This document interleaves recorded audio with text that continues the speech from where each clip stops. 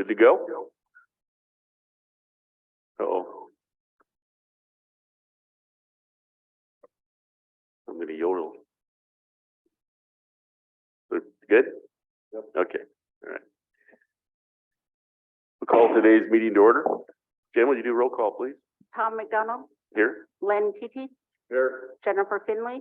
Here. Jim Molitor, Here. Carol Langford, Terry Pitts, Bing Matt, Ellie Bundy. Present.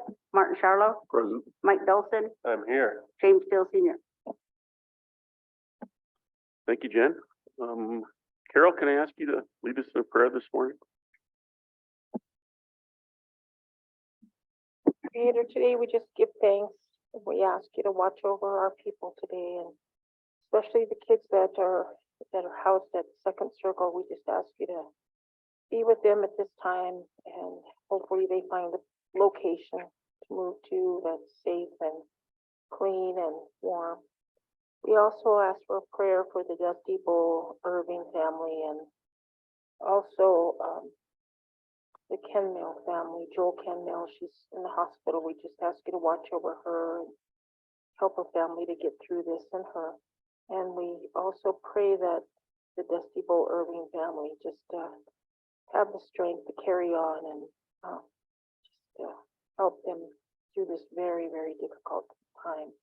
And also help the people who are also going through the emotions and asking why. Just help us, Creator. And today we give thanks for sunshine, hopefully comes out. And we also give thanks for the moisture, Komiate.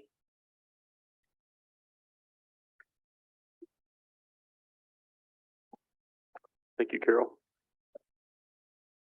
All right, let's first order of business. Let's look at the minutes. So we have minutes of January 3rd for your first review.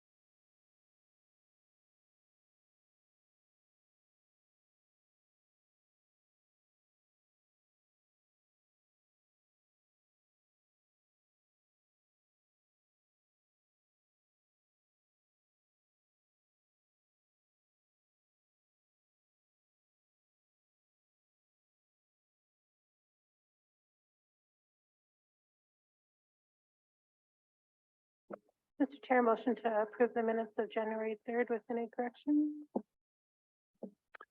Motion by Ellie to approve the tribal council minutes of January 3rd with any corrections.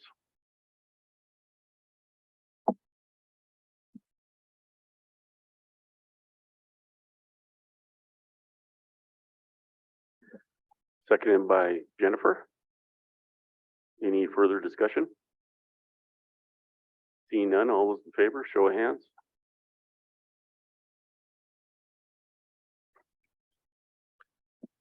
Nine, four, one abstention. Leonard?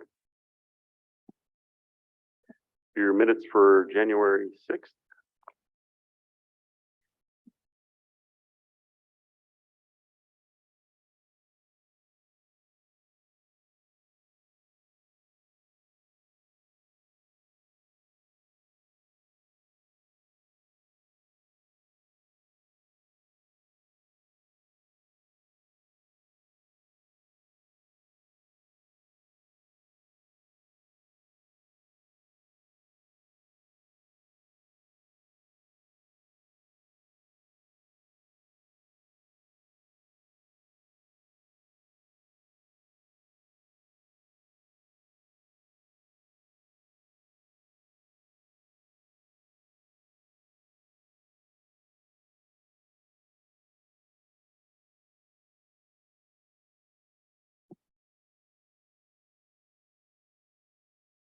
Mr. Chair, Go ahead, Martin. in my statement, I just wanted to make sure that I acknowledged, Jordan Stasso and Walden T1. I'm not sure how to spell his last name, Abby. I'll get it to you as soon as I can, if I could add that. I think third, fourth sentence in my statement, please. Thank you.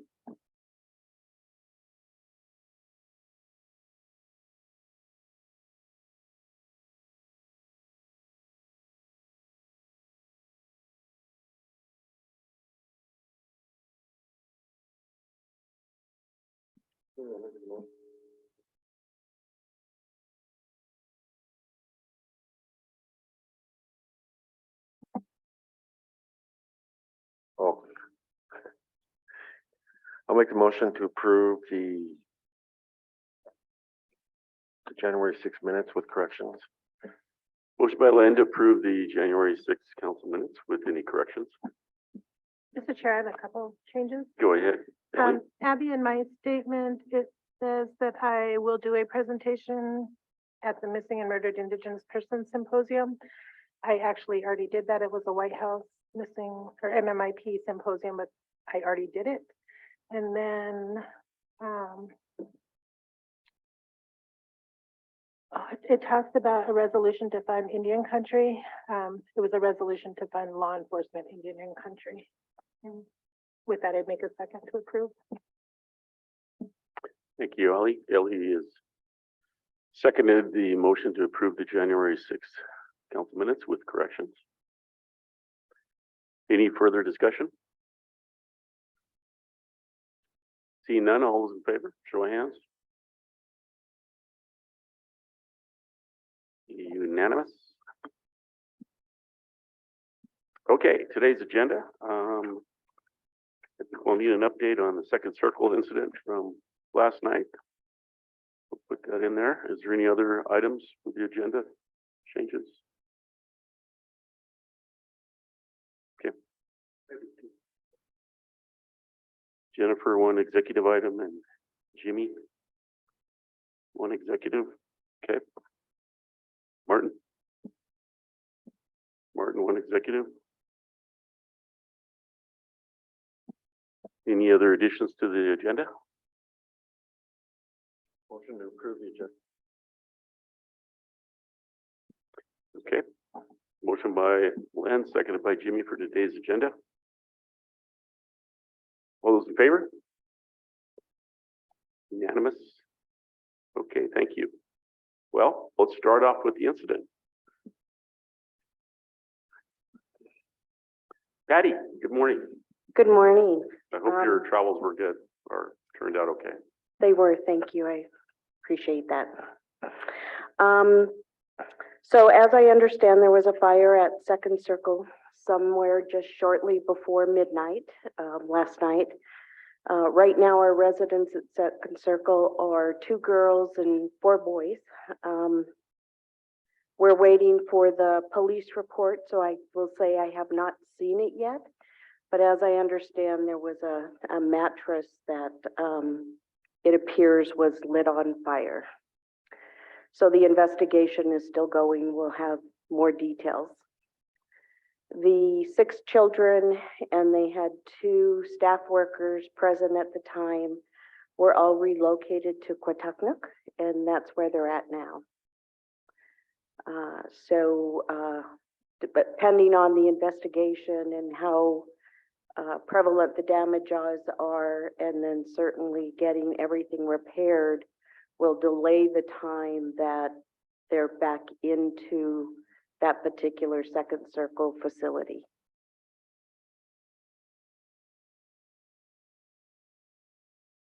And I understand Lance may have some options for us moving forward. Just one question, Patty. I know Yes. that there's, of course, the first thing you want to do is make sure your fire alarms go off. So did that occur, and did we have an adequate response with the alarm? And that I'm not exactly sure, so that's what we're waiting for, the full police report and investigation. Okay. Thank you. So, like Patty was saying, we are just, at the moment right now, we just got done remodeling a 3-bedroom home out at Kicking Horse Job Corps site. It was a rental. It's one of our annual rentals. It is vacant right now.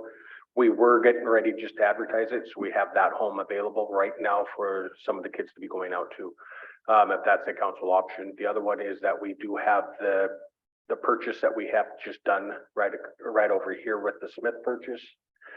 There is a 3-bedroom house on it right now that is being finished this week in remodel.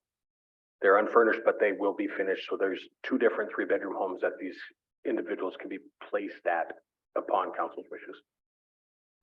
Go ahead, Len. So where are we at with the Arlene Templar purchase?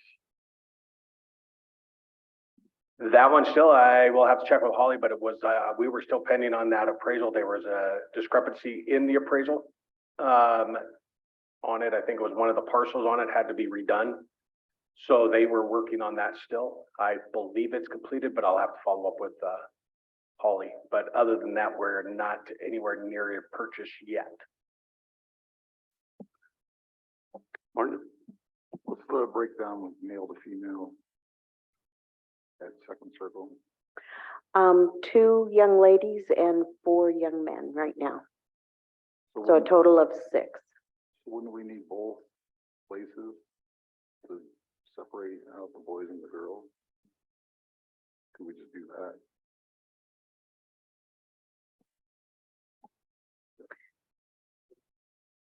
Yeah, that does cause a little bit more of a staffing issue. I do think that it might be best for Patricia Corshane and her staff maybe to look at both of them and try to determine what the setup could be in a temporary facility. I'll also be working directly with Lisa Shords to begin to put together a plan for abatement at the facility from the fire when we're able to get in there. Go ahead, Carol. You might want to just, you know, if we can't use either one of those locations, the Templar place is probably something that we could rent for a time being too, if that would work.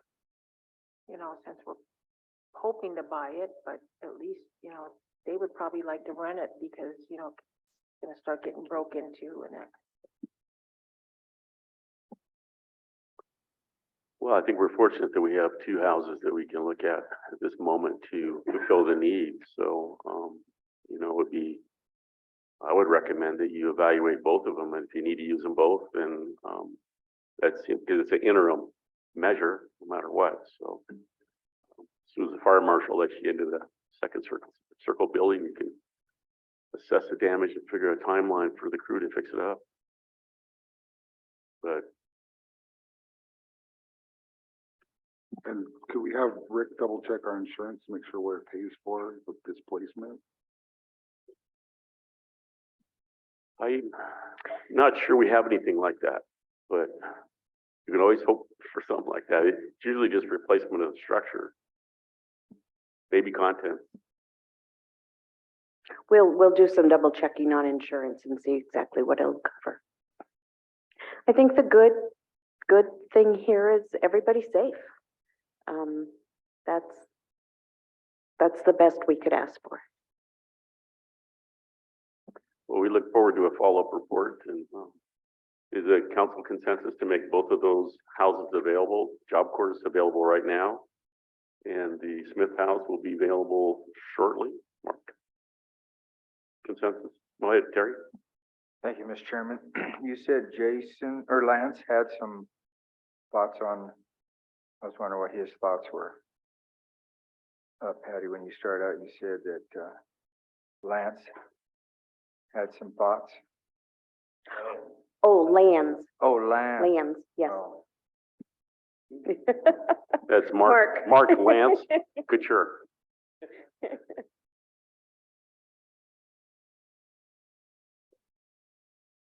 Consensus? Okay, all right. Thank you. Thank you for the update. Thank you, Mark. Oh, go ahead. Bing, or Jimmy? Mark, did you get the third bid on that fence and at the Harley and Chisel? No, I was working with Desiree Nault, before the Christmas break and that, and we were just going through contracts and grants, where we're just gonna try to do a sole source with the best bid on that one, since we only had the two bids and we can't get a third. Okay, well, Steven said they had a third. They do. If they could provide that to the office, that'd be great. That'd just speed up the process. Okay, yeah, cause he was asking me where we were at with it, but he said they had a third. I thought he said they sent it up, but maybe they didn't. I'll find that out Okay. and let's see if they can get it up to you. I had a copy of, I think there was a copy of what they did a year ago for some bids. I'll look for that, see if it's still Yeah, relevant 'cause I or think not. we only got the two bids on it. And that was it. That's what we have at our office for the two bids. I think the ones that he had given me were dated, you know, probably a year old at least. Okay, Yeah, I think that's about right with the ones I have to are about a year old. okay. I'll check Mark and get it done if I can find it. Thank you. Thank you. We will move into executive session now and we'll take care of our first walk-in. Frank, come on up. We'll move into executive. You said you're got something personal?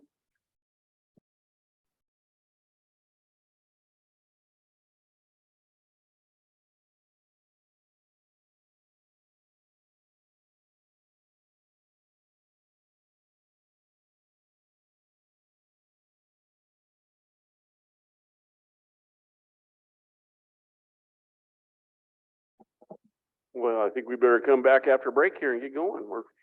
Sorry, we're behind schedule, Joe. Good morning. Happy New Year to you. Hesquik, Mr. Chairman, tribal council members, Happy New Year to you all. Mr. Chairman, we're here, our presentation begins on page 2. We're here for a request and approval of a contract with a group called Well Health. Well Health is a patient messaging system that works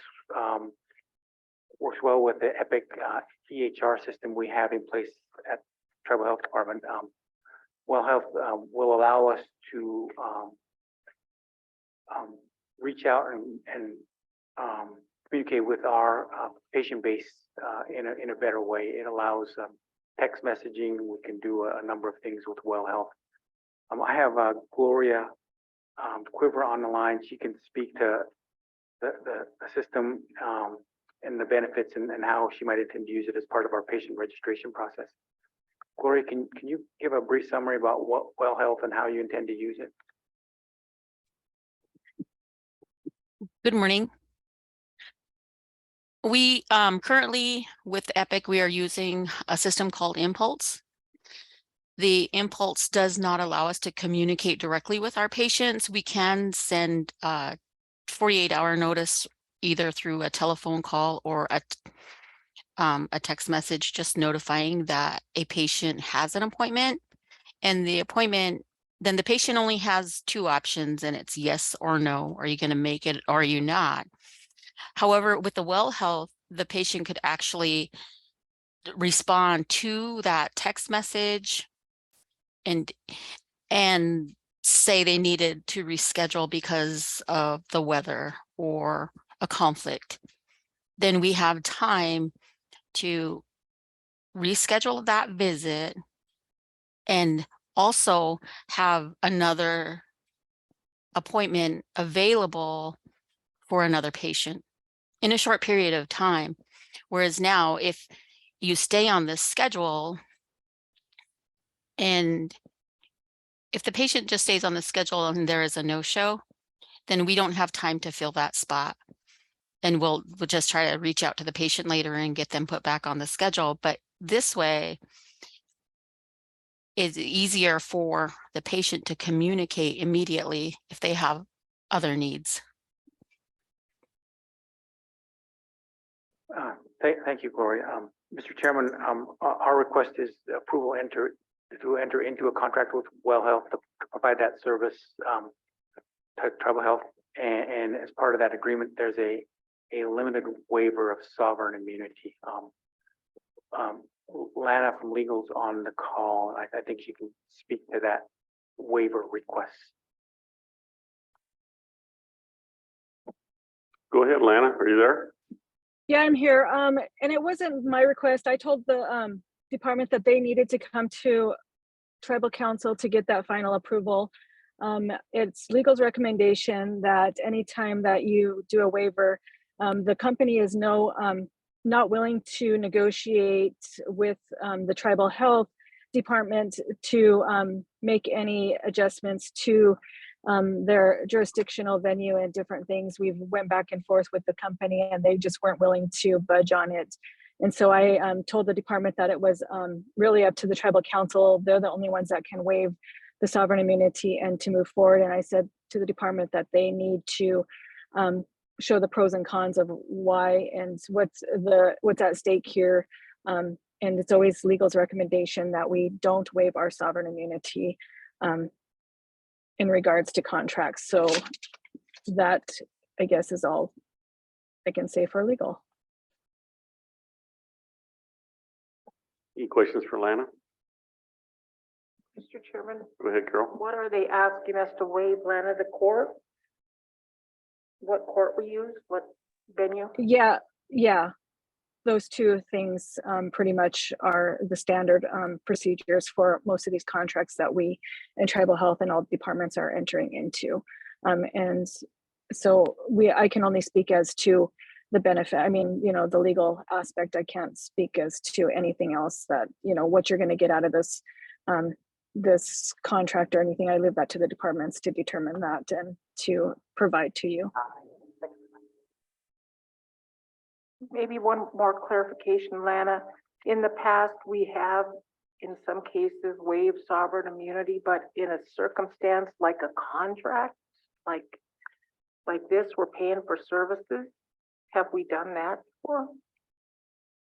I remember we did one for this, I don't know, had to deal with Oregon company or something, and we waived it, but I don't recall the cost. I believe that, sorry, Carol, I believe that you have done it in the past, but it's been for minimal amounts of money, and I'm not sure what the actual over cost for this one is.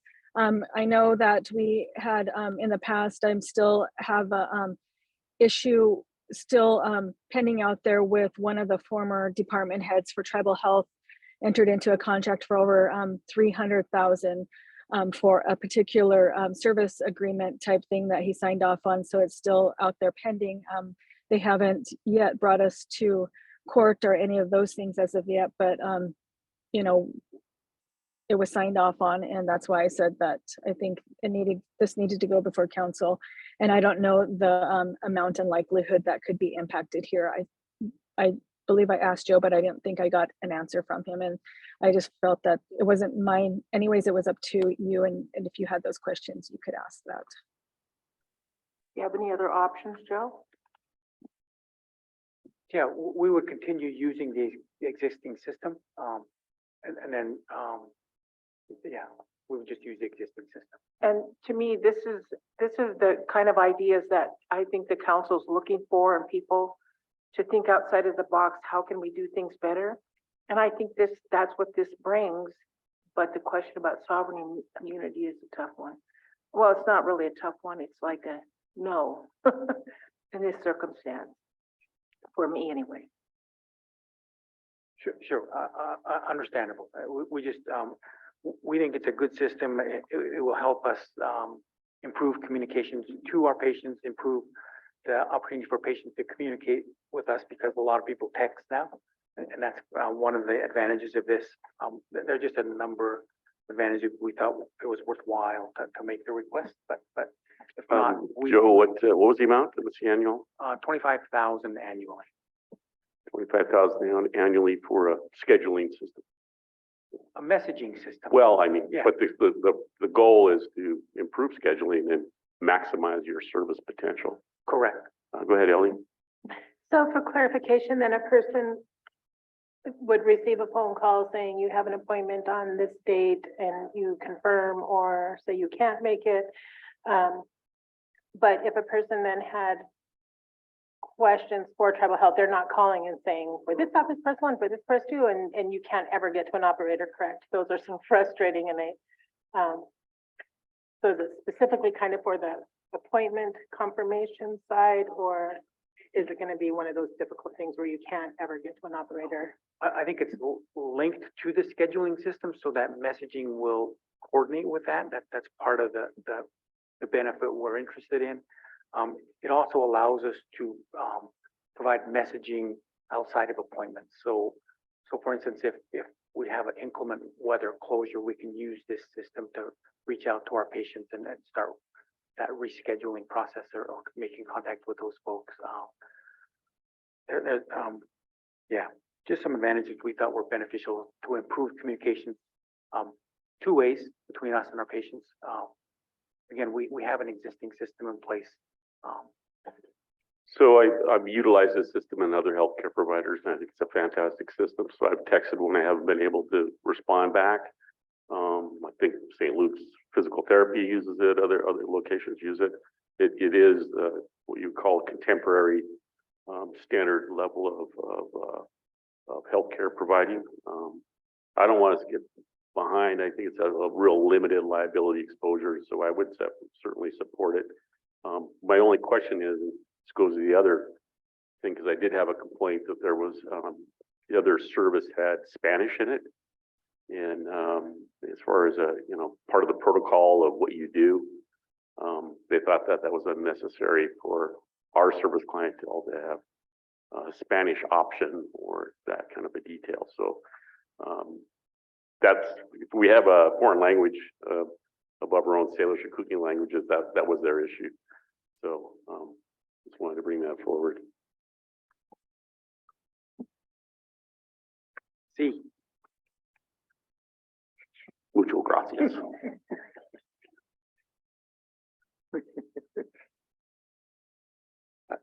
Mr. Chairman, I believe there's an additional language option. It might be like an add-on to this particular system. I think that was in the language.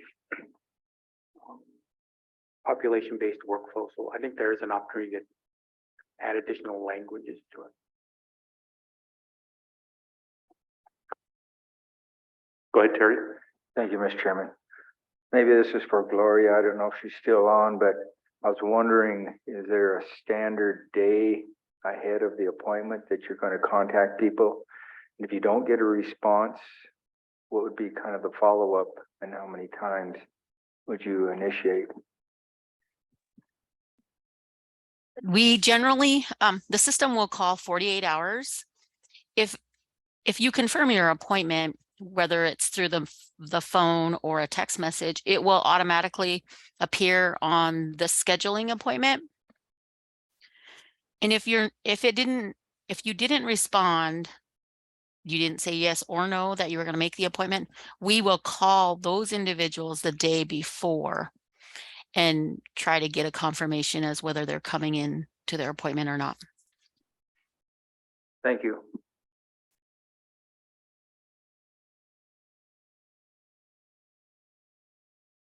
Mr. Chair, Go ahead, I Ellie. make the motion to approve the contract with Well Health. I was gonna say in Spanish, but that's way too much. Motion by Ellie to approve the contract with what was it again? Well Health. Well, second by Jennifer. Any further discussion? Seeing none, all those in favor, show of hands.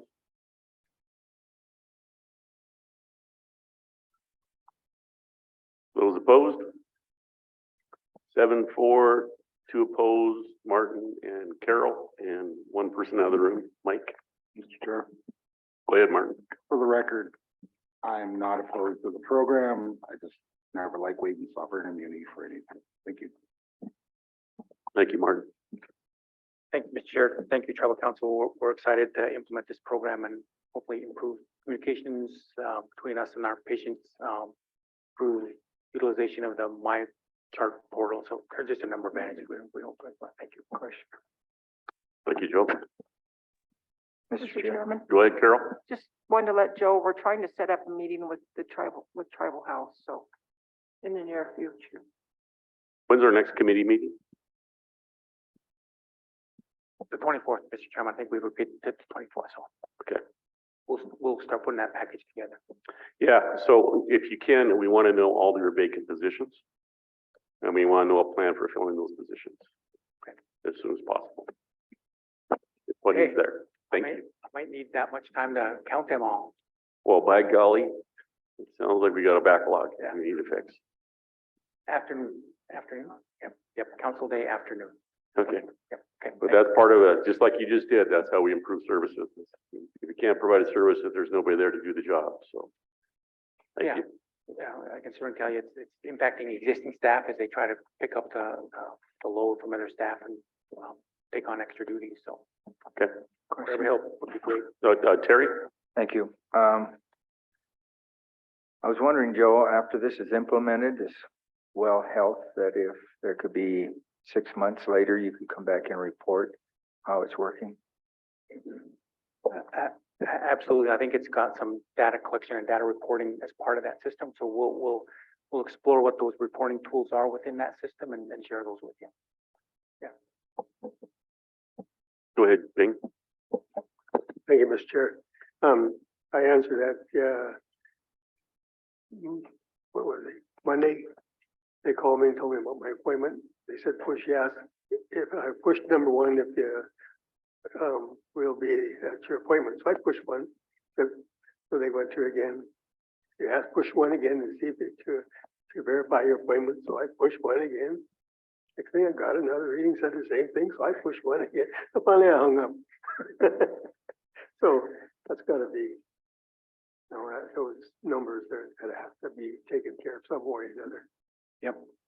I don't know if you text Bing, but this will give you the opportunity to use a text to confirm that too. So, yeah, hopefully it's a significant improvement on the existing system. Go ahead, Martin. How would you notify someone if a driver couldn't pick them up and drive them for the day that was scheduled? Or how do you guys notify people?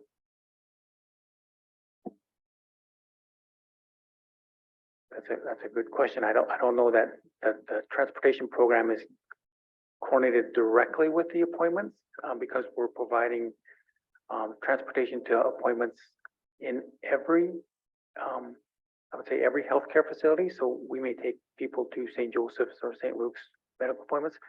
We have we have, I guess, 2 support opportunities for transportation. That Travel Coordinated Care Program has some transportation staff, and if they're part of that group, that Travel Coordinated Care, and that's the THIP program, is working with, they have a transportation coordinator that works with the CHRs and the, trying to think of what the personal attendants or the care attendants that they have manage that schedule. And then, as you know, our patient travel manager, Charnel, also coordinates some of those transportation issues. So most of those scheduling occurs primarily to those 2 managers. I believe I could be wrong. It's one of the TCC staff, and I think it might be the name just escaped me. So I'll cut to the chase. I had an elder who had an appointment to get his he worked on no call, no show by the transportation. By our transportation program? Yeah, if you could share the name and the person, I would like to reach out and figure out how we address that.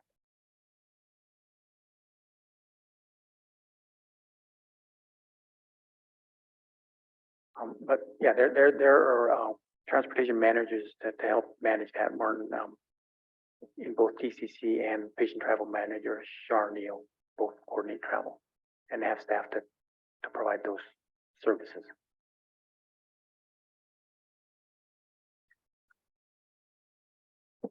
Thank you, Joe. We'll look forward to follow up on that. All right, next up is COVID leave, I believe.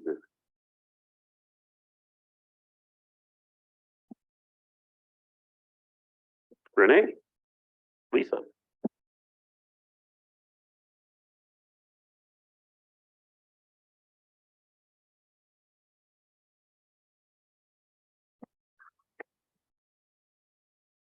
Good. Did we get a recommendation back from the healthcare people on to continue it, or? We did not. They weren't comfortable giving a recommendation because they're follow CDC guidelines. So they had to not provide that recommendation, but So they it's did CDC provide guidelines. data. So, Okay. yeah, but they did provide data. I can respond to that. So the response from Tribal Health is they didn't feel it was the role of public health to guide on COVID leave, but as opposed to guide on ways to prevent and mitigate the transmission of infectious disease. So what I asked them for is to provide data that helps inform the decision that this team is bringing to you today. Thank you. You're welcome.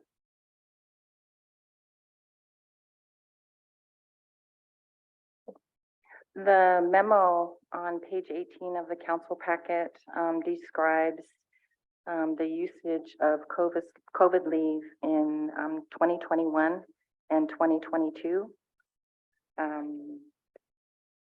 The recommendations that the executive team would like to make are based on the options. Number one option being the one that they would recommend that council approve.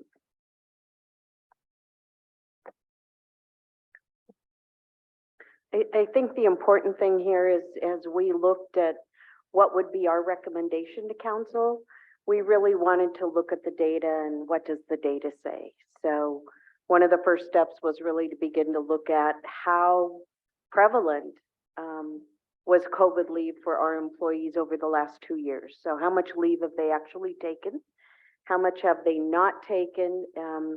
And so Greg and Lisa and Renee really structured it to the percentage of CSKT employees who zeroed out their 80 hours, the percentage that used less than 80 hours, so some smaller bucket, and then how much leave remained for the CSKT employees at the end of that calendar year. So they were able to structure that data within the 2 years of 2020 and 2021. And then the last 2 pages will show you about the COVID itself, transmission of COVID. What do our levels look like? How many individuals or cases do we have of COVID right now? And then we also added the influenza rates that are coming from both St. Joe's and St. Luke's. So we can just kind of look at that in comparison to where we see COVID at this time. So we really think it's good to look at the data as we make decisions moving forward. And that's why it was really coming from this team that our recommendation is option number 1, as those different options have been laid out for you today. Team, anything you want to add?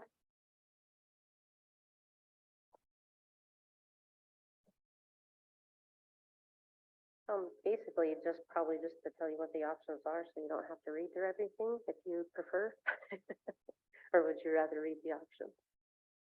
We'll reference? Have them read them. Anybody want them to go over read the options? Or have you all studied them? Or if you have any questions. So we have funding for COVID leave. We do.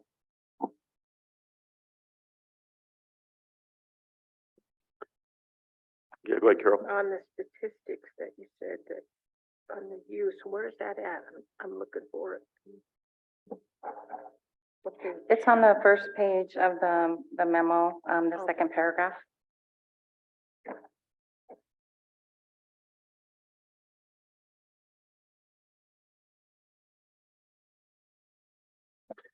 Do you have any information on the number of people that were out of just regular leave that went into COVID leave? We track, when an employee submits their letter to activate or participate in the COVID leave pool, we track those hours separately.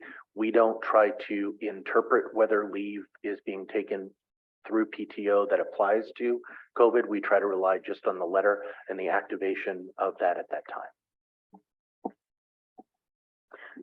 I would say sometimes I think we wouldn't know if they're dipping into the PTO for COVID. Is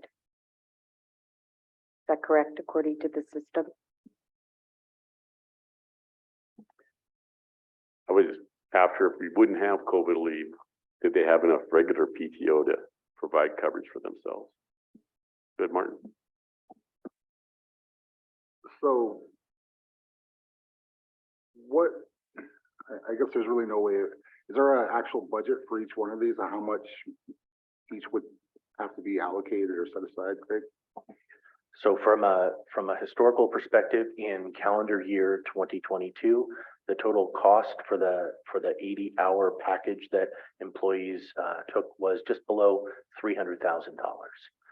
At the beginning of the year, we budgeted up to 1.2 million with the objective of what if everyone was impacted to the tune of their necessary 80 hours. So we budgeted 1.2 million. The impact was we exhausted about 300,000, about $298,000 of that 1.2 budget, and it can be rolled over into 2023 and it can be rolled over into 2024 should the council decide. Yeah, go ahead, Carol. Yeah, I'm just curious on the 3% employees. Do we know what level of employee that is? I mean, is this, we probably don't, whether it's family with children or if it's just a broad range of everybody within the system that utilized it. Okay. And COVID leave applies to emergency hires also. It applies to every tribal employee, all tribal employees. Yeah, okay. All And employees. it's just, I just thought, because I remember something that Lisa and I had a discussion about a while ago, one of the closures, when we do an administrative closure for safety, that doesn't cover emergency or emergency hires. Council addressed that last year and they included all employees last year. And that was our recommendation for this year, is any action would be inclusive of everyone. For COVID?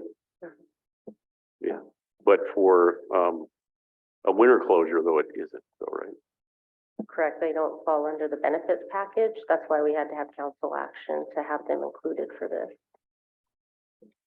It just reminds me of something.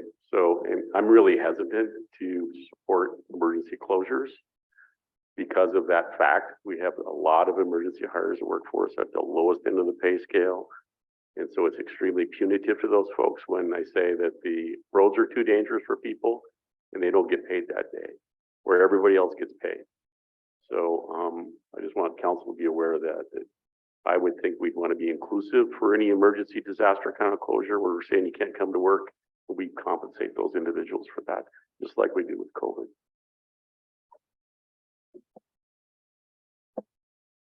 Anybody wants to make a motion to that effect? Go ahead, Greg. I'll look at the impact of that. I understand what you're saying, and I'll look into the impact of that and have a report for you. Okay, thank you. Go ahead, Martin. Maybe just prepare a resolution, we'll set it in stone. Yeah, I think that would be a permanent one, for me. I mean, I just, that was really a heartbreaking thing to think that, people were gonna lose their pay because, that's the only way they were gonna get paid was come to work.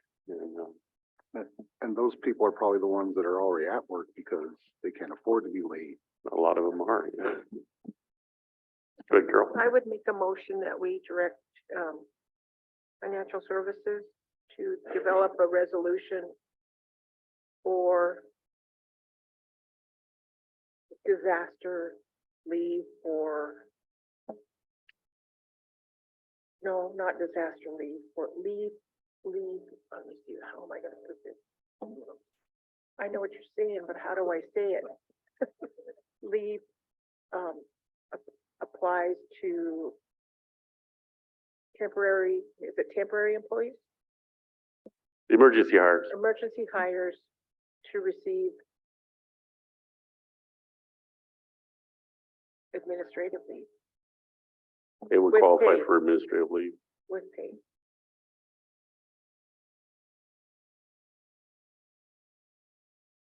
Sorry, I didn't mean to get sidetracked, but No, but if we don't make a motion, Mr. Chair, I think it could be just. Thank you, go Carol. By the wayside and Motion by Carol, second by Martin. Any further discussion? Seeing none, all those in favor? Unanimous? So Mike out of the room. can we start with the resolution? Because resolutions are only good for a year. And so we could put some verbiage into 69D to make it permanent. necessarily. The goal would be to make it permanent. Right. So we could put admin leave for your specific purposes, but that would cover everyone. Can I clarify that? Yes, go ahead, Carol. That's been talked about for years, whether it's a year or not. I mean, resolutions will go on forever if, nobody really questions it. But now you're throwing out, okay, now it's only good for a year. I think that would be a council decision on whether it's good for a year or not. That was just my determination by- understanding from legal. The goal would be reflect the ordinance, change the ordinance language, to make sure that emergency hires are qualified for admin leave.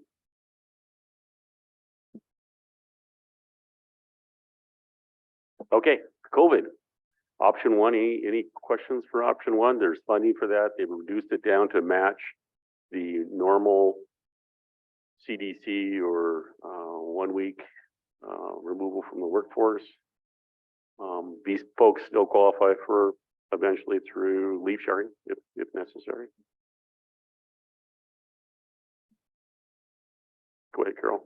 Could we put somewhere in the resolution, this is the final year?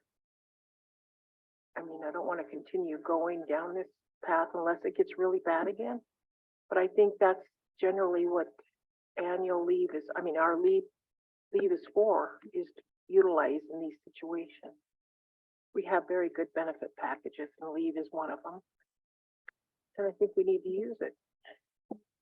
Absolutely. I think when we combine the sick leave with annual leave, every employee, no matter how many years of service, always got 4 hours every pay period of sick leave. So that's well over 100 hours of sick leave, part of their accrual process if they work a whole year. Yeah, the goal is to revisit this on an annual basis. I'm assuming based on what Lisa said, there is no COVID leave at this point in time without us authorizing this resolution to continue. So Correct. nobody's on COVID leave right now. Correct. So And based on that, it would be recommended that you would make it retroactive to January 1st. we can do Is that retroactive correct, laws. Lisa? Yeah, if you can make it retroactive, we did just state calendar year for 23 to try to cover anyone that maybe had been eligible for COVID leave during the first part of the year.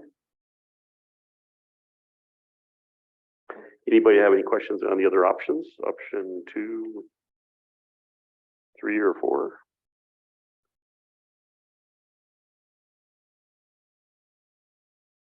So essentially, option one cuts COVID leave that you had last year in half. So the 40 hours and then 20 for shared. And then option 2 is that you would keep it as is. Option 3 is you would eliminate it, and option 4 is any other option you'd like to put forth today.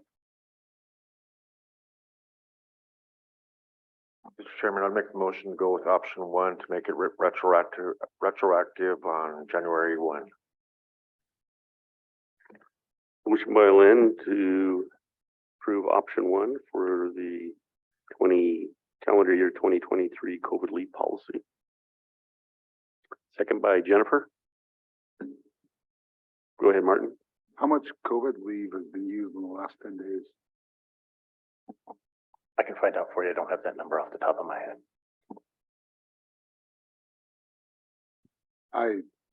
I wouldn't want to do a retroactive. That just seems crazy, but So far, we haven't received any personal action forms for it. Martin.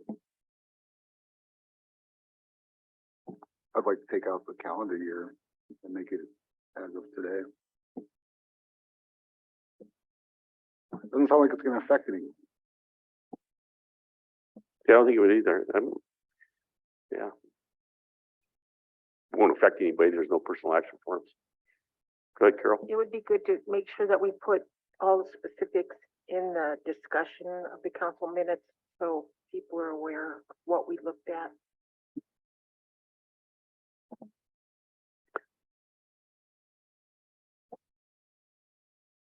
Just want to add that we haven't received personal action forms because people are waiting to hear on the resolution. I know I had an employee that was out 3 days because of COVID. Okay, well, we have a motion and a second to approve option 1 based on the full calendar year. Any further discussion? See none, all those in favor, show of hands.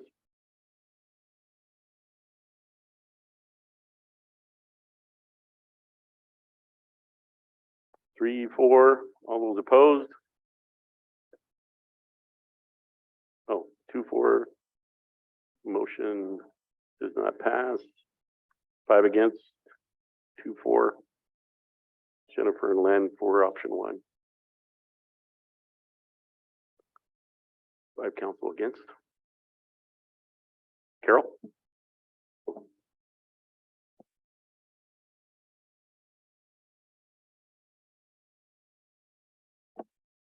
Martin? Mr. Chair, I would make a motion to approve option number 1, omitting calendar year, making the effective date January 10th. Maybe include some language if departments did what policy said, this wouldn't affect anyone. If we had personal action forms that were submitted as they should have been, you know, hopefully we can find funding to make those pay for those hours. But I'll make that motion. Thank you. Wait, Carol? I didn't think we could bring up the same issue in the same day.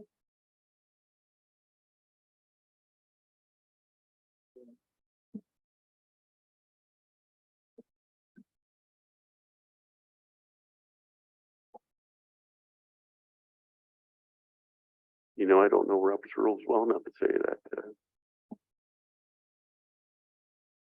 Mr. Chair, I'll withdraw my motion. Okay. And, you know, this is why we should be doing these things before calendar year, before things expire. I'm pretty sure we knew these were running out the end of last year.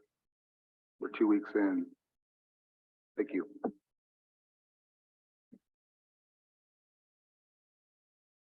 Okay. Well, I'll have to take it up on Thursday. Come back on Thursday, please.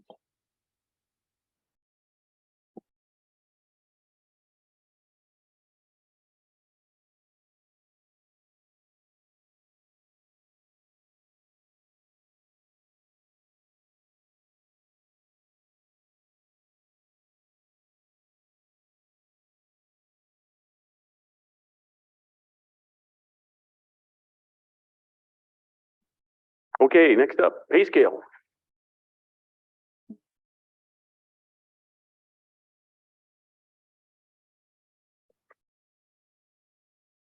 So on pay scale, just to continue the conversation that we had started last week, did you want to continue with some question and answer or just have an update as far as where we're at in moving forward?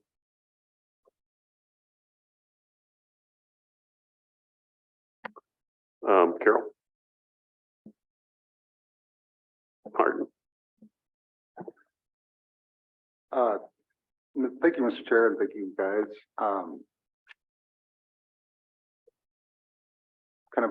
I've been hearing about pay scale for God and council.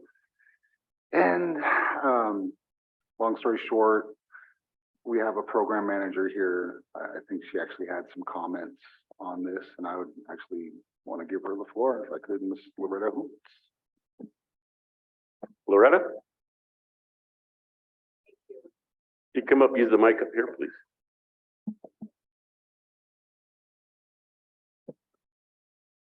Good morning. Thank you for this opportunity. I appreciate it. I've been a tribal employee for dang near 40 years. Been around for a long time. I was outside of here for a few years working out in the general public. When I returned and started working at Safety of Dams as the National Monitoring Center supervisor, we were under the old personnel pay scale system. About a year into it, we switched over to pay scale benchmarking.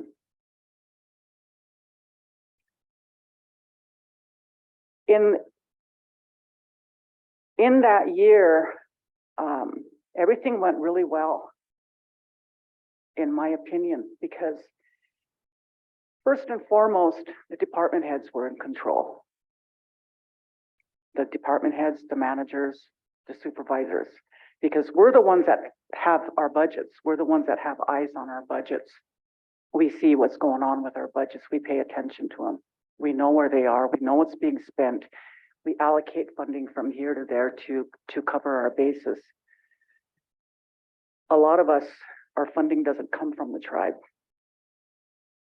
My funding for my program comes from BIA. We submit a budget, they approve it, they allocate the funds. We spend it. This year, I'm not even going to mince words here. It was a shit show.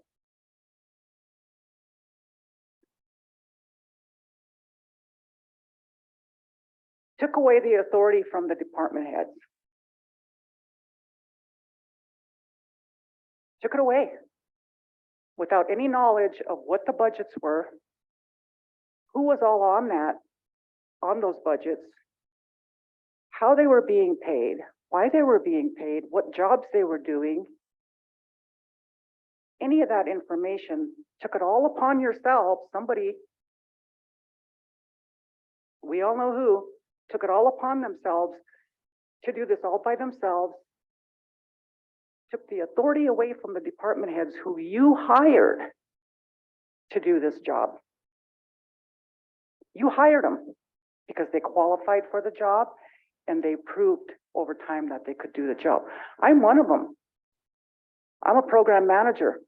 I know what's going on in my program. I know who's in my program. I know the jobs that they're doing. They all do the same job. But I got one program, 12 people, 6 different rates. What the heck just happened here? It's all over the place. All over the place. My budget is now just totally blown. Now I'm scrambling around trying to figure out where is this money going to come from. Somewhere out here there's a money tree. I don't know where it's at. I haven't been able to find it. Maybe after the snow melts, I'll be able to find it. However, right now, my budget is shot. I'm down to 9 people, and I may even have to riff a position because I can't afford it. In my opinion, last year when this benchmarking began, it went well. Why didn't we stick with that? Why did we try to fix something that wasn't broken? If you go back to the old way, we're going to be right back into the same position that we were prior to benchmarking, which is employees that were worth more than what they were getting paid are going to be back down again. We're going to get into that whole red line mark again, where people meet their red line and aren't going to be able to get any more than that unless you get, as one of my coworkers said, get super, super fancy with your words.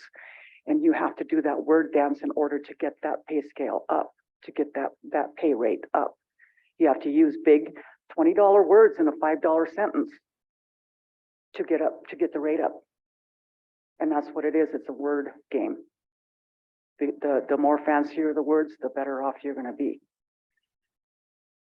If you go back to what we did last year, I think you will all be better off. What we did this year, no control, completely out of whack. Took the department heads out of it, took the supervisors out of it, took the managers out of it. That was wrong. And somebody needs to be held accountable for that. There needs to be accountability for what happened. Because if that were me, if I'd have done that, I would have been fired. I would have been terminated. What's wrong with you? You can't manage this program. We give you a job to do. You can't do it. You have a deadline. This is what you have to do. I didn't meet that deadline. I didn't do what I was supposed to do. Then I should, by all rights, be terminated, right? If you guys aren't doing your jobs, you're more or less terminated because you're going to get voted out. Same thing with me. If I don't do my job, I should be terminated.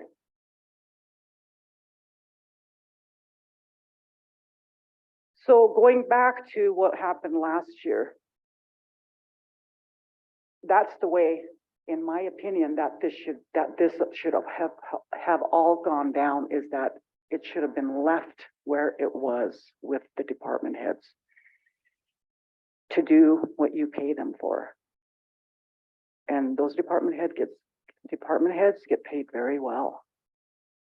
The managers get paid very well. We have experience. We have knowledge. We know how much money we have every year, and we know where that money goes. That's where it should lay, right there. Doing it this way, no.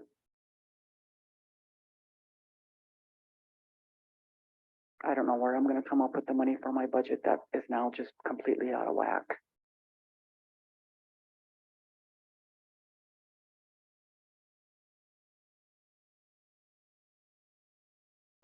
Thank you, Loretta. Welcome. Martin? And I asked Loretta to come because she's very eloquent and very knowledgeable in and that's just an example of one. I got another call, basically the exact same, different department, same thing. And so, you know, I would like to start the process of eliminating pay scale, and whether that be an emotion or we just do it. I don't want to affect anyone's, you know, if somehow this is going to affect people's pocket, or we're going to get sued or for the $50,000, but we've already spent like 500. But I definitely think that this is not working, and track record's horrible. So that's my recommendation. Like I said, I'm not sure if I want to put in a motion, but. So for discussion right now, so thank you, Martin. Go ahead, Carol. Yeah, I'm just curious, When Loretta says go back to the old way, does she mean the old system? Just clarification? No? Get back, okay. And then how does a delegation of authority from a department head to an executive staff happen? Where in the minutes, or where does that happen? Does that just happen like Rick says, okay, executive staff, I want you to take over the delegation of authority in this situation? I don't know how that happens. It seems like we would be aware of that because these are pretty critical decisions, because only, like Loretta said, departments know their budgets. They know what's coming in, what's going out. And I guess this is one of my issues I had with the reorg paper that Rick had sent out of, I'm questioning it again. So I just don't know how that happens. And then us as a council not knowing about it. And why isn't Rick in here? I mean, I think this is a good discussion because he's the one that leads the group. His delegations here, his executive is Lisa, and responsible for the personnel. I can speak for where Rick's at. So the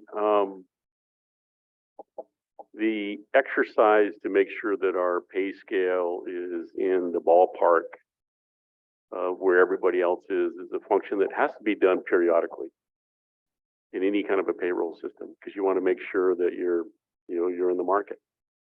What the problem with the system that I see it is that it's in a process of an annual process, and it's mandated by the ordinance, and that is not sustainable, and it's hard to budget for. So that first exercise, you saw it coming.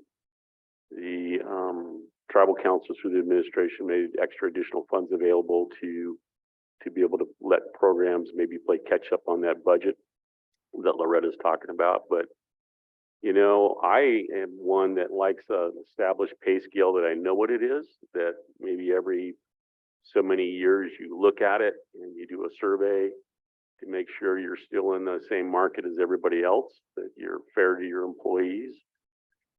But having it done on an annual basis, to me, is something that's not necessary, causes added conflict. And if you're not including the program manager or the budget, that level of management at the budget level, not the big budget, but the on the ground budget level, to see if it's affordable for them, then you're putting them in an awkward position where they're unsustainable. They're going to have to cut services or cut employees to meet payroll. So I like to have the payroll more in control of the managers if possible. So when I looked at pay scale, and I had lots of questions, because I was on the other side of the fence, of course, when we started this, and I could never quite figure it out. I could never quite figure out pay scale and how to set that in what was, because we were playing catch up for what, 12 years, 10 years of pay freezes. We were out of whack, and people are behind, and people are definitely not getting their due diligence as far as pay. So something, a correction had to happen. And so that correction did occur. But I would say now that I don't see the benefit of the contract for pay scale.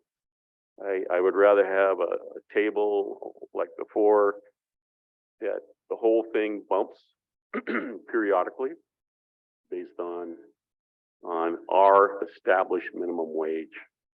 And so I would like to have a tribal minimum wage, and that's our starting point. And we, just like always, personnel, classified positions, we have classifications, it's in that rate of pay. And if we get into a system where our pay scale in the interim between major adjustments, looking at the rest of the world, the region for what an electrician gets paid, to review our pay to see it's still in the ballpark. If we are not filling positions, then I think that's the due diligence to allow our program managers and department heads to, negotiate that salary, have flexibility to offer whatever the market is at that point in contemporary as we fill positions, so we're not having vacant positions. So to do a broad scale, I don't think it's necessary. It's added conflict. The other thing that's added conflict is I believe, other than the catch up that we did, that was massive and it was a major effort. There was a lot of man hours in that, and so it was all hands on deck. And I think that administrative staff helped with that in as much as possible. But the continuation of that is unnecessary. That type of action is really that at that program level. They're the ones that need to do the personal action form to initiate any pay adjustment once we're in have a defined pay scale. And so they really need to be the lead in that because they know their budget and what's affordable. I would like to have them have the option that they don't have the money, they're not mandated to give a pay raise. Jennifer. Yeah, thank you, Chairman. I agree with that. I agree with the idea of a tribal minimum wage because I think in all areas we always need to be the driver of our own bus. And and I also hear what Loretta's saying. People need to get paid what they're worth for the fair market of their position, and that should be evaluated periodically. But I think it's unfair to spring expenses on a department when the budgets have already been allocated, and to try to implement that without any additional funds. So yeah, I would definitely support another structure where the structure is known, similar to what we had before, but with fair pay. And that being said, I would also like to see us as an organization also offer some free health insurance options for our tribal members, for our employees. I think that's really important.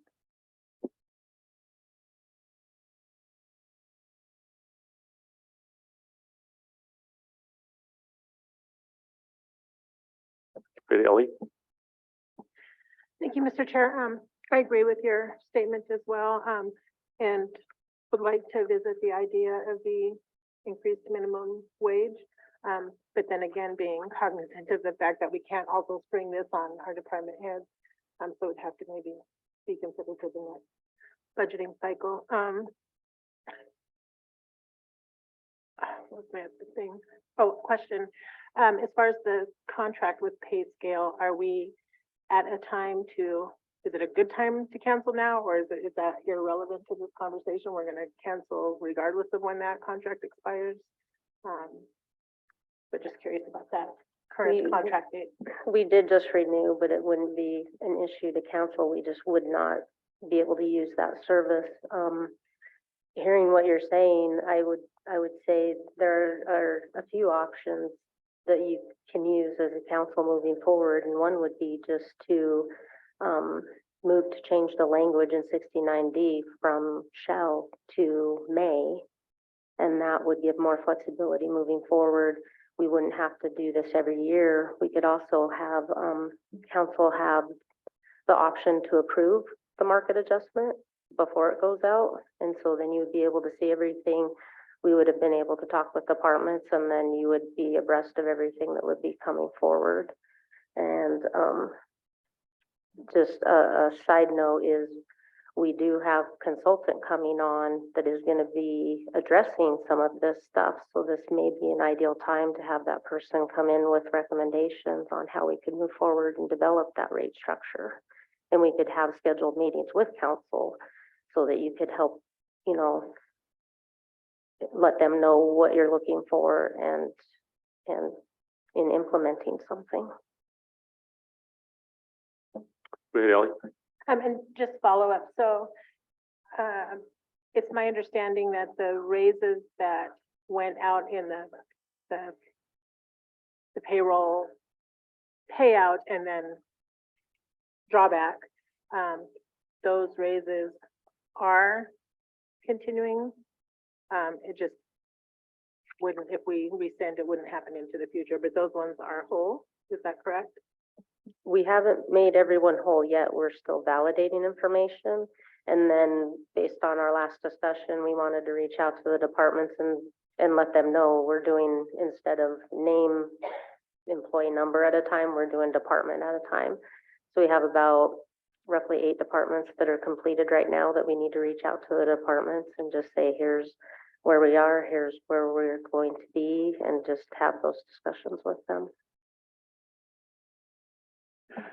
So my main concern is being fiscally responsible, and that's one thing that I've always been in my whole life and in my household. So I do squeak when I walk down the hall, but I don't want to be putting our programs or departments in positions where they can't afford this. And it's not that I want to pay our employees as much as possible, and I have a livable wage is very, very important to me. And to make sure that they're having fair, equitable pay is very important. But we have to be able to afford it. So, you know, that's my review of what happened and what the current ordinance states is this is not sustainable. And unless there is, the snow does melt, as Loretta says, and there are a tree out here that has some extra pay. For certain programs, it's very difficult. So that's my main concern, that whatever we do, it's fiscally sustainable. And of course, to make sure that happens, it's really a ground level type of thing. So if a program's out there, they have the intimate, they're responsible for providing that service. And so they know how much service they need, how many man hours they need, et cetera. And so any revision really needs to be from that program manager up, especially the closer to the ground, the better we can get to provide the best recommendations for the future. Go ahead, Mike. Thank you, Mr. Chair. I want to reintroduce a question I asked before. Can the department heads and the managers access through pay scale the folks they're responsible for? They can't at this time because they can access more staff's information than just within their department, so it would breach the confidentiality of other staff. There's not a way to basically cut it back and just say you have access to this specific group of people. Oh yeah, go ahead, Greg. In one of our suggestions on the back on page 27, we introduced in section 1 the solution to engage on an ongoing calendar and fiscal year basis with the department heads based on the knowledge of what the anticipated changes might be, so that there is some communication on an ongoing basis between the personnel specialist who's responsible for the department and have that drip down or penetrate down to the program level. One of the things that I'm encouraging Ruth to do as she's engaging with each and every one of the departments is for them to understand what their program funding agencies look like, to make sure that there aren't negative impacts to personnel by exceeding the budget as Ms. Oots described. We want to avoid those instances, and I think that having the ongoing engagements throughout the calendar and fiscal year will iron out those surprises. Jennifer. Thank you, Chairman. My other concern about pay scale is that we have so many positions within our organization that are so unique and that don't exist anyplace else because they require cultural knowledge. They require someone in that position to have cultural knowledge, so there is no other comparison for that. So I think we have a lot of positions like that that are just very unique and hard to classify because you can't find anyone else who does that kind of work. So anyway, I just wanted to add that too, that it doesn't, I don't think it really fits an organization like ours. Yeah, they do deal with some other tribal organizations. They're trying to get us a list of the other organizations that they're working with. That is a complication, is the diversity of our our position descriptions don't match mainstream. So being able to find a job that matches exactly is probably not something that we're gonna be able to find. So if we can at least get a majority of the factors that match out, that would be the ideal situation. But as far as finding a perfect match, I think that would be something that might not be attainable. Mr. Chair. Yeah, go ahead, Martin. On the bottom of page 27, number 4, where it's saying that the upcoming engagement with ADP are far superior than our current system, and our system has limitations. You're referring to pay scale having limitations, and then we're now jumping to ADP, I'm sorry, which is an accounting system. Greg?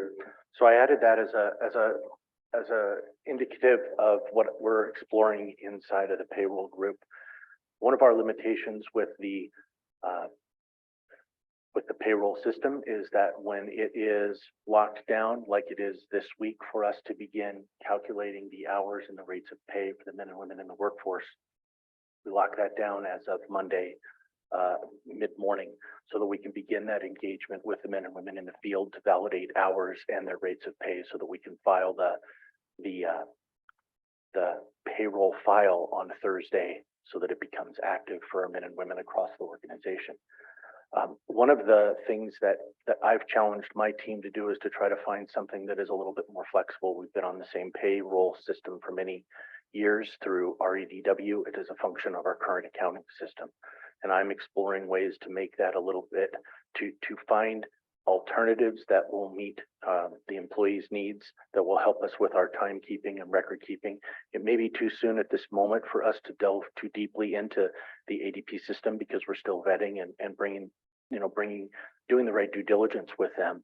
But one of the components that really attracts me to that system and the payroll team itself is that we can use ADP's system to say, in the future, if we pick March 1, for example, and we implement something in the future, it has the flexibility for us to walk forward into the future, make that adjustment in payroll, do a hypothetical run, and for us to measure what the outcome is, not being in a live system.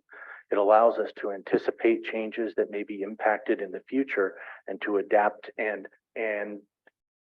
identify issues and address them without being in a live system where we've put a file in place to distribute compensation.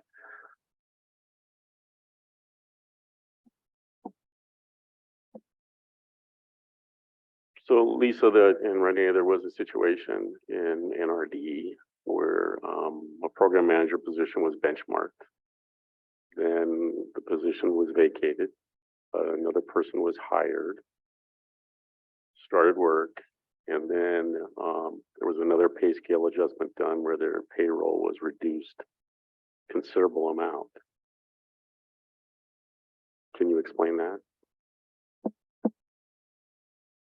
I would have to get further information just to be able to see what had happened. So if you want to talk after and give me the name and. But is that a reality with pay scale, that people pay will go down? Yes, the market is the driving force, and so supply and demand and what's available in the market.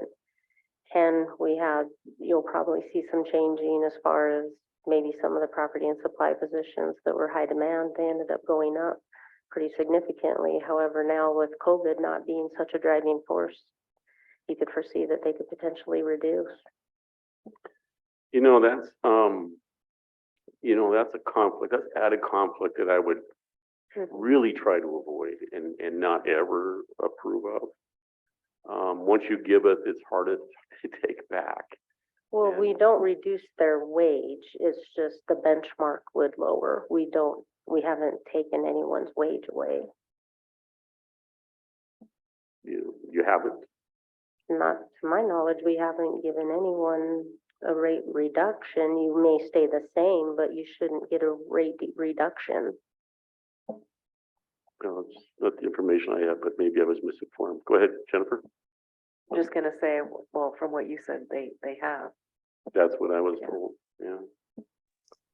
Go ahead. There Mr. Chair, was also somebody at maintenance that had the same situation where they went up to, I think, 17, and then they went back down. Yeah, I'll have to. Go ahead, Rick.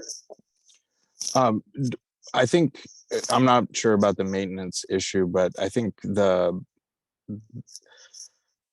other scenario that you described where there was a position that was filled and became vacant, and when it was filled, it had a lower rate, that is possible under pay scale, but it wouldn't be that employee who received a rate reduction, it would be the position. So that circumstance is very possible within the pay scale system as it currently, I guess, as it's currently deployed, because if the benchmark rate went down and an employee was in that position, they wouldn't receive a reduction. But if they left and somebody new came on, the new person could very possibly receive a lower rate.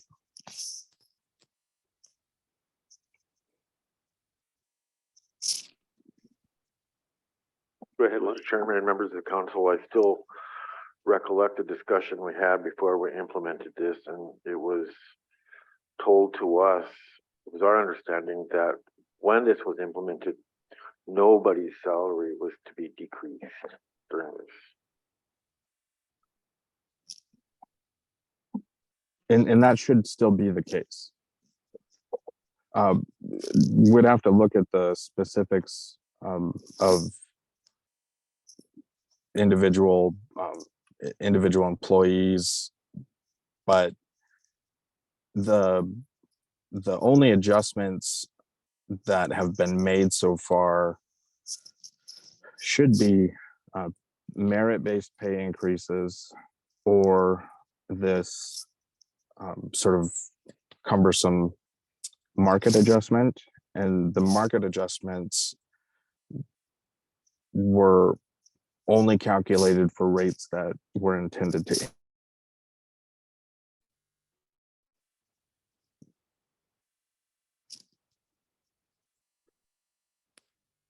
So in 69D, we could take immediate action to change the word shall to may. And that would automatically mandate the inclusion of the program manager and department head, et cetera, because they would be the ones that would fully determine the fiscal responsibility. So we don't end up with like what Loretta's talking about. Yeah, if you change the language to may, then we had already planned on talking with the departments anyway, but that would also give them the opportunity to say, my budget can't handle that. Ellie? Just going back to one of your last statements. So when you mentioned the property and supply staff, their contracts or their pay kind of spiked during COVID. And we're saying now that we're not going to take that pay back down to the current market level, which may have declined because of COVID kind of going away. They're going to stay at that higher level, but then new positions coming in, we're going to bring them in at the current lower market level. So now we have the possibility of several staff members doing the exact same job, some at the spiked level and some at an incoming new level. So we're going to have a discrepancy then in rates potentially for people doing the same exact job. Assuming you bring them in at the mid rate, you can bring them in at any part of the range. So if a manager wanted them to make the same, then they still could. I mean, as long as they're not maxed out, that would be the only time that they wouldn't hit the same rate. Because you have your minimum to your max rate. And so assuming they're at maybe the mid-range, chances are that mid-range is still going to be in effect. I mean, the market's going to change all the time, so it just depends on how frequent that we update things or how we decide to move forward. on how it affects, I guess, because if we don't do it every year, you're not gonna see that dramatic change. Martin? Thank you. So I guess to the opposite effect, if you have someone who's hired at a certain level, reclassifies, they work for, say, 3-4 years, doing a great job, and then the position reclassifies, then you have to hire someone else at that same level that that person started out at. And they're making more than that person, even with the longevity that they have, or as much as those people are. So this really is one of the demoralizers to our staff that have been here, stuck it out with us, and are doing well. And that's one of the stories I've gotten is that so we're going to lose staff. We've lost staff. We've demoralized our staff even more. There's no real merit system because it doesn't really matter how good of a job you do. If the market adjusts, you're going to go up. At least in the old days, we'll call them, pre-pay scale, pre-pay freeze. If you got a good evaluation, your pay would go up, until it redlined, right? And then at that point, we should have been smart enough to make some adjustments, but we didn't. And so even going back to that, that makes a lot more sense than this, where, what's the incentive for our staff to do well? I really, you get a paycheck, okay, but you get a paycheck with, if you just show up, because you're not really evaluating staff anymore. So that's stopped in personnel, or stop reminding us, stop at the department level, because it doesn't really matter, because I do this evaluation or I don't, this person's pay doesn't change or is not affected. And so staff just keeps getting demoralized. And after 10 years, we jump to pay scale, and here we are. And I feel like we're way worse than we were before, even with the pay freeze, because now we have staff who've left, great staff that have left. We have staff demoralized, and then we continue to do things that just make it worse. Thank you. Mr. Chair. Go ahead, Rick. Thank you. I just want to make maybe a suggestion, because at the end of the day, what we were trying to do is implement the ordinance as it is written, and it definitely, I think, this process in particular and the tool that we have has shown some weaknesses that can be addressed. The intent was to give raises, or give the ability to have raises, but not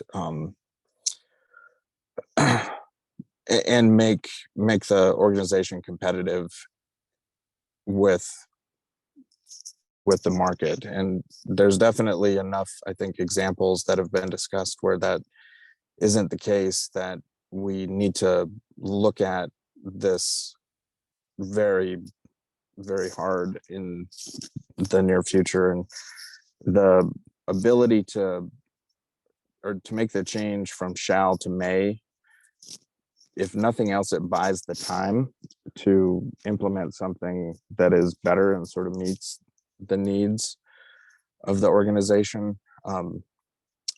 The real, I guess, unfortunate part about the change that has been implemented is it's twofold negative for us.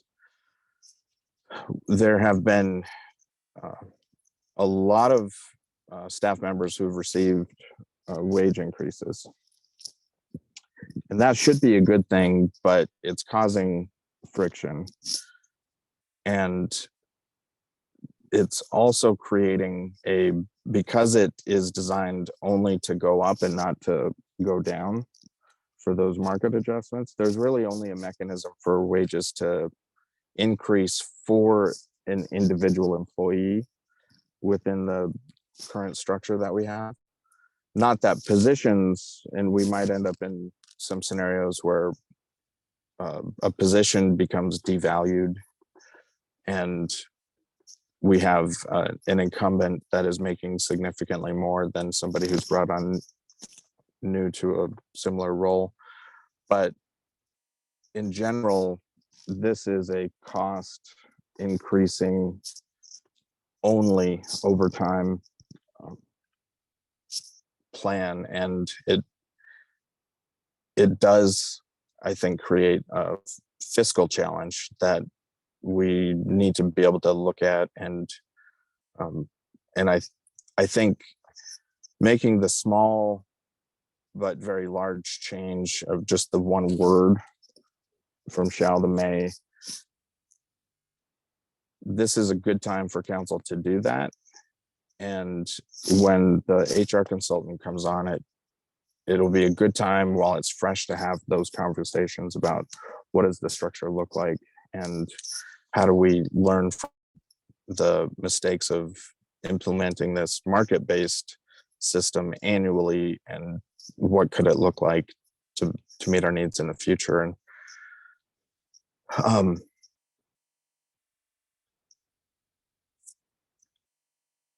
yeah, it's unfortunate because the frustrations with the pay freeze were similar, just from a different perspective. And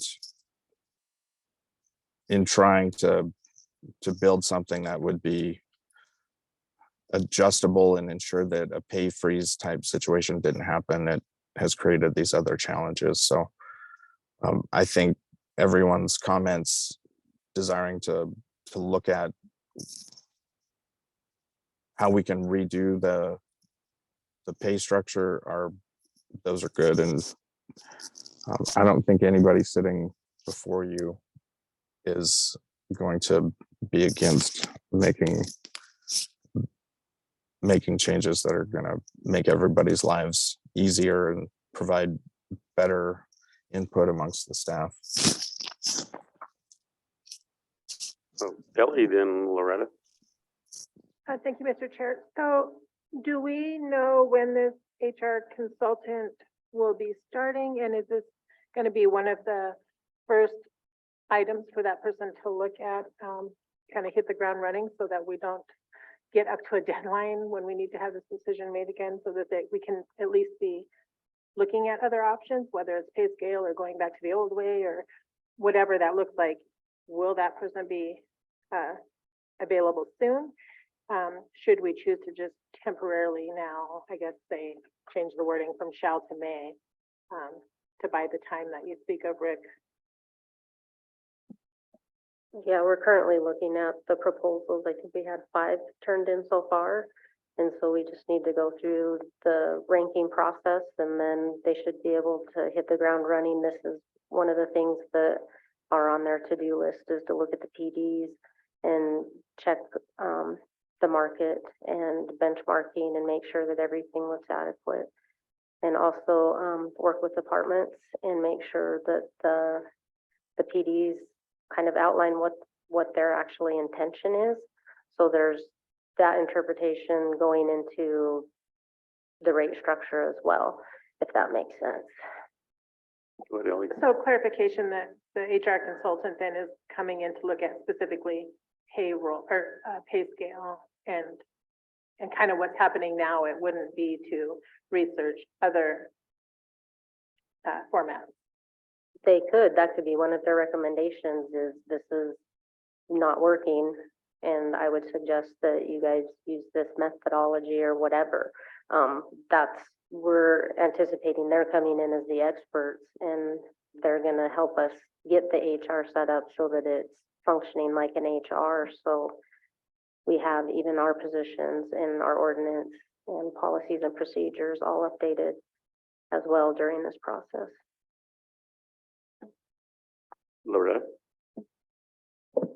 Thank you. I want to go back to something that Rick said about the departments and the pay scale and how that all fell out and it not being what it was imagined to be, and it was imagined.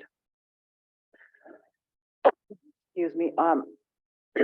Rick, I just wanted to make a comment to you that had you involved the department heads, program managers to begin with, this would never have gotten to the point that it got to, because we know what our budgets are. There's, I don't know how many departments that this tribe has. Big departments, DHRD, NRD. Those are two of our biggest departments, tribal health. Had those individuals been involved from this process from the get-go, we wouldn't be having this discussion today. We wouldn't be, your phones wouldn't be ringing off the hook asking, what just happened? And I just, you know, I don't even know what to say to you at this point, because I mean, we're beating a dead horse here pretty much. All we can do now is move forward. But I would ask you, you 10 up there, as my leader, I look to you to guide me, because that's why I voted you in. That's why I marked that little box when I was at the election poll. I was saying, I know you can do a good job for us. I know you can. So I'm putting my trust and my faith in you. That's just my vote.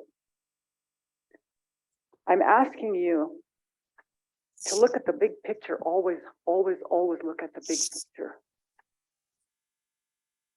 And our executive team is supposed to be doing that same thing. They're supposed to have the vision to be able to look at that big picture and say, okay, so I'm going to throw this pebble over here and it's going to have this ripple effect. Who's it affecting?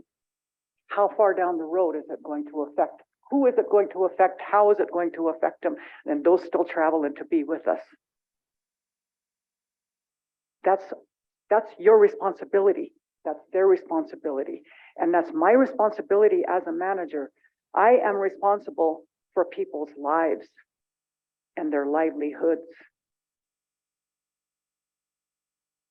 It needs to be taken seriously. We can't just willy-nilly make a decision and think that it's all going to be okay because I made that decision and I'm good with it. No. You're affecting thousands of people's lives and those still traveling to be with us. You need to have the foresight. You need to have the know-how. You need to have the ability. You need to have all of that behind you in order to make a decision. I didn't see that in this. I did not see that in this decision that was made. Nobody was involved. The people that needed to be involved weren't. That's why that's why we're having this conversation today. We should never be having this conversation because you have people in place to do the jobs that you hired them for. You 10 are holding them responsible. I am holding you responsible as an individual. When I make a decision, I look at the big picture. I don't get tunnel vision and think, I'm just going to go down this road and that's that. I can't afford to. I wasn't raised that way. I was raised to look at the big picture and to always think about those that are still traveling to be with us. I don't know if you guys know what that means, But when you make a decision up here, you need to keep everybody involved. Everybody needs to have a clear picture. No $20 words in a $5 sentence, because that's what gets everybody going in circles. What did you just say? I didn't understand the words you said. You just used 5 words that I have no idea what you just said. Keep it simple. Keep it simple. Don't complicate it. We complicate it, and this is what we're doing. We're running around in circles chasing our tail. And then we're having this conversation because you've got a lot of disgruntled people out there. You got people that were loyal to the tribe. You got people that were long-term employees that did good things for the tribe that are now no longer here because of decisions that were made that weren't thoroughly thought out.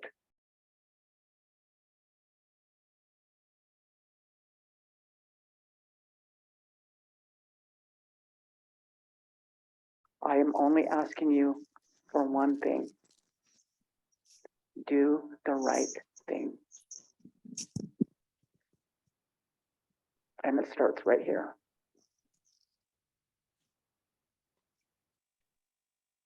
You're our leaders.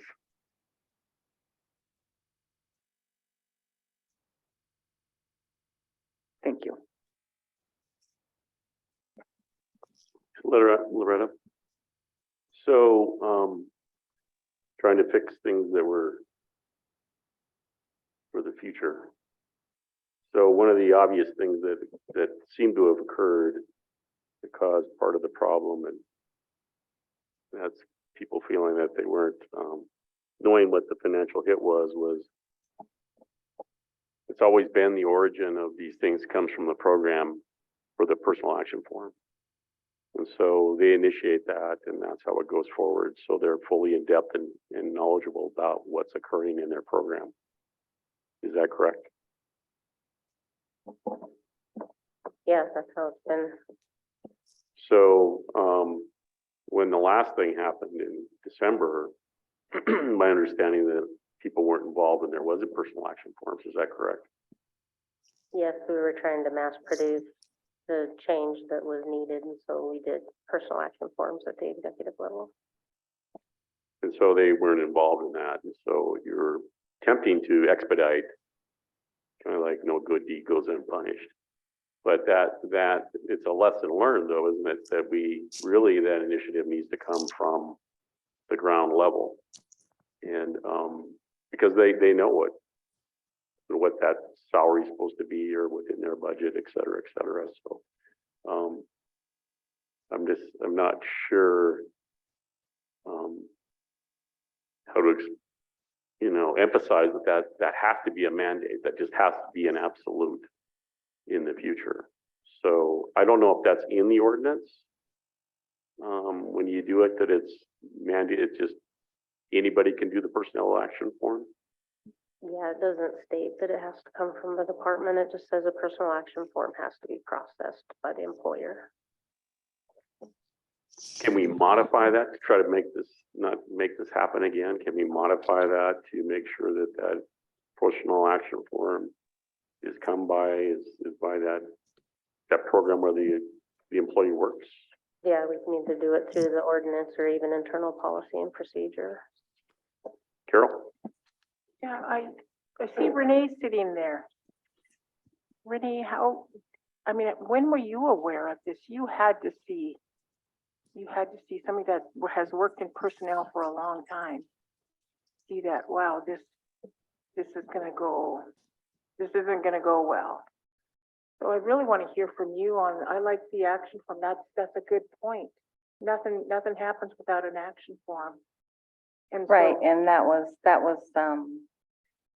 done at the executive level. So the executives done the personal action forms for all the departments. So we took all the market-based changes and started changing based on the action form that was submitted by the executive officer. okay, so then the executives turned in an action form, not having the discussion with the department head, which should have really like Mr. Chairman said, it should have been initiated by the departments that know their budgets, like what Loretta has said, and that didn't happen. Correct. No, the communication that we received from the departments, they wanted the copies of the lists of affected employees. And our direction that we received was the executive staff is handling the pay market adjustments. So you'd have to refer to them.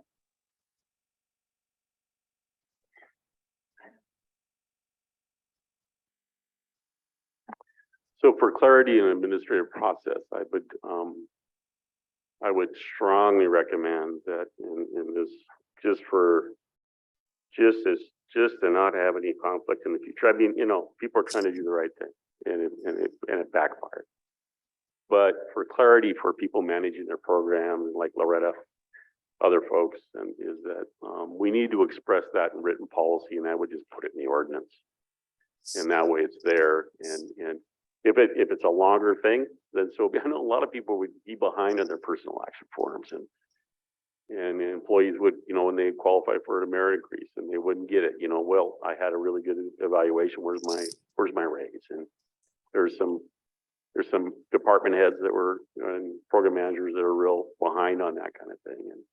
And that's another measurable item that supervision of those folks can take care of. But I truly believe to make that connect, make sure that we don't repeat this,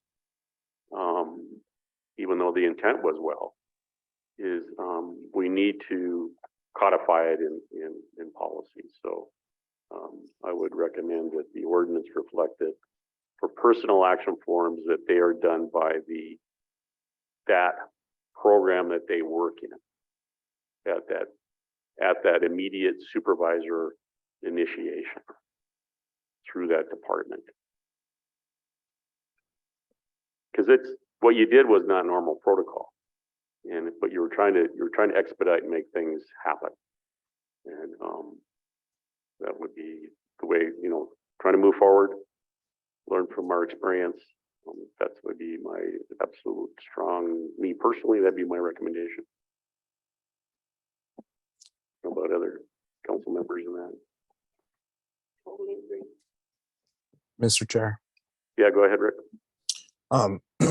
Yeah, I just want to Loretta. I know you were speaking to council as well, but you're right. We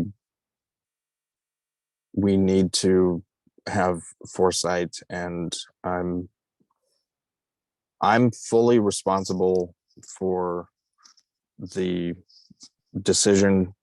It was my decision to try and streamline the process that, believe it or not, unintentionally cut out the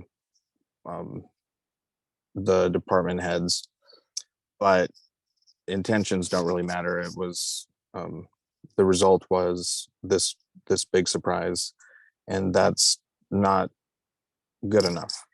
I agree, and I appreciate you challenging council to hold us accountable to that. And I think the consultant coming on, what I would suggest to Lisa and Renee is let's start with a conversation with council on pay structure that meets our needs, and not necessarily start with evaluating pay scale, because I don't want to end up trying to fit a square peg into a round hole here. And I think if we start with council's desire for kind of the framework, and then the consultant can help us make sure the department level staff are engaged, it would lead to hopefully a better result long term. And for Loretta, for any other department head listening, it's a short-term solution, but there is still support available. When council made the change to the pay structure, there was a reserve set aside to help cover cost overruns, and that is still available. So in your situation, we can help make sure that there's not an immediate budget impact that you have to carry the burden of alone. And Greg and Lisa and I can make sure that that gets communicated out as well.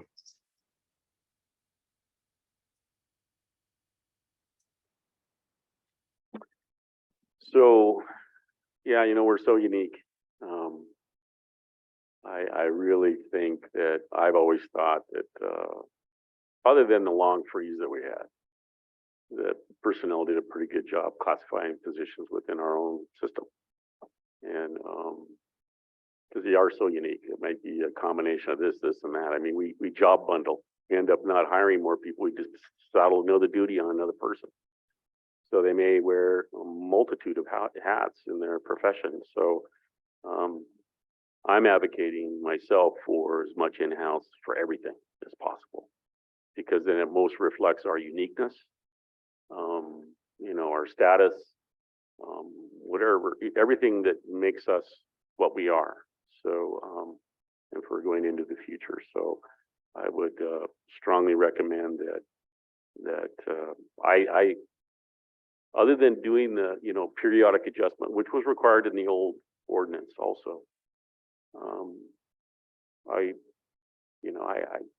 really don't like pay scale. I mean, I just soon do away with it and let's move forward with our own, our own stuff, our own needs, and use that funding for, hiring personnel that can help facilitate better service with for our employees. I also want to reiterate what Jennifer said in response to taking care of our employees, and I'm on the same wavelength that my wife said at the quarterly, and Jennifer repeated, is that I would love to be able to offer healthcare coverage that is free to each employee if we could develop those kind of options for our staff as an alternative to some of the pay adjustments that might be in the future, because that's a benefit package that, so many people would benefit. And we'd also be able to stretch some of our Indian Health Service, tribal health dollars better. We'd be able to manipulate how service is provided. But I really think that that's something else that in the personnel ordinance and benefit package that we really need to look at. And that's why I echo what Jennifer said. And when we look at the ordinance and all those things, because when employees get hired, they, and they're at that lower end of the pay scale, making $10 an hour, are they going to afford to be able to pick a health care plan? No, they're not. They're going to rely on Indian Health Service. And so those more fortunate employees that make a higher wage may have the option to be able to afford that premium with their salary and be able to enjoy that benefit.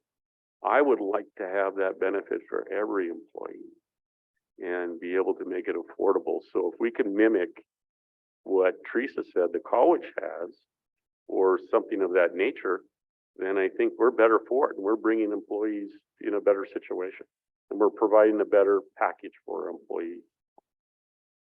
Carol? One final thing, ADP, is there a chance that we could know a little more? I mean, you had a description, I just don't know. I don't need it today. I'm just hoping that we get something in writing that says exactly what they're going to be helping us with. And also, are we hiring this company to do somebody's job that's currently on the payroll? Is that the case? And also the third question I guess I have is, do we actually need an HR professional to help us here that should be on staff? I mean, I think it's always important that we have the skill sets, especially when you got over 1,000 employees. And then also, I think, to you, Renee, as the Director of Personnel, I don't know if you still have employees that are working from home. I think personnel, you guys are shorthanded anyway, and if you have people working from home, they really need to come back. I mean, that when I heard that one individual, I just like, wow, I don't know if that's something that should be happening, because it just puts the burden back on you and the other staff in the office to do the stuff in the office. And I've called a couple of times, it goes to voicemail. And that's a concern for the personnel office for me, but not trying to be critical. I just know that you have a lot to do. So thank you. Loretta, you have one more thing. We're gonna have to cut it short. We're running out of time here.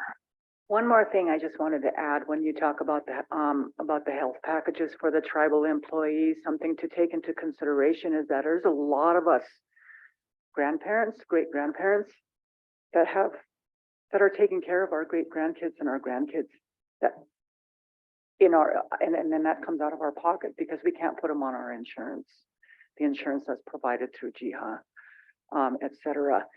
So we're providing for them either through tribal health, or out of our pocket. So it's a huge burden. Nothing that I wouldn't do 10 times, 10 more times, because I will. I don't want to, but I will if I have to, but that's something to take into consideration too, because there's a lot of us that do have our grandkids and great grandkids. Thank you. So a coverage, analyze policies that have a family plan that can be provided. Okay, thank you, Loretta. Good point. Yeah, go ahead, Jennifer. Thank you, Chairman. So one thing I think that would be helpful in determining what kinds of benefits packages that we offer in the future and just how we do business and how we want to operate would be to have some information on about the demographics of our workforce. I think it would be useful to know how many people we have working for CSKT who are raising children, whether they're their own or their grandchildren, because a lot of people are raising kids in our organization, and that impacts our workplace in lots of different ways. So I think that would be really helpful to know, is how many employees do we have who are raising kids, and also the age demographics of our workforce. I think we need to know that too in terms of succession planning. If our workforce is predominantly 60 and above, which I suspect that it might be, but I don't know because I haven't seen that information. That would be really helpful for us to have for all kinds of reasons. Because I've always been an advocate of having a daycare too. But again, we'd have to have the numbers of how many employees do we have with kids. I think it's a lot. Any other comments? Terry. Thank you, Mr. Chairman. I'm kind of new to this, trying to get caught up to speed. I thought today was a very good discussion. Really appreciate Loretta's comments. I'm hoping that, because she made a statement, she might even have to let somebody go, that we push through this as quickly as we can. I'm hoping like maybe next Monday we meet again to kind of see what's kind of come to the surface and some discussions. That's just my thought, to keep things moving, that we keep having updates and involvement.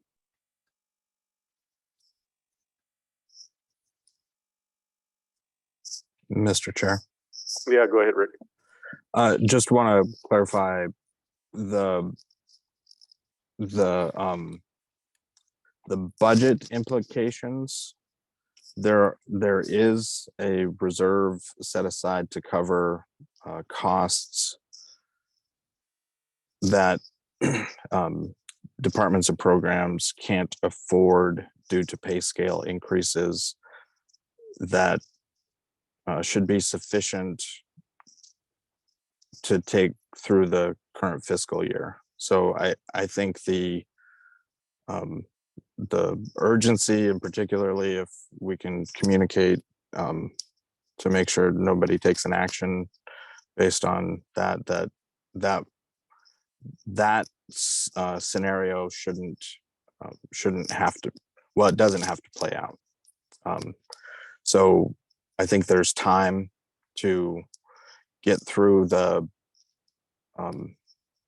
rest of the implementation of this first merit increase, or this first market increase, and spend the time with council and with the staff to make the changes and have them be implemented before there's a need to.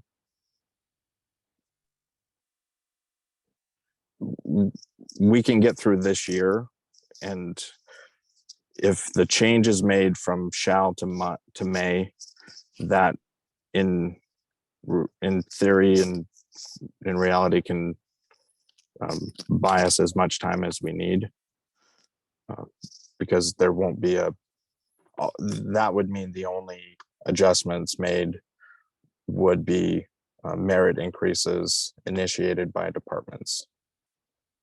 So that one change would buy all the time that we would need to avoid having a situation like this in the future.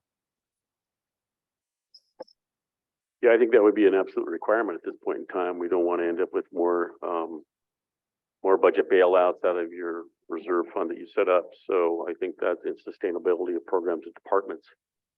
We need to add that flexibility immediately to departments, and that requirement, the shall word, should really does need to be changed to may, because that's the way it always should be.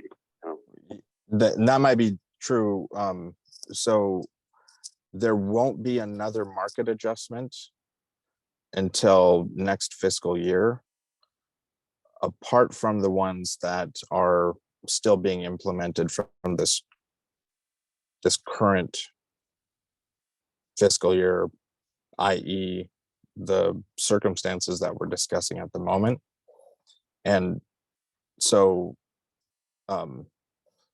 even that change, as long as it happens before next fiscal year, that timing is, that's an appropriate time frame to make sure that change gets put into place. Unless I'm misunderstanding and council is asking that departments, even right now, may not be able to, or may not be required to implement the market adjustment that was supposed to be in effect for FY23, our current fiscal year.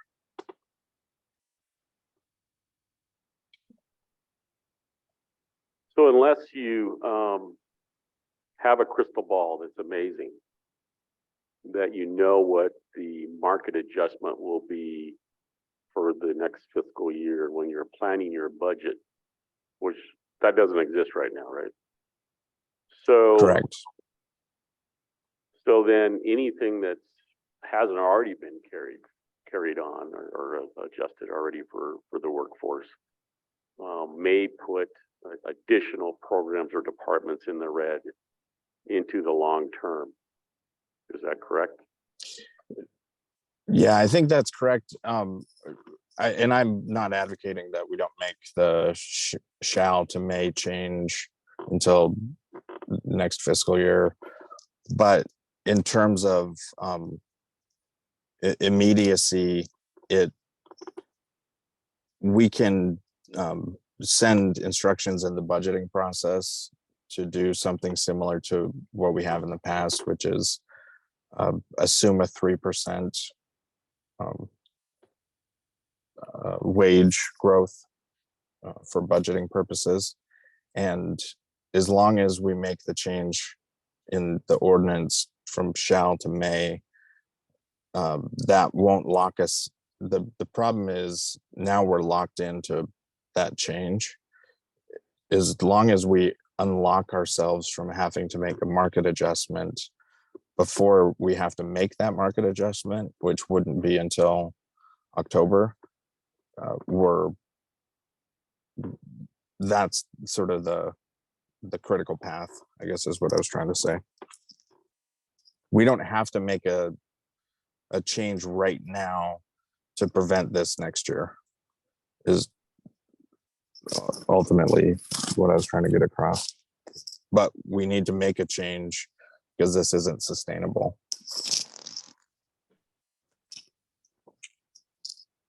Okay, thanks, Rick.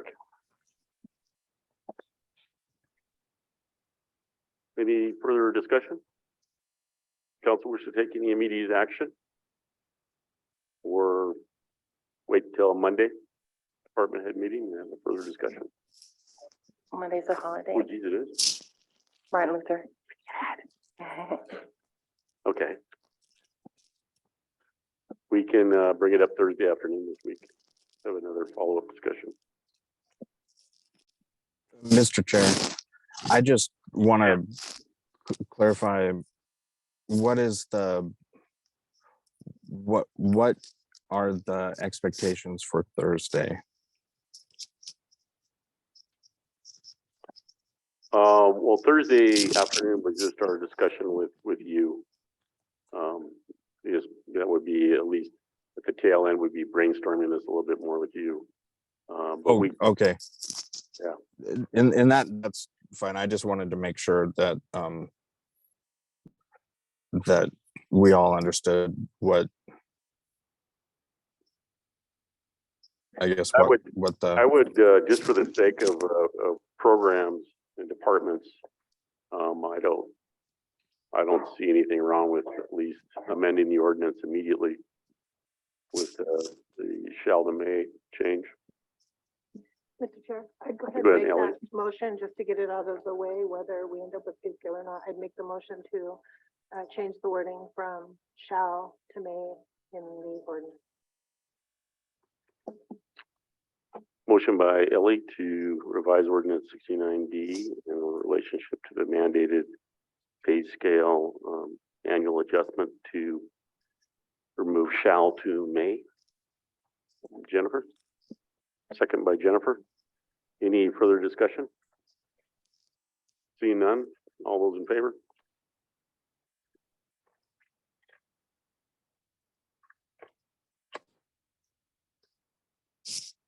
Uh, 9-4, one opposed. Mike's opposed.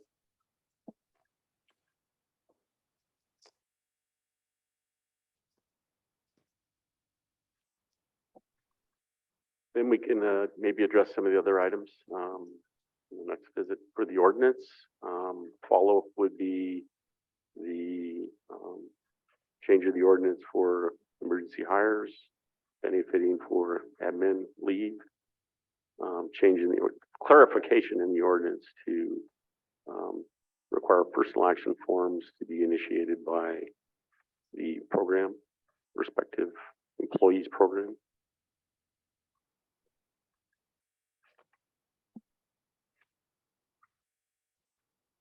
Yeah, go ahead, Ellie. Just because it got brought up today, and I think it's a good conversation, can we also set a time or place to meet more about the healthcare plan or the benefits packages in general?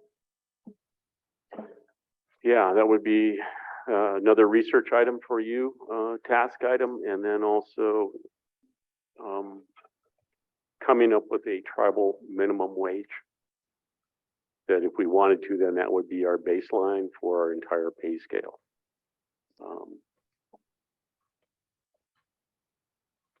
Establishing that would be really something of an exercise with all the programs and departments.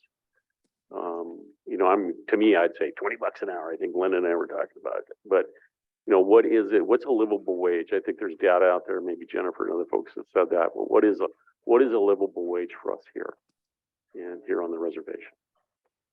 I know it's not $10 an hour. I don't know if it's $15 an hour, but $20 an hour would be, probably be in the ballpark. But That's, I don't have any information. That's just me pulling it out of the air. But I think in our due diligence to our employees, we owe that person that's working that 40 hours a week or how many hours a week it is, whether it's emergency hire, whatever, at the lowest wage grade we have, that to be a livable wage. And that they have access to health care that's insurance. I mean, those are some basic, you know, to me, employee responsibilities and my employer responsibilities to have a good workforce. Mark? I just pulled up, I Googled the other day, what's the living wage for Lake County? It's amazing what Google can answer these days. And so I put it up on the screen. It's just through Montana. Their webpage, it's great. Thank you. And the average of that was $29.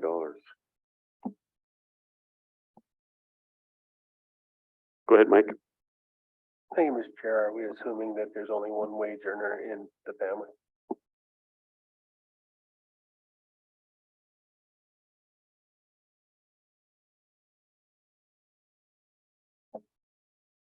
Thank you, Martin. All right, any further discussion on the pay scale? It's a great discussion. I know that there's some, we have to learn from the past and move forward. So I think that pay scale and this adjustment, I mean, I can't tell you how happy I was to see the freeze lift as an employee. It was just absolutely wonderful. And whether we did the right thing, was it the right course?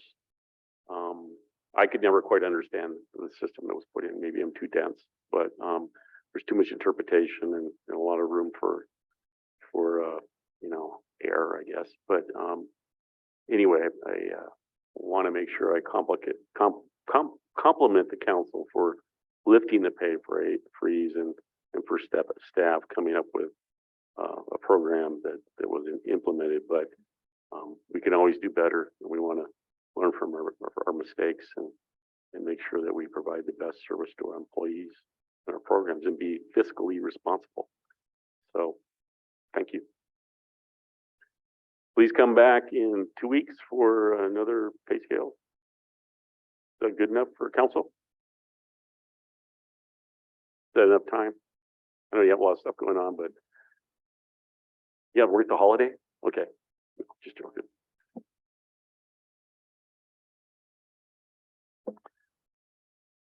We will adjourn for lunch and be back here at 1. 30 minutes. Or hit Steele's snack bar back here pretty hard. Yeah, I changed Jordan's update to the very end of the day.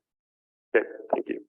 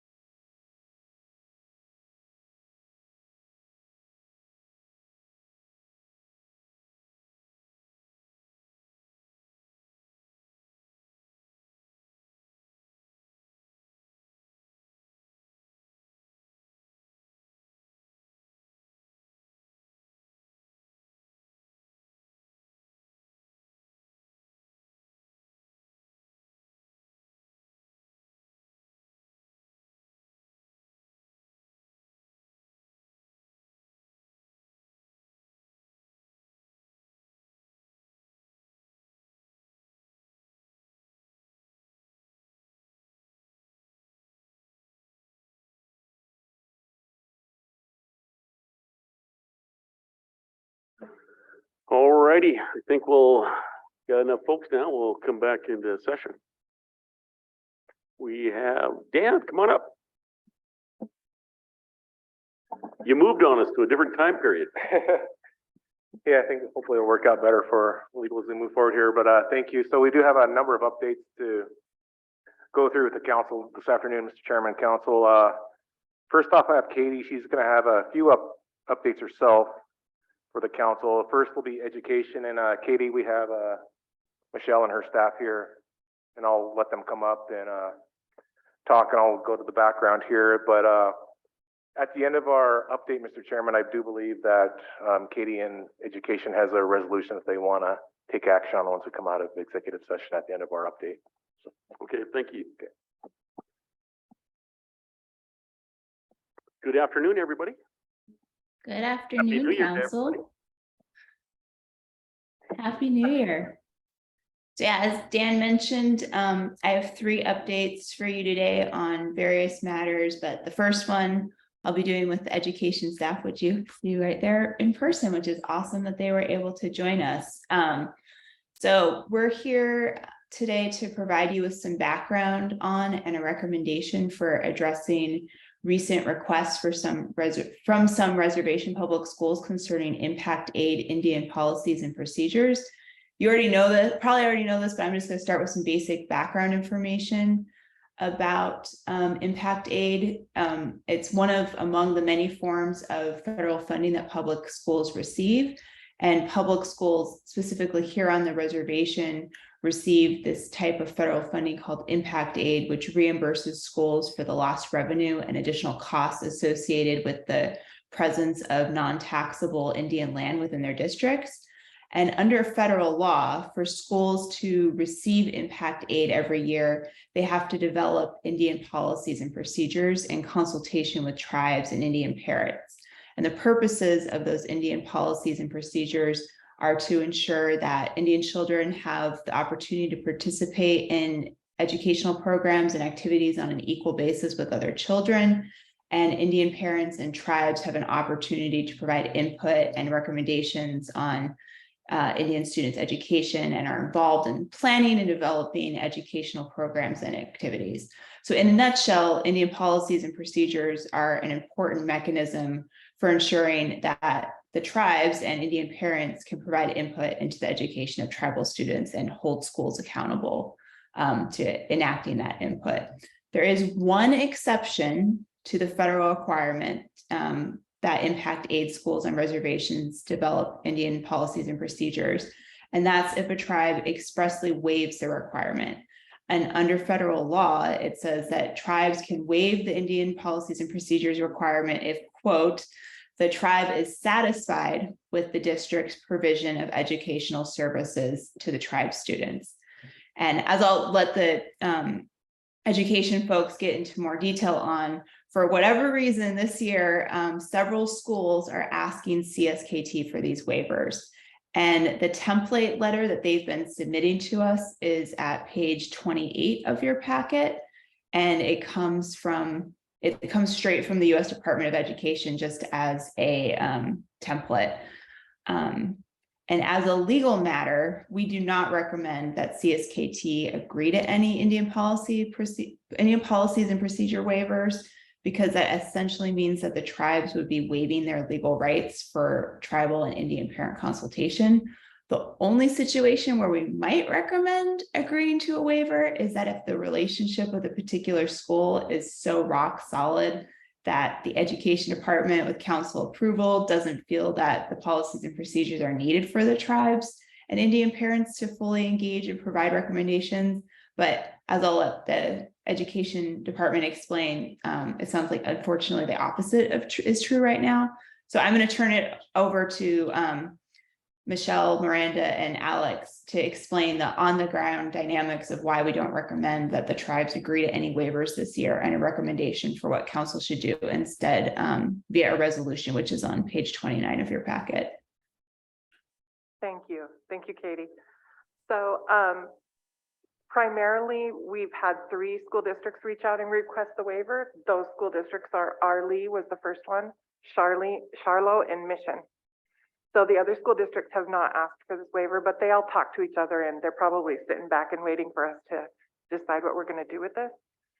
So I just wanted to make sure that you understood that because Ronan's coming to present to you today, and I wanted you to know that they have not requested a waiver. So primarily, our relationship with all of the school districts is good. It's a positive relationship. We work really well with them. We're trying to be good partners with them, but tribal consultation is not happening. What's happening is them coming and having show and tell with tribal council every year.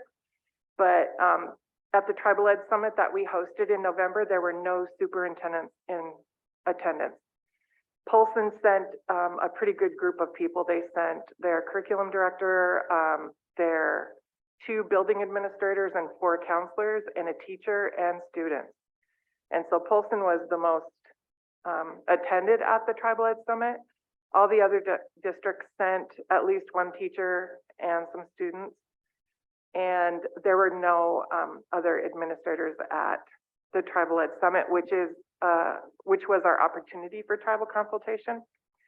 And so when we previously did the Tribal Ed Summit in 2019 pre-COVID, there was a higher population of administrators and teachers at that summit, and we were able to engage in tribal consultation. And when we've seen changes because of that, like we talked about, they actually coined the term of cultural curb appeal.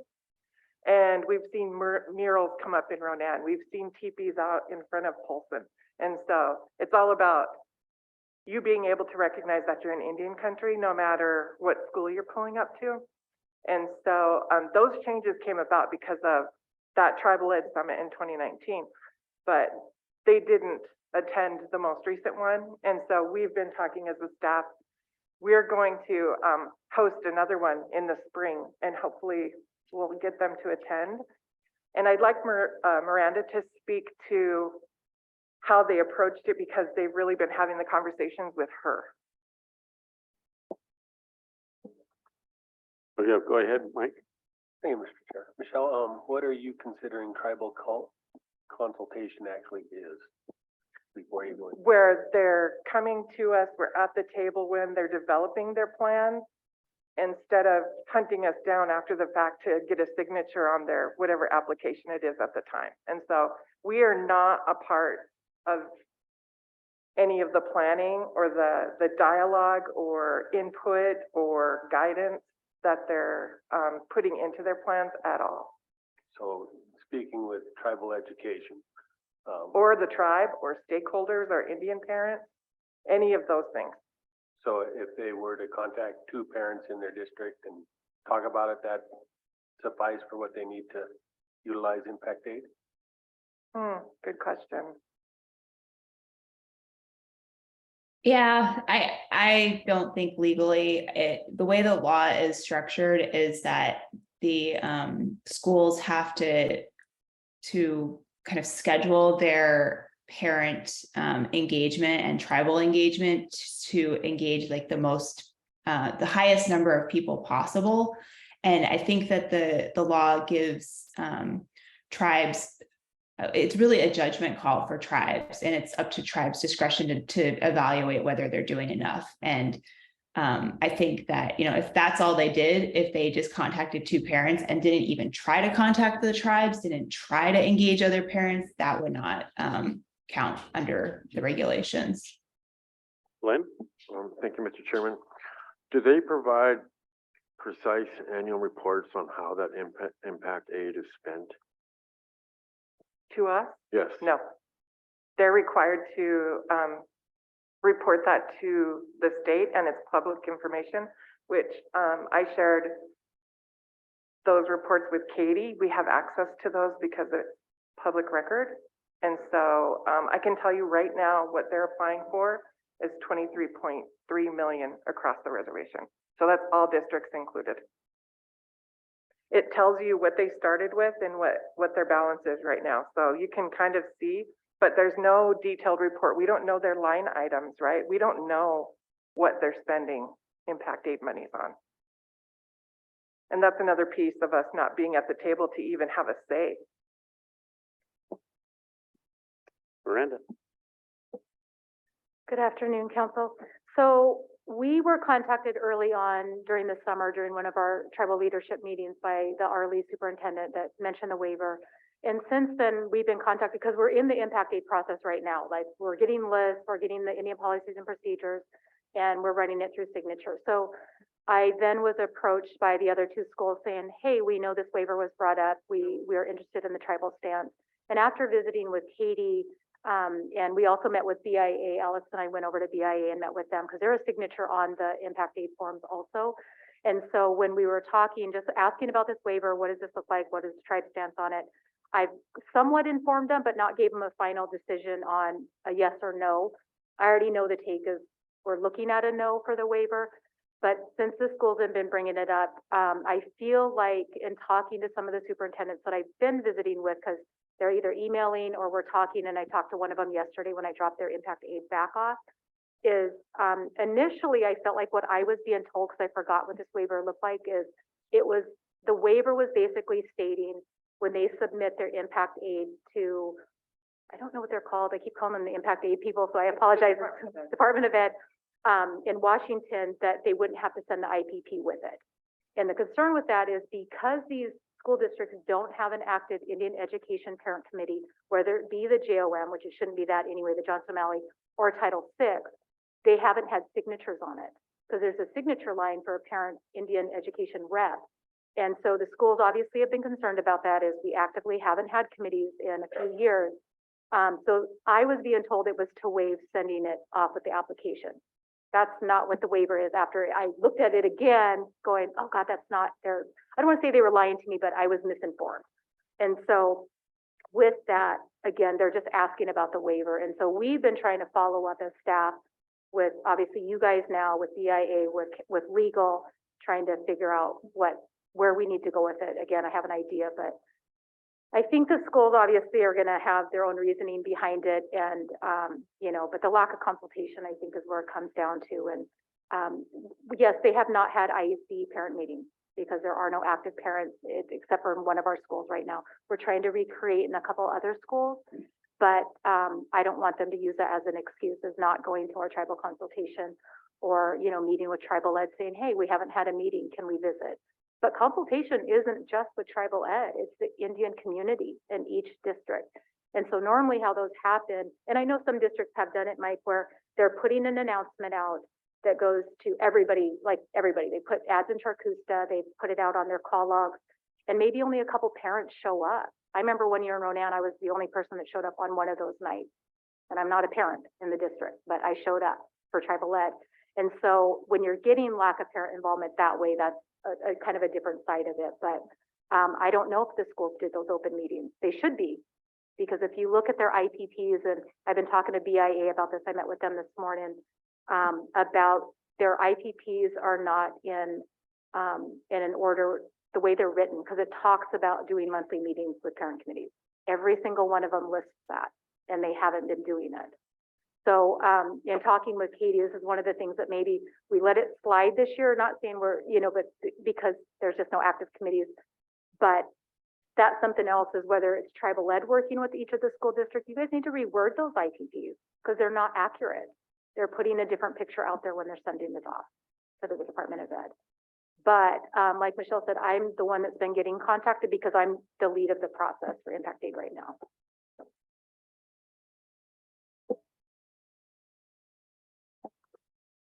What do the individual school boards believe consultation is? I'm not sure. We would have to ask them. But I know that as the sovereign nation, we get to determine what tribal consultation means. And so without them even attempting it or approaching us, and don't get me wrong, we're having conversations, obviously. We have projects in every district, but we aren't a part of all of those applications. They get millions of dollars in federal programming, and it states in those federal programs that they have to engage in tribal consultation. And the only district that does that, like every year with us, is Missoula. They come up and we spend one day talking about what we're doing, one day talking about what they're doing, put our heads together, and then they present to you guys. So Missoula's you know, engaging in what I would say meaningful and timely tribal consultation with us as a tribe. Ellie? So question, so we haven't provided any kind of document or had any conversation with them defining what we see that as, because we're a signatory then on that? And you say we have the right to be able to choose what that looks like? Maybe we just need to clearly outline to them all what that looks like, and here are some opportunities, and here's how you go about setting up a meeting. We can do it with all the schools at once or one school at a time, but clearly outlining, we are not going to have this waiver, and this is how you can consult with us. Thank you. Thank you. Yeah, go ahead, Carol. Yeah, the executive staff or executive staff, the executive branch, the US government has a consultation policy that most of the departments in the federal government follow.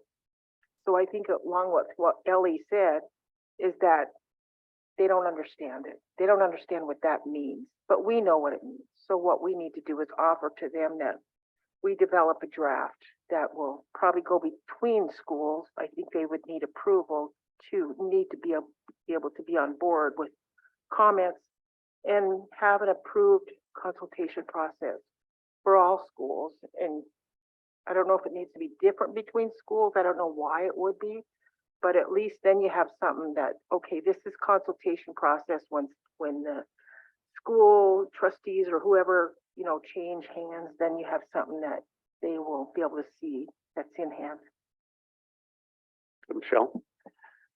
So, Donnie Wetzel that came and presented and we passed that resolution, their department or his unit actually has those documents outlined on OPI's website.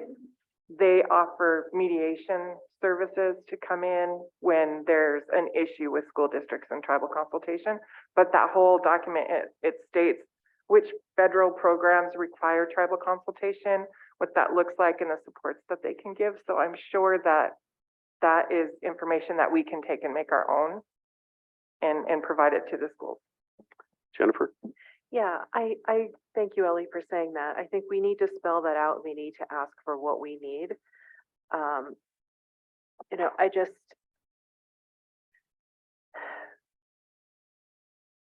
see that, I would say that overall, I would say too often the local schools fail Indian students year after year after year and do things that are blatantly racist. They underserve our students. There's a continual achievement gap with native and non-native students continually, and the schools, it doesn't ever change year after year.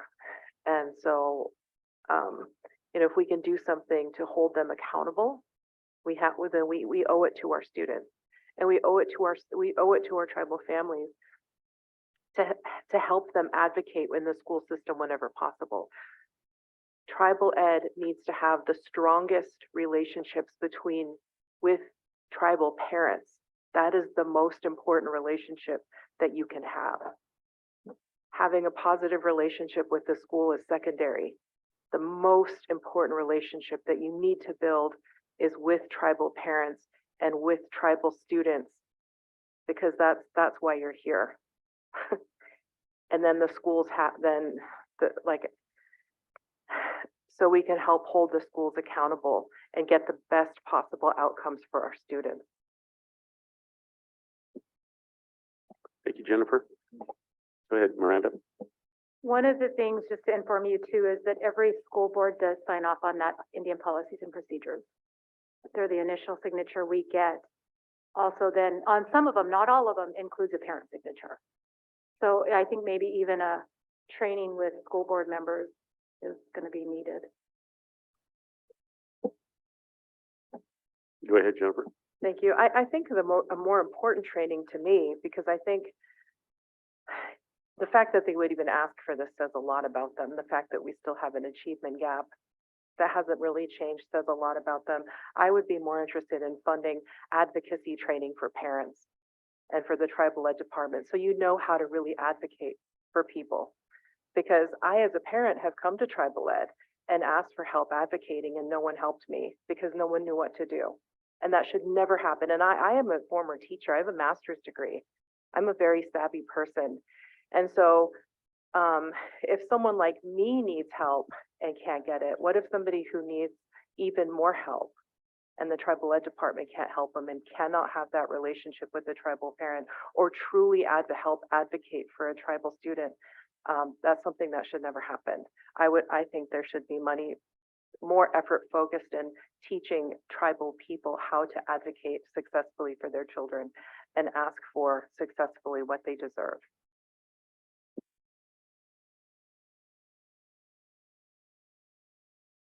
Terry? Thank you, Mr. Chairman, Council. I've often thought about those Indian Ed conferences we have in the fall. And I was talking to Donnie Wetzel. I said, you know, we need to acquire one class up there, and maybe you do it when they're in the auditorium, but they need to be educated about, and you could brainstorm this, from jump dances to recreation permits to the hunting rights, landmarks, funerals, wakes, longhouse, just brainstorm, but get these people educated, and your impact aid could be another thing that you need, but they're required to attend that session. And so they can't say that they weren't aware of it. And it'd be nice for those teachers to go out of that conference and have numbers and names of people that if they wanted to some materials for a class and stuff, and they could call your education department and say, yeah, we've got this set up here and you can rent it out or take it out. But I told Donnie, I said, we sometimes we hear the word assume that they're going to get the picture. Well, I mean, I know Ari's got a new soup down there. Charlotte, I'm not surprised at the mission. I know one of their principals, a Hendrickson, and I would definitely be grabbing him by the ear because I just talked to him, watched the game the other night up there, and he's pretty active. I think he used to be involved up at Polson at one time, but that's an insult that they asked to get out of that. It's just, they're just being lazy and they're not wanting to address that. But I just think that when I would run that conference up there, I'd make sure that there's one class that everyone has to attend, and you go through and you list down the things that are important that they need to know. A lot of these people just don't understand. We've had funerals and kind of the process. I remember I used to coach basketball, and I had boys that went to the jump dance up north, and I just knew that they were going to be really shot and tired and wasted, and I didn't expect them to perform the way they would try, but physically they were tired. And so just having that understanding, and then knowing that when there's certain deaths in the family and those kids come back, some of those kids are going to have their heads on the desk, and you understand that they're tired. It's been those wakes and those funeral procedures. Some of those families and those kids they're done. But you don't hold that against them. You kind of have to understand it. But I think that's where I definitely start. You're talking about one in the spring. I don't know. I think they're kind of conditioned to one in the fall, but I definitely would consider requiring that class. I remember we used to go up there and you couldn't get credit unless you attended a certain amount of the classes, and you had to do that. But I would definitely, I told Donnie, a lot of people I know that Washington Redskins, do you know where that name came from? From Donnie Webster's grandfather. Yeah, I mean, it's just, that's information that everybody should know. I'm not saying that you support it or don't support it. The idea is that was a request, and it came from the Blackfeet, from one of the leaders. It was Donnie's grandpa, I believe, that sent that over. And I thought, wow, that was pretty important information, and have that information. But all of our people should know a lot of these things. And so I would just sit down and brainstorm a kind of a list of things, and you could throw some out and keep some, but that's where I'd definitely make sure that they were told. But I'm really surprised at Harley, because I taught there. I mean, we were the highest rated scoring tribal school in the state of Montana for several years in a row. And we took a lot of pride in education down there. And, but Mission, Charlotte, I'm not surprised, but, you know, they probably visit with each other and they decide to kind of see, because like you say, Ronan will probably come in. If they hear they're doing it, they might want that funding too. So anyway, good luck.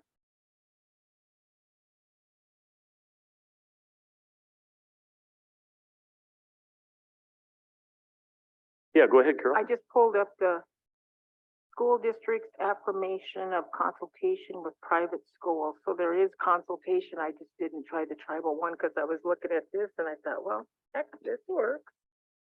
So they do know that they're what it's about. Opioids.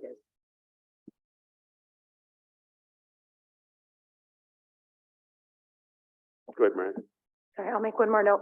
So in meeting with the superintendent yesterday, one of the things he had mentioned too with this waiver, and again, so it's kind of different stories are out there. And again, we talked with Katie and talked to legal, and our understanding of what it looks like is, you know, as we go through this impact aid process, and what our department has always done over the years since I've been here is the school districts submit their student list to us. We bring it through our tribal departments, which is lands, housing, personnel, and then last is BIA. So they're all verifying that students either have a parent that live or work on tribal trust property, and then the numbers are calculated. We bring it to BIA, they double check it, and then we submit it back to the school. So it is this, like, it can be a lengthy process from the time the school submits the list to us. Some wait till like the last week before it's due, which it's due January 31st, when they have to submit it. But one of the things that was mentioned yesterday is this waiver is going to eliminate us getting all the signatures. And so then that's another part of, well, gosh, that's kind of one of the things is we're verifying your accounts that you guys should be submitting and things like that and double checking the list. So that was one of the things that was said yesterday is the waiver is going to save time to, so we wouldn't have to have any signatures, not just on the IPP, but the actual forms that we do. And we have an internal form, the cover sheet that goes on each impact aid, verifying that each department has gone through that list and the department heads sign off. And the schools don't submit that cover sheet when they submit the application and IPP off, but they hold on to that so if they're audited. And a number of our schools got audited last year, whether it had been on the IPP itself or the student list. And I was getting calls on that last year, asking, you know, kind of what they should be doing. And I don't know enough about impact aid to answer those questions, but I tried to put them in the right direction for it. So. Yeah, that's really interesting that they're saying that the waiver will eliminate getting the signatures. Under my reading of the law, that's the waiver should only eliminate not I'm assuming you're talking about the signatures on the source checks. That I don't think that's correct, at least from my understanding of the law. It should be just eliminating the having to consult with tribes and Indian parents on developing the Indian policies and procedures and even having the Indian policies and procedures at all. Jennifer. Thank you, Chairman. Katie, I appreciate your thoughts on this. This is actually really helpful. And, you know, I think if we go forward and have a list of requirements that we want from each school, I think it should be the same. I think it should come from us. Again, we should always be the driver of our own bus. But I also think that recommendations should also include some input from some tribal member parents. So rather than depending on the schools to empower parents and acknowledge them, we can do that. We should be doing that. We should be doing the best job of empowering Indian parents, and the Indian parents who want to have at least a presence in this process or some input, I think would be helpful. Ellie? Thanks, Mr. Chair. Just to follow up what Jennifer is saying, I know sometimes it's difficult to get Indian parents engaged in each community. So to address what she's speaking of, it could even be, you know, reservation-wide Indian parent committee who gives that input. So then your numbers are a little bit bigger and you have a bigger voice. And also I would just add that the lack of their ability to engage earlier and get the work done doesn't constitute an emergency on our part to have to sign waivers now, but we can certainly invite them to, we're available for you to turn those reports in early December and we can start working so you're not up to the wire. Go ahead. Thank you, Chairman. And I think we can't underestimate how disenfranchising it is, the schools are to most Indian parents. I think we cannot underestimate that. And I speak from my own personal experience on that. Going into a parent-teacher conference and having the white teacher patting the white parents before me on the back, smiling. And then when I walk in, the smile drops and it's like, oh, an Indian. And having my relatives have that same experience. You know, there's a reason why a lot of parents don't want to be engaged with the school. It's not a welcoming place for a lot of Indian students and parents. Yeah, Michelle. So I would like to say that at the Tribal Ed Summit, thank you both to Terry Pitts and Mike Dolson. They came, but it was a place where parents were comfortable. We had a good population of parents come to the Tribal Ed Summit that we hosted. And so that's what I was talking about, offering another one in the spring. And I think what you were talking about before, Terry Pitts, is Tribal PIR Day, which we do every year. And so, yeah, that's a perfect place to offer those and to have it be mandatory. There's one mandatory session every Tribal PIR Day. We make everyone go through that one, and it's usually the keynote like Donnie was before. And so we definitely have the ability and the capability to do that. Thank you. Yeah, I was thinking like coyote stories. You know, it'd be great to have that made clear to the teachers and to the people that are in attendance. Smudging. You know, there's just a lot of things that we could bring up there they'd find interesting and actually would make a difference, I think, in their knowledge when they walked out of there. I know at Arlee, things probably have changed, but we had Billy Fisher's wife used to work in there, Francis Vanderberg, the Wrights, you know, different people. I don't know who's involved in the schools now, but that's where some of that funding should go to make sure that they can keep those people funded. But it'd be nice to reach out to them to talk to the tribal parents and try to get them coming in. But and thanks for noticing us up at the meeting. You're so sneaky.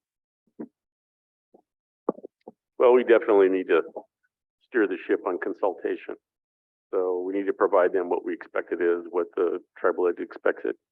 And again, we hope that you derive your information from the tribal parents and the students to help you in your program and in that consultation to the schools on the reservation. So yeah, this certainly is amazing that they'd even produce this waiver thing. Yeah, I've always had a problem with impact aid, how it's been abused over the years, and how it's supplemented other obligations from other folks to, you know, support the schools, and it's been abused. It's just it's unfortunate. So following the recipe of your consultation with Missoula and following the information that we have from federal consultations that example that Carol just brought up, then we need to produce that document, just like we required Lake County to you know, we want to engage in Public Law 280. We want to be able to steer the ship. So definitely we want to be able to, let's use this as an opportunity to make our school systems better, that we're representing our tribal youth and parents in raising and educating our children the best we can. Kelly? I guess with that, Mr. Chair, I'd make the motion to approve the resolution denying any request from public schools on the reservation to waive tribal consultation and/or Indian policy procedures as a part of impact aid applications. Motion by Ellie to approve the resolution. Second by Mike. Any further discussion? Seeing none, all those in favor?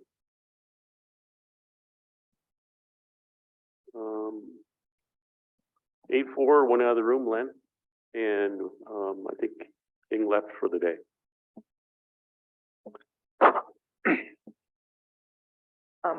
just one more thing. We are hosting a TEC and IEC community engagement event. And so TEC is the Tribal Ed Committee, and then IEC is, so it's a night of information where we will be providing that information, and hopefully we can get parents to attend it. And that is on February 1st over at SKC. Yeah, at 5. The Sherry McDonald Hospitality Room. Go ahead, Terry. Yeah, on my wish list, the PIR day, I thought it'd be nice if you gave a list out of words like hello, good morning, good afternoon, good evening. Nice to have you back today. You know, and you could maybe make them phonetically where they could sound, so they could sound them out. But I thought that'd be nice for the teachers to have that list, and so just brainstorm. We want to use this for required curriculum for PIR Day for the state legislature. Thank you, council. Thank you. Mike? I just wanted to mention, Michelle, I'll be in DC on February 1st. I'm very sorry to miss that meeting. Thanks, Katie. Thank you so much. Thanks, Katie. They want to go into executive. Okay, let's move into executive session. We're back in open session. Just for your guys' notification, there's 600 head of buffalo out on the west side of the river in Gardner Basin. Wow. You know, somebody wants to go shoot a buffalo, head down to Gardner right now. 600 head are out.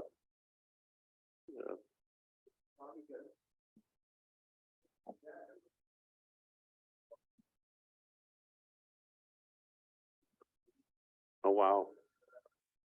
Dang, I better go get my tag and roll myself down there.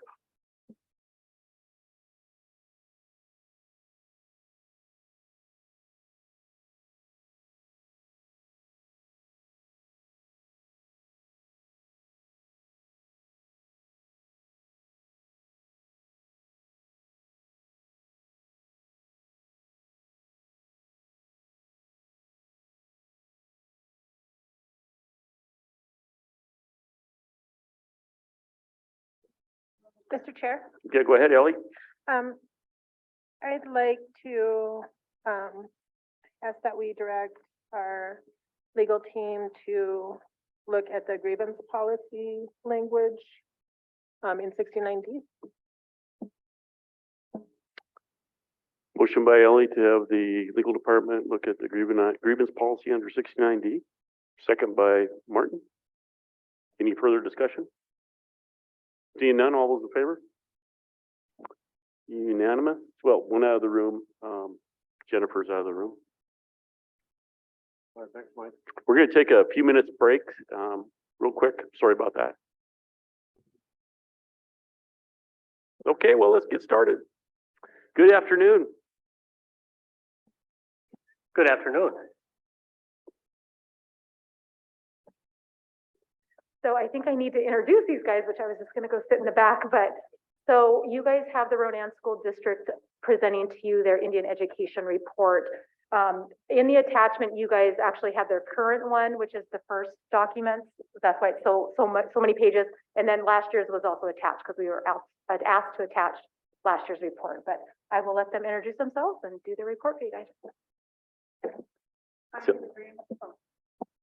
I'm Eva Green. I'm the Indian Education Coordinator for our district. I'm Jessica Johnson. I'm the Ronan High School Vice Principal and also still working with Eva as far as Indian Ed Director. And I'm Mark Johnston. I'm the Superintendent at Ronan School District. Welcome. Thank you.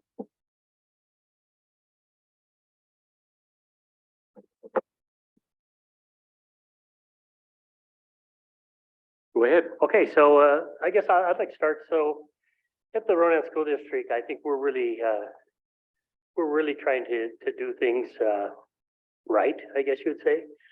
One of the things that we were able to accomplish this year is when we started looking at the reading program, we changed the reading program so that we would have both K. William Harvey and Pablo in the same reading program. So when I got the be superintendent in Ronan, Pablo had one type of reading program, which was SFA. It was a different model. The K. William Harvey had a program called Journeys. Well, the two didn't align very well, and all of our kids feed into the 5th grade at the middle school. So one of the things that we talked about was trying to get a reading program that was going to best work with our students, but also make sure that all our kids in the district fed into with the same knowledge when they went to 5th grade. And through the process, it was a very arduous process of trying to get everybody together. And the one thing we did do was we actually reached out to Tribal Ed, our Title VI committee. At the time, we had our Title VII, and we had these meetings where we actually looked at the book or the publisher that we were looking at to look for cultural bias in their writings. And through this, they had a system where they'd red flag it if they said, you know, this isn't very accurate or this can be written different. And they actually, the book company thought the process was so well put together that they actually sent the president of the company, which is Pearson, one of the biggest educational companies out there, to come and meet with us to say, how did you do this? How did you pull it off? Because, you know, most people are afraid to get that input, and we felt that the process worked out awesome. I guess just a couple other things that I know we do that is unique at Ronan is we have a full-time Indian Ed coordinator, which is Eva, but then also we have 4 building-wide IEFA representatives. And so Eva takes her position, plus she does the high school, because that's where she's stationed. And then we have one person at the middle school and one at each elementary. And their job is to work with teachers, making sure that they're getting their IEFA stuff in, professional development. So a lot of that stuff has really been, we feel that that's been very helpful for our teachers and to get the material in. And then before I turn it over to them, we had, and then I'll just share this quickly. We had OPI come for a visit, and the Office of Public Instruction, they just kind of did spot visits and wanted to see how you were doing. We had a lady named Carrie Kuba, who's the Innovation and Improvement Senior Management for OPI, and then Carrie Gopher, who is now the OPI American Indian Student Achievement Director. So we really didn't have a setup deal where, okay, well, let's put on a dog and pony show and let these guys see, I'll take them to these areas where it's like, we're going to put on a little show for you. We actually just said, let's take a walk, let's look around, and they come through and look. And I just like to share this just so you can understand or be able to see how people looked at it. So this is from Carrie Kuba. She said, what an honor to visit Ronan Public Schools last Thursday and witness an amazing place to work and learn. Both Carrie and I agree, the other lady's Carrie, that Ronan is a place we'd like to work if and when we head back into a district. It's incredible to see the work you've done to ensure culture, identity, student voice, and high expectations be evident throughout every aspect of the schools and each classroom. I cannot say enough about what is happening in your district. The best way to describe it is the Western world honoring the native culture and practices in a way that shows students they can live in harmony between the two. And it's simply amazing. So again, I think a lot of what we try to do is not put on the dog and pony shows and say, well, we are doing this, but we really aren't. I think if anybody took the chance to, or took the time to come down and visit Ronan, you'd find out that a lot of good things going down there. You know, we're really working hard at trying to retain kids. You know, one of the things that we've always struggled with is trying to get kids across the stage. You start with a class of 100, and then by the time they're seniors, you get 60 kids. So, and I'll let Jessica talk a little bit about what they're doing from the administrative perspective to try to retain those kids. So my last statement would be, when I looked at numbers last night, we're up about 50 kids in our high school from where we were last year at the same point. So that's positive. So I'll let Jessica just talk a little bit about what they're doing from the high school perspective to keep kids in school. Thanks, Mr. Johnson. Any questions before I start?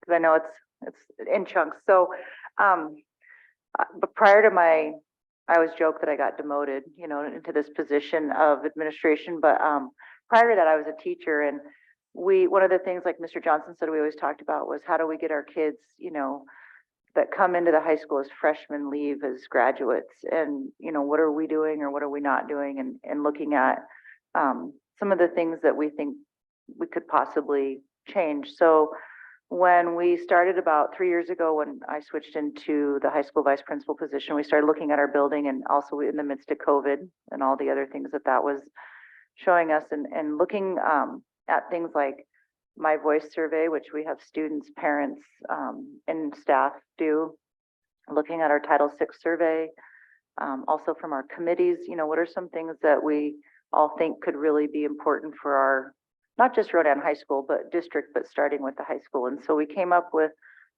3 major goals that we said we're going to give ourselves 3 years to really work on. And first one was at-risk student supports. What do we have in place, and are we doing them well? Are they working? If they're not working, let's try something different.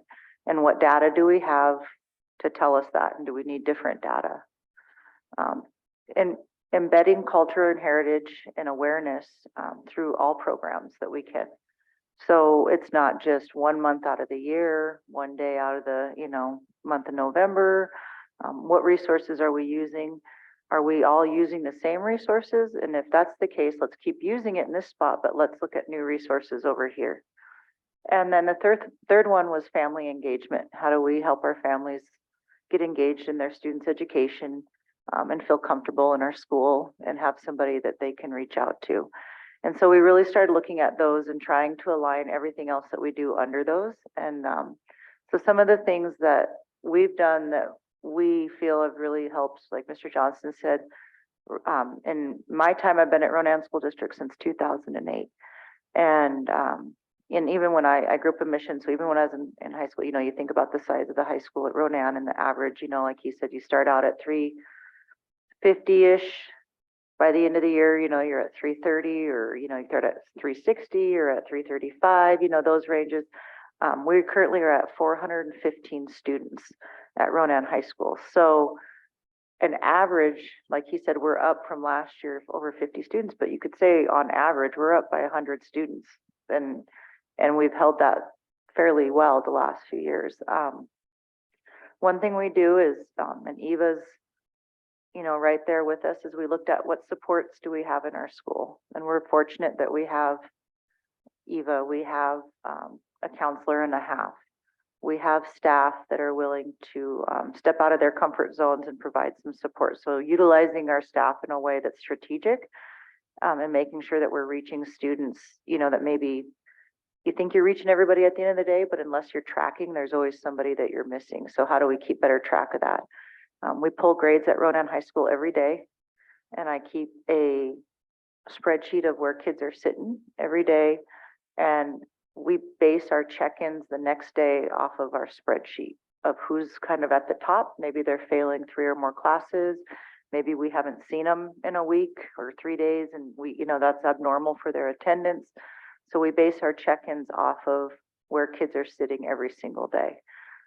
So that's a big piece, is when we go home, we know the next day where kids are sitting. Hey, Johnny hasn't been at school for 3 days. Okay, I'm going to call and see what's going on. Or, so-and-so's grades are really close to passing. Maybe they need some help in math, and so that's how we base our check-ins. That's made a huge difference. And one of the biggest things that we noticed about the second year we started doing it, instead of us going up to the kids and saying, hey, what's going on in science? They would come up and start confessing to us. I know I have this to do. So they were aware that somebody was checking on them, which made a huge difference. The other thing that we've really started to do is communicate home more. And not so much that until things are in dire straits and there's no way to dig yourself out, but that family engagement, meaning like positives.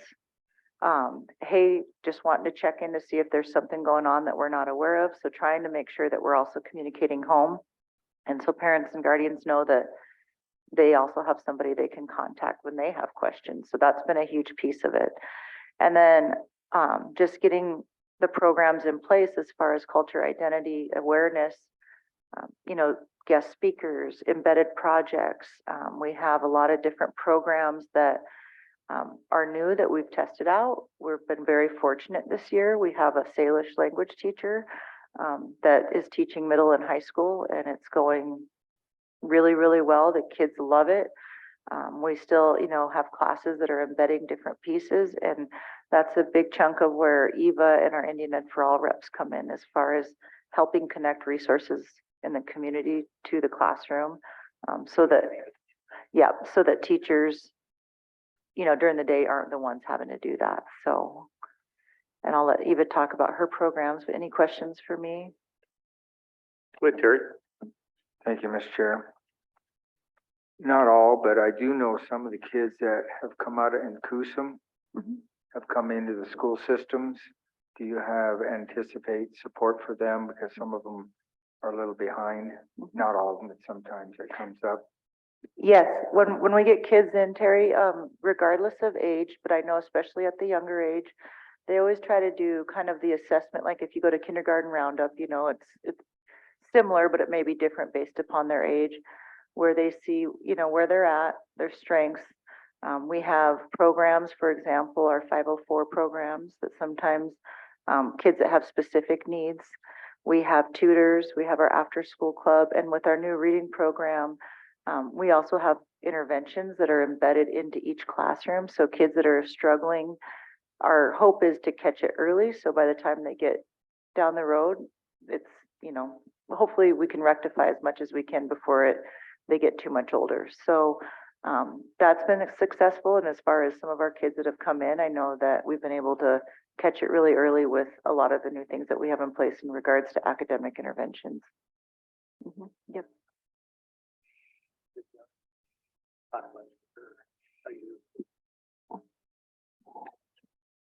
So like Jessica was saying, Title VI has 3 goals: increase cultural identity and awareness, at-risk student support, and college career readiness. So that's like what guides me in my position.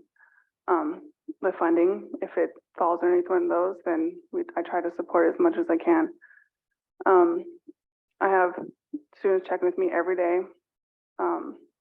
not just the ones that are the at-risk, but all. And they can be, any of our high school students. They don't have to be Title VI. They don't have to be JLM. It's all. So, and then with our culture and language class that we just started this year, she has, I think, almost 80 high school students in those classes. She teaches 3 at high school and then 3 for the middle school. And it's like 100 and some that she has for the middle school.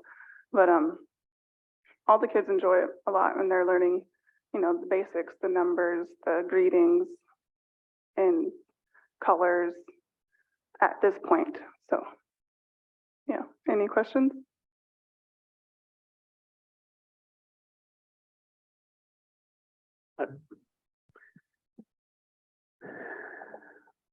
Anything for Eva? No?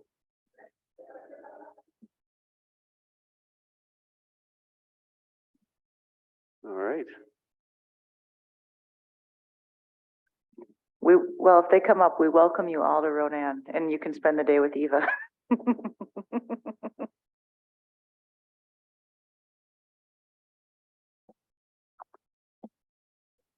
So Chairman, is there certain slides on that you guys would like to discuss, or just if you have any questions, feel free to ask. We'll try to answer as best we can. Any questions from the information that was provided? I think the one thing that we're fortunate is having Eva And Jessica, when we first started putting this together, ours, I think our document is probably second to none. And they reach out to us, the other districts, say, hey, could you show us what you guys have? Because we keep hearing that it is, you know, pretty good. And Eva compiles the data, so hopefully it's as accurate as we can get it for you guys. One of the new things that we've also, just to add, it's not in this report, is we've been working with Tribal Ed in the Project Aware grant recently. And so we have programs that are in our school along with the support, you know, in classrooms to help not only build relationships with students in our community, but also with programs that promote cultural identity and awareness. And through that, we also have some other programs going on. Like right now, Eva's working with our shop kids and our egg kids and the classes to, over by K Willie, they're going to put in kind of a social area for dry meat, for example, but they're turning it into, the kids are welding, you know, the dry meat rack together, and some of the other kids are going to build the picnic tables, and others are going to, you know, obviously later be using it, but trying to bring the kids into a lot of different projects that help build our school community. So those have been some big pieces, as well as getting our kids out of the classroom and into the field, you know, or outdoors and doing different things. So that's been a huge plus for a lot of our kids. And then also the support through the project by having a para in the building and helping out with anything with kids that comes up. So.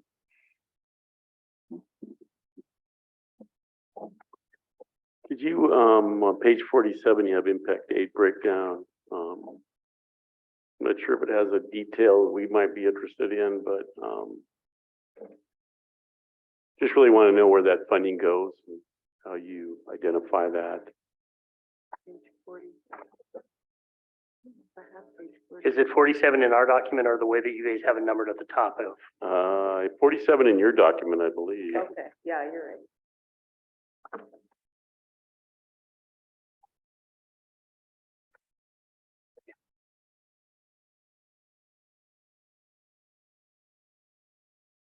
Okay, so I guess a little bit on our impact aid. So I go back to Washington DC once a year with usually a couple board members, 2 or 3, 4 board members, and we actually meet with our congressmen to make sure that they support the impact aid. And if anybody is not aware of exactly what impact aid is money that school districts receive in lieu of taxes. So we look at a couple different areas. 2 different schools, or types of schools, receive money. Either the schools that have trust land or military bases. We both fit underneath the impact aid umbrella. So when you look at impact aid, how they come up with the amount of impact aid a district receives is we submit the number of students that live on tribal land, and then in the way that they fund it, it's like you get 1.25. So if 100% it would be full. If they live on tribal trust land, which the school district would not receive any taxes for, then that would be one that would count, and we get money for that. And then we also get impact aid for works on. And that piece is hard for us to meet because we can't double count our kids. So it would be any student who attends Ronan School District and their parents work on, then if it's 10% of your population, then you can also get that. And they're worth a nickel or 0.05. So they're worth a lot less. But the positive, if you can do it, and last year was the first year ever that we were able to, at the high school, get money for the works on. So it means we had 10% of our population that their parents worked on but didn't live on. So from that, we get about $2.1 million, which there's absolutely no way we could run schools, our school, without it. Now, different schools get different amounts. I think like Folsom might get like 700,000, and some of the smaller schools like Charlotte might get 15,000. So again, instead of having a vigorous downtown like Billings or, you know, a lot of those places, in lieu of that, we have impact aid. So we use it for everything. Impact aid is money that can be used for everything. We can use it for salaries. We can use it for just anything that's educational. It is money that we can use it however, the best way that we see possible. And how do you define that best way you see possible? Well, usually how we've tried to do it since I've been leading schools, I try to use up all other monies first, meaning the money we get from the state, the other money that you might have to give back. And then we try to keep the impact aid as our last resort. So like almost every one of our extra expenditures, for example, let's say we needed to buy a bobcat to help remove snow for the snow removal because it piled up and it was very unsafe. So that would be an impact aid purchase. So a lot of our staff, we pay out of impact aid. In a school district, what's interesting is about 90% of your budget is on people paying wages. So when you really look at the big picture, there's not a heck of a lot left. There's 10% of your money left to spend on everything else other than salaries. We do have the non-voted levies for like transportation, to buy buses, the tuition fund, and the debt services, which we're happy to say that our bond for the middle school was paid off last year at a tune of about $450,000 per year. So that's huge. It's huge savings for our taxpayers. And one thing that we try not to have to run bonds because we understand there's a small group of people that'll be paying for everything. Hopefully it never gets to that point. I think we are very frugal with our money. I'd have to say that ESSER really helped us. Through the ESSER funds, we were able to then, instead of using the impact aid, we've been able to go ahead and tuck some of the impact aid away. And we're doing a $1.5 million renovation in the Career Center. We're doing a $1.5 million upgrade on our heating system for the high school and middle school. We're looking at, and it's still in the process, getting the okay from the state to do housing. A lot of times we try to get in new teachers, and when you come into this area on a $40,000 salary, and your rent's going to be $1,500, there's been times where people have to turn down work because they can't afford to live here. So one of the things we're looking at is maybe building a couple duplexes that we can at least subsidize the rent and make it more affordable for new teachers to stay in this area. When you talk about new teachers, what do you have a percentage of new teachers that are Native American? You know, we don't even ask that, or we don't have that question on our deal, but what I can say is that we work very well with SKC. And we do get a lot of student teachers, or we do get some student teachers from there. And the ones we do get, if they do a great job, we make sure that they get a shot at being hired. The one thing that we have done is we get a lot of requests for people saying, hey, we have 4 teachers at the University of Montana. We have 3 at Bozeman, and they all want a student teacher. We've kind of went to unless they're from here, unless they're from this area, we try to hold our spots for the students at SKC. So we work with Doug Ruman over there, and I think they appreciate the fact. Because if not, we only have X amount of experienced teachers that are capable of helping a student teacher, and they usually only have one every 3 years. So with that relationship, I think it's worked really well. We have hired quite a few teachers from the SKC teaching program. In the last couple of years you have? Oh, yes. Yes, the last couple of years, I know. I can think I can think of quite a few. And one of the things that I know, like we have a teacher at the high school that was in the science program.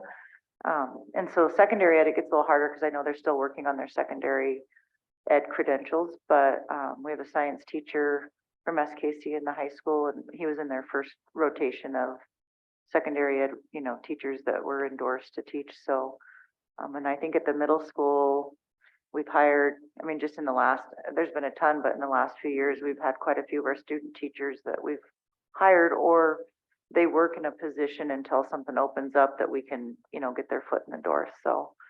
Ryan Pablo last year.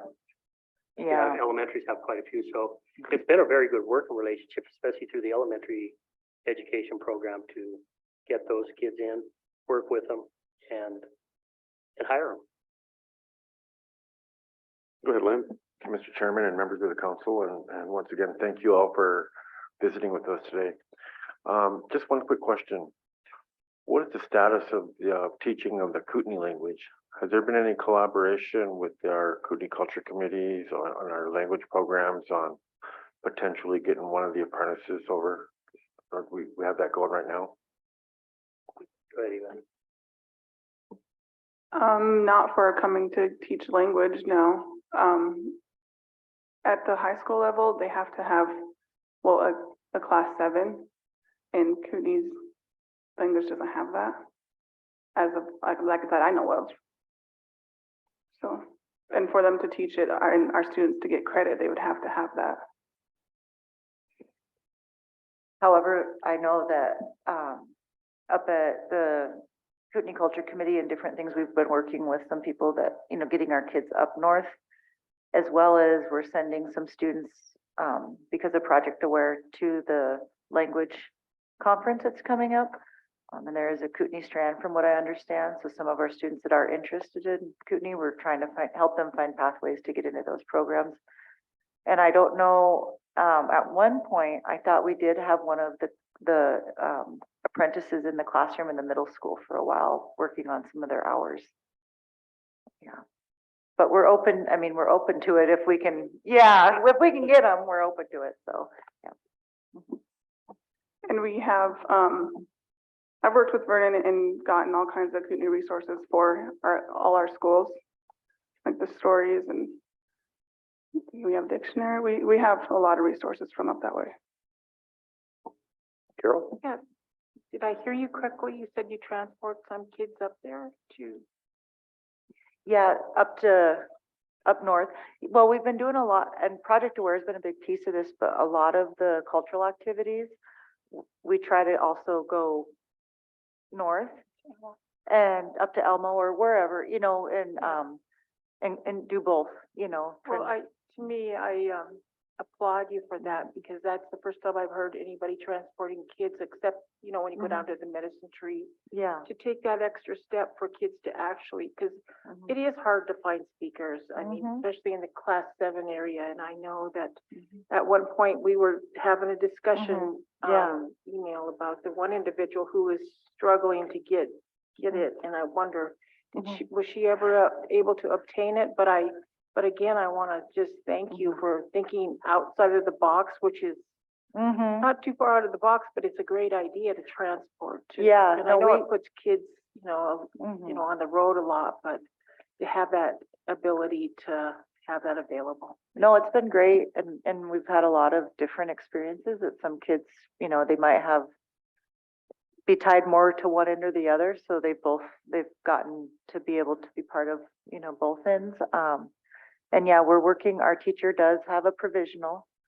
So we're working to support her to continue to hopefully finalize that.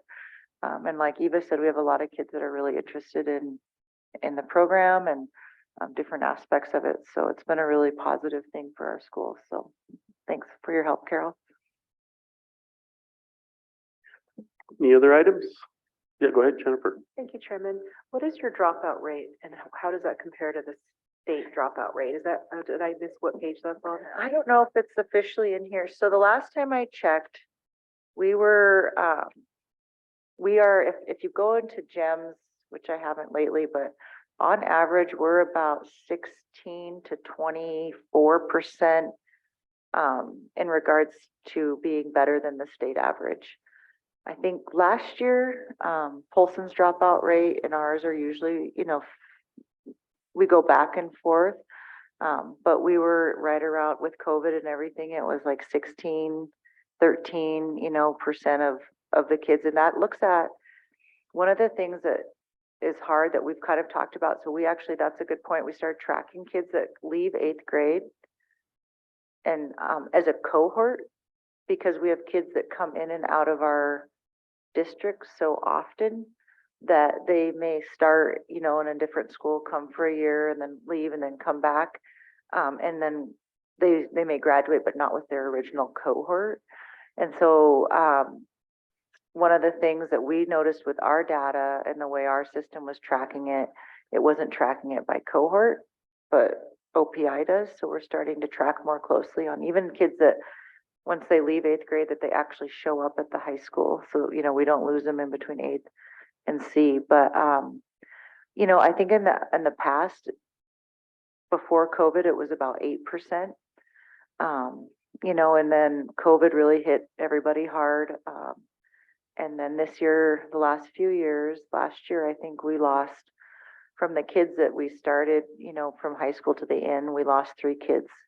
So that was a big year for us because we didn't want to lose the 3 kids, but we had about 12 others that we were really worried about. And so we're hoping this year to see even more with some of the things that we're working on.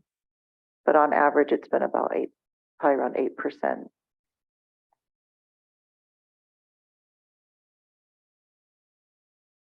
A follow-up to that, do you track when you're losing them? Yep. So when are you losing most kids? Most kids, we're probably losing about, I'd say between sophomore and junior year. And in our mobility report, they're going all over.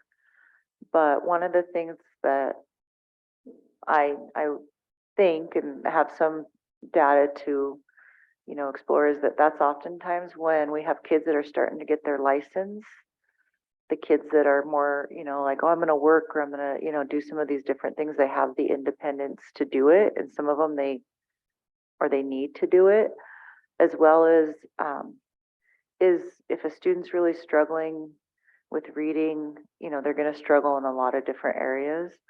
And by the time they hit sophomore, school's gotten pretty hard, and there's not a lot of, it's hard, it's frustrating, and they may be interested in a topic, but it's really hard to stay caught up on the school side of things.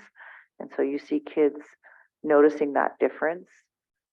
One of our hopes with the new reading programs is that we close that so that they're not sophomores in high school and realizing that they're struggling to a point where they can't keep up. But that sophomore year is really critical in high school. And I know as a parent, it was the hardest year with my own children because they're not quite at the bottom of, the chain. They're not quite at the top. They're starting to get some of that new independence, car, jobs. They're starting to notice different things, friend groups and things that they're making choices on. And so you see a lot of kids, that sophomore year is a year that's often a struggle for kids, also on the emotional and developmental side of things.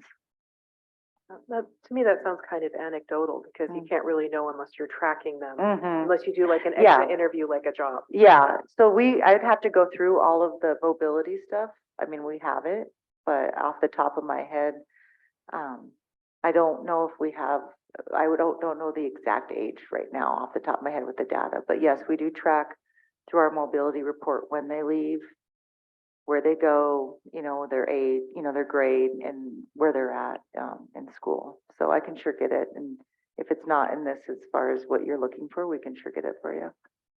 And just one other question, do you have a school in high school and in middle school, do you have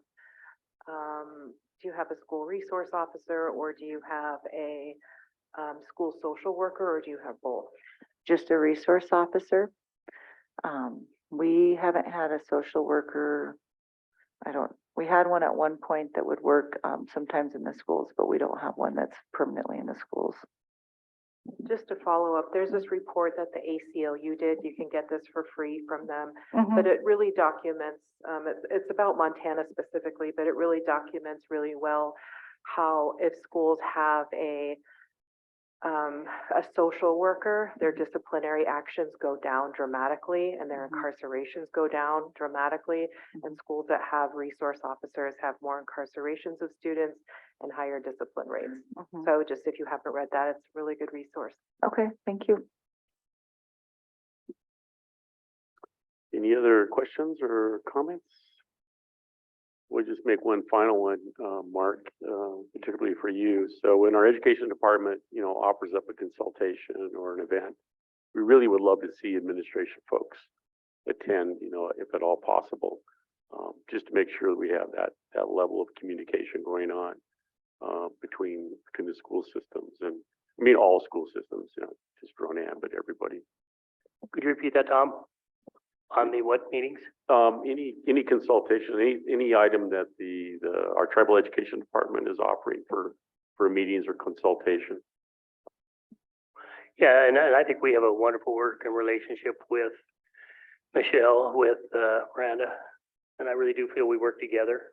A lot of things that we were able to do, especially like through that AWARE grant, was made possible by our relationship with the tribal Indian Ed. So I really feel comfortable with our relationship, and I think they feel the same. Hopefully they feel the same. We just love to have it at the highest level at all possible. I know. Absolutely, and I agree with you, Tom. Okay, thank you. Thank you, Mark. Thank you. Jessica, thank you. And Eva, thank you. Thank you, everybody. Go Chiefs and Maidens. Yeah. Now, how did that happen? That's my, I failed to ask one of the coaches that. So last year, our principal received an email from Alaska Airlines just saying there's this competition. Part of it was fundraising, part of it was, writing kind of the story of the team and what it would mean to them to go on this trip to Alaska to play against all these other teams at a different level of competition. Some are from Alaska, all over, different reservations, et cetera. So the coaches had come and talked to me, and we wrote, kind of got summaries and wrote out, our narrative, and then did the fundraising. It's called Alaska Nets, if you guys haven't seen it. And then at the end, we got the call that, if they wanted to see our school spirit and kind of get to know Ronan. So we did this big pep assembly, and basically in an interview in the locker room with some kids, and I was in there and the coaches, and at the end of everything, they announced that Ronan won. So it's an all expense trip to Alaska, flight, hotel, meals, all that's covered. So the kids, and they get to play in these tournaments. So the girls leave Sunday morning. And I was just meeting with them this morning and telling Michelle and them, they're all very excited, but some of them, it's their first time on a plane, let alone outside of Montana, Idaho, Washington. So it's a really big deal. And trying to get, they're like, what if I forget toothpaste? We'll get you toothpaste, so they're very excited. But yeah, they get to go up and compete against these other teams and do some sightseeing and be a really cool experience for them. So yeah. Cool. Thank you. Go ahead, Terry. Jessica, how do you balance the number of games? Because I thought you're only allowed. I need to double check, but I know the bill, so I'm going the whole week. So play out 4 a.m. Sure, we can. We play Monday morning. I think the girls play Monday morning. I haven't put the graphics yet, but they'll play at least 2 in a day. Okay, so you're only allowed, 18 games? Yeah, so I think he said there's,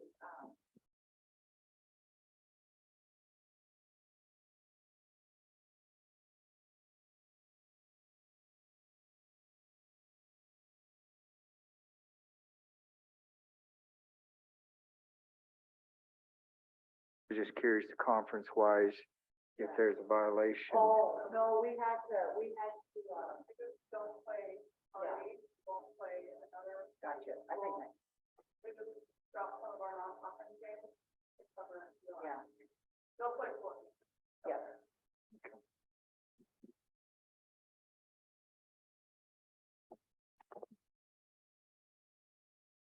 Okay, I would entertain a motion to accept the Ronan Schools Annual Report. Motion by Martin. Second by Ellie. All those in favor? Unanimous.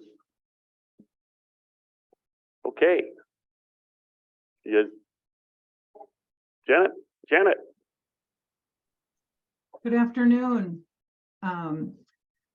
James Bible and Belda and I are here to present the annual report for the Comprehensive Economic Development Strategy. Can you hear me okay? Yes. Okay, so we're on page 186 in your packets. But I'd like to be able to share my screen if that's possible. Yes, I sent you a message to you can share the screen. Thank you, Jen. I appreciate it. So essentially what this Comprehensive Economic Development Strategy was first written in 2015, and we updated it and added some tasks, removed completed tasks in 2021.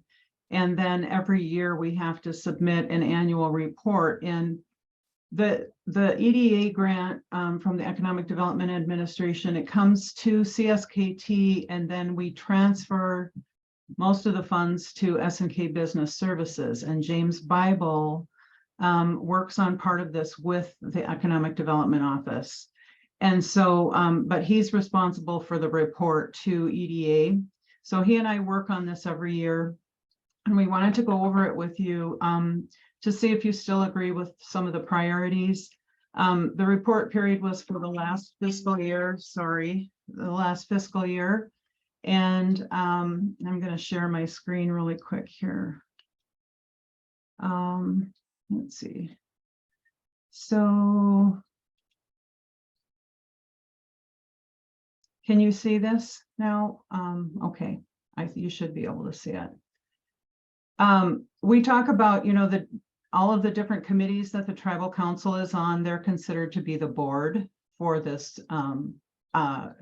economic development strategy, and what EDA considers the Tribal Council to be the board. Then we also have this committee, this coalition of folks working in economic development as well as in workforce development. And so this is the committee as of October of this past year, and we'll be updating this for the next report, which is due in October. But you can see that we have people on the committee from different tribal departments: gaming, housing, human resource development, job service Polson, tribal education, Mission West community development.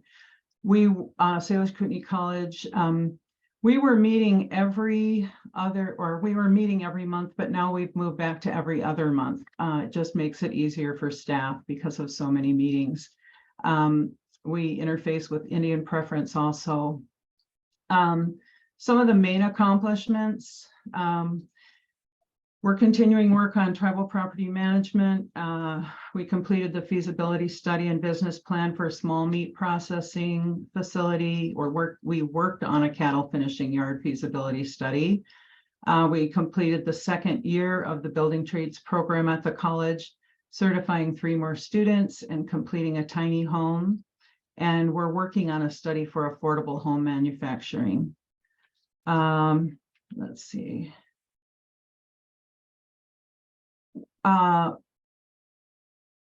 Some of our partners have either retired or they're working on other projects. So those partners that I highlighted here, they don't attend every meeting, but they attend when necessary. We make sure to just send an email out to them if we've got a topic we're going to be discussing at our coalition meetings, like in healthcare or with gaming, hospitality, or housing. And so we try to reach out to those members. We usually meet on the 3rd Monday of every month. So this economic development strategy has 7 main goals. And the first one is to educate, train, and provide work experience for tribal members for today's and tomorrow's employment opportunities. Economic development encompasses workforce development. It encompasses resiliency, climate, transportation, infrastructure. It covers a lot of different disciplines. So you'll see that as we go through this report with you. But one of the things we wanted to talk to you about is, our ANA grant funded in 2021, our ANA grant funding ended in 2021. So we're hoping that some of these action items under objective number 1, which is to implement a workforce training strategy, we're hoping that some of these action items can, be led by other coalition partners now that our ANA grant has ended. So we're looking at which department should be identifying these gaps now between tribal member training interests, the availability of local living wage jobs, and training opportunities needed to fill those jobs. And so I just wrote some comments here in the margin. And I'm hoping that maybe, I don't know if Patty Hibbler's departments could maybe take over the lead on this rather than economic development being the lead. Because it seems to fall in their work area. And what I was wondering is, in order to formalize this in our report and in our strategic plan, would council want to direct a specific department or the executive team director to take the lead on this? Or do you think we can just leave this informal and just talk with them? I wasn't sure what your wishes would be on this task.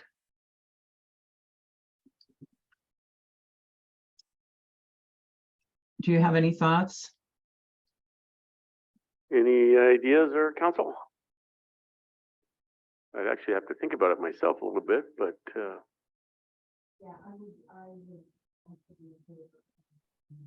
yeah, I kind of just looking at your comments right now, Janet.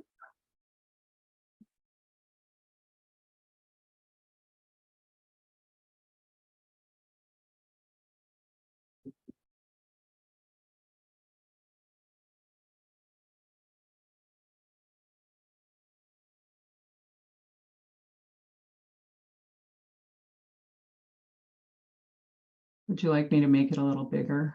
It's kind of tiny. Oops. Sorry. Oh, I have to use my left hand with my mouse, and sometimes it doesn't work very well.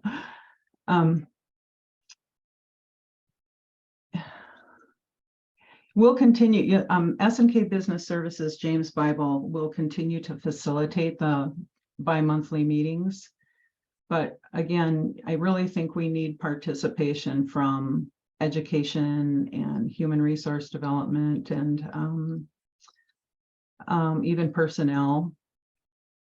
And of course, SKC, on just trying to update our training strategy, our workforce training strategy. And this is separate from our training strategy with entrepreneurs.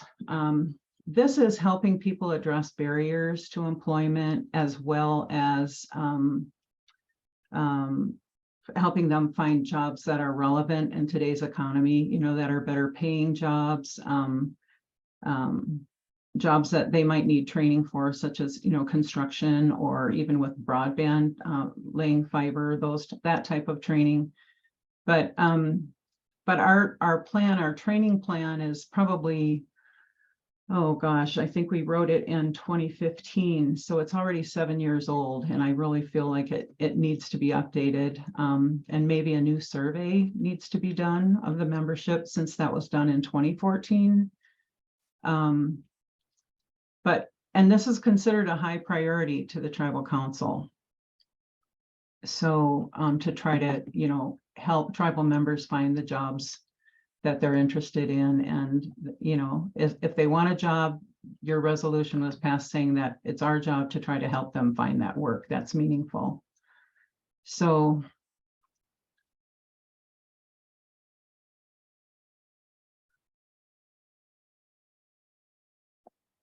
Take a chance to read Janet's comments.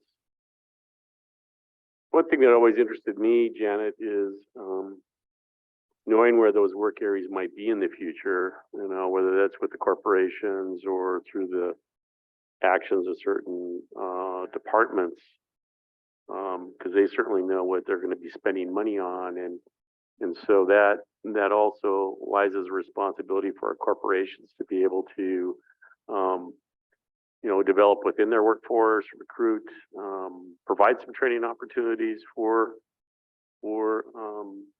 to get that trained workforce. So I certainly think that there's a responsibility for the tribal corporations to be fully vetted in this process. And I know that we're looking at trying to put more intention to the college to help out in this regard, for some of the vocational training that seems to be lacking locally. I mean, just like your great thing about building the mini homes over there. I mean, you know, where's the enhanced carpentry trades or some of those? Where are we doing with the you know, enhancing the equipment operators or some of the other building trade skills? Where are we meeting the need for the corporations and getting some of these jobs done? So it's really a critical component of trying to keep that funding we get here locally and spending it many times through our own membership and employment, and rather than bringing in outside workforce.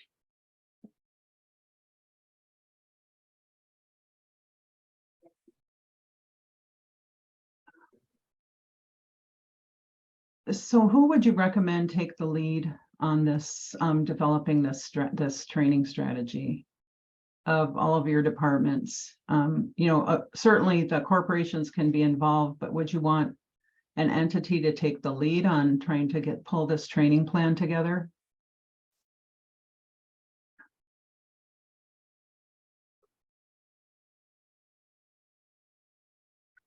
Well, I really, you know, again, probably would look at the college, but I don't know. Any ideas with everybody?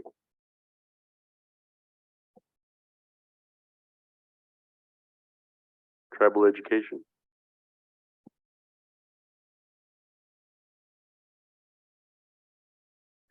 If we put it with tribal education right now, since we have more control over them. Okay. We'll put them as the lead. Thank you. I appreciate that input. And then this gives James an idea of who to follow up with, and Velda also on who to follow up with as the year progresses. But we'll also include tribal corporations and SKC as lead agencies to go along with tribal education.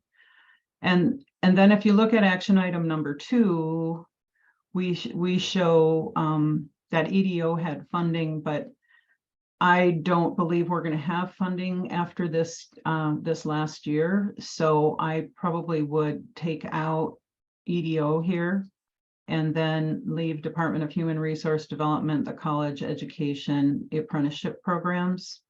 And then I'll put education here again. Oops. Hand got on the wrong keys. Then with action item number 3, again, ANA funded this in 2021, but I'm keeping these other same departments here, including also Job Service Polson, the Indian Preference Office, and S&K Business Services, because they'll be providing free financial literacy training, which financial literacy can be a barrier to employment for some people because they might not realize what type of wage they need to be earning in order to cover all of their expenses. And maybe they don't understand how they can cut back on some of their spending. So we feel like this is an important part to include here. And then let's see, the next action item, again, is identifying work experience opportunities and place members into those positions. And we felt that that might be personnel's personnel and other departments, but would you think that personnel should take the lead on identifying these opportunities and then helping to place members into those positions? And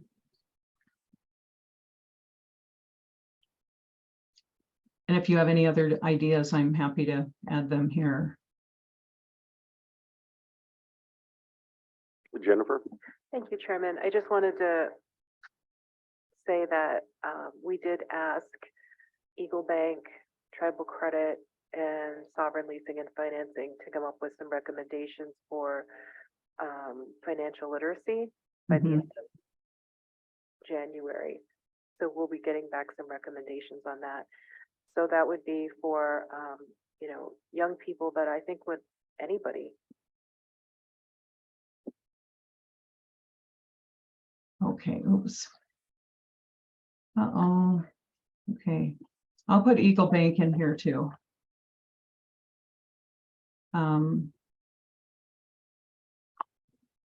Thank you.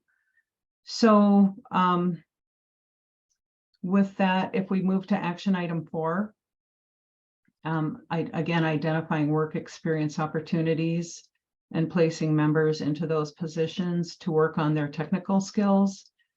I'm just hoping maybe personnel could take the lead, but and maybe department heads. I mean, maybe that can be done at a department head meeting too.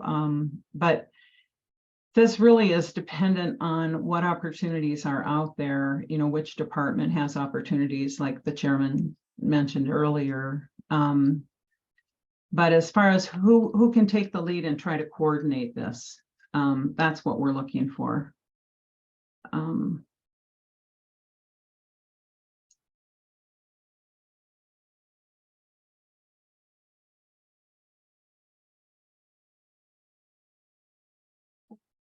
Any thoughts or? Well, personnel for sure. I don't know. Indian preference office. And they're part of personnel, so I'll just leave They are part of personnel. I would add also the FKC Career Services at least be included, maybe not as the lead agency, but. Okay, sounds good. Well, I mean, you know, I hate to say this again, but I think there's an obligation for our tribal corporations to be able to do the same thing and identify those opportunities. Okay. So we'll do.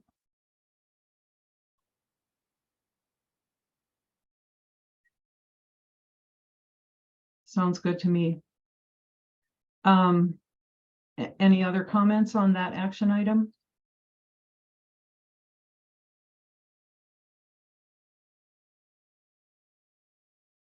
You won't see any. Okay. So action item 5 was identified in our survey of the tribal membership. They felt that there were some discrimination issues in hiring practices. So again, the tribes have good policy developed for your hiring. And so we just felt like this was an action item that needed to be followed up on based on the results of our survey. So, and we felt that that belonged in personnel. So if there's no disagreement with that, we'll leave that. We'll take EDO out of that and leave that with personnel as the lead.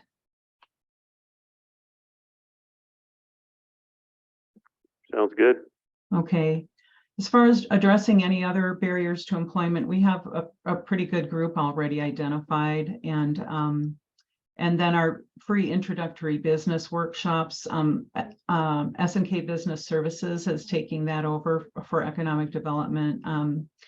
We led that for about 8 years, and this last year we transferred you know, some of those responsibilities, and S&K Business Services was very gracious in taking that back and working with that.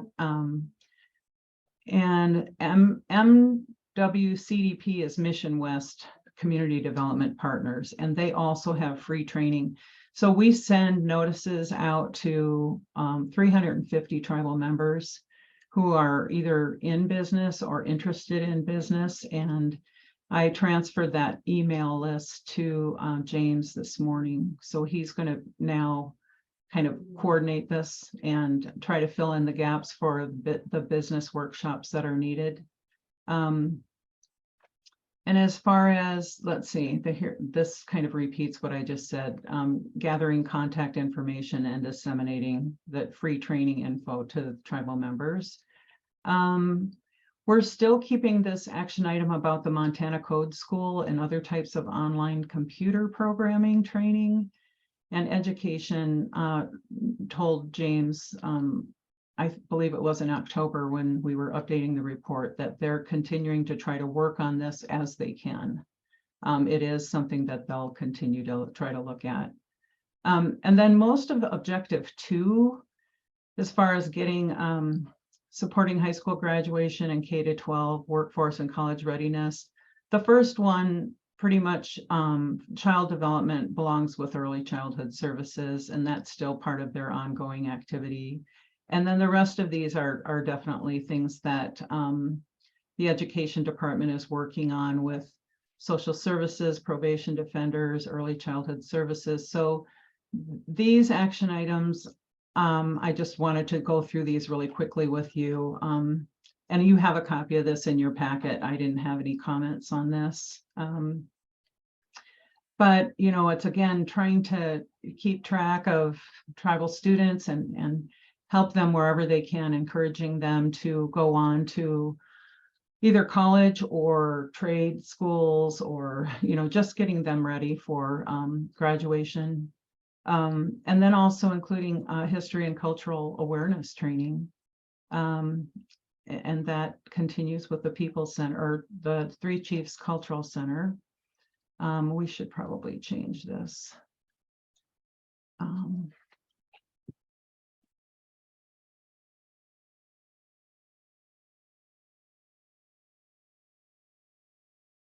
And then let's see, school to work initiatives with Two Eagle, and working with parents. Objective 3 is supporting higher education and training opportunities, more apprenticeships and paid internships. Education and the college would be working on that. Compiling an inventory of the most needed staffing positions and developing a succession planning strategy. We believe that should be all tribal departments, not just EDO. And the lead agency maybe should be the executive team as the supervisors of the department heads. I don't know what you think about that. It's just an idea. But EDO completed a succession planning guide, and we had it on our website, but now that the website's being redone, those links aren't available, but I can send that to anyone who's interested. We're trying to get a shared drive that we can put some of our planning documents on so everybody can access them. And some departments actually started working on a strategy, like early childhood services and natural resources departments. But I wondered if this should be a task that's incorporated in their work plans, each department's work plan. Does anyone know? Or do you want to take action to have that incorporated into their work plans? Because as you know, a lot of us are retiring, and it's pretty critical. And I didn't know how else to enforce, you know, I know people are very busy and nobody wants to add more work, but that succession planning is critical. So what do you think about that idea? As far as taking action to have the departments incorporate this into their work plans? Well, you know, I agree. It's very critical. Myself, you know, knowing that if you have an aging workforce, I mean, who's going to replace them? And are they up to the key? So having that as a ongoing strategy, or how you phase that in is very critical. So I would support that as a succession planning as a requirement for any program work plan or department work plan. Mhm. It seems like it would go without saying. Mhm. Did you want to take action to just ensure that that is being incorporated into their work plans? We can. People are shaking their heads, yeah. Okay. Did you want to do that now? Well, like motherhood and apple pie, I suppose we could.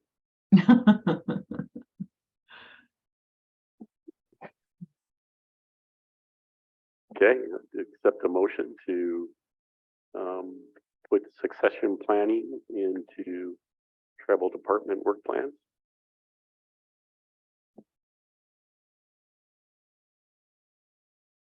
Motion by Ellie. Second by Martin. Any further discussion?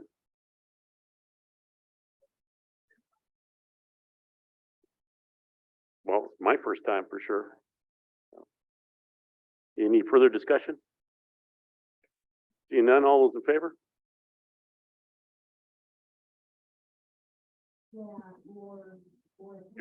Carol's abstaining. Okay, we have 8-4.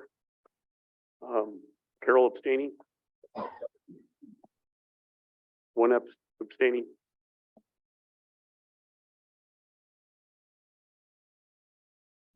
Thank you. And can we leave the executive team as the department head supervisors so that they'll take the lead on this? Yeah, I think so. Okay. Okay. Let's see. And as far as if you're ready to move on to action item 3, offering more trade programs according to economic needs, and we'll just keep SKC and CSKT in general as the funding source. And then, so in 2020, we worked with SKC to offer hospitality training. We did not get as much interest as we thought we would. Gaming sent quite a few of their staff to the training, but it was difficult to train their summer staff because they're so busy in the summer, and a lot of those people don't come on until end of May after college gets out. So the hospitality training did fold at the college. The instructor resigned to work full-time on his business, but we at least got it set up. And that was definitely something that came out of our survey, that people were interested in that kind of training. And then the building trades program, which we started. But as far as other trades programs, the college has the highway construction program.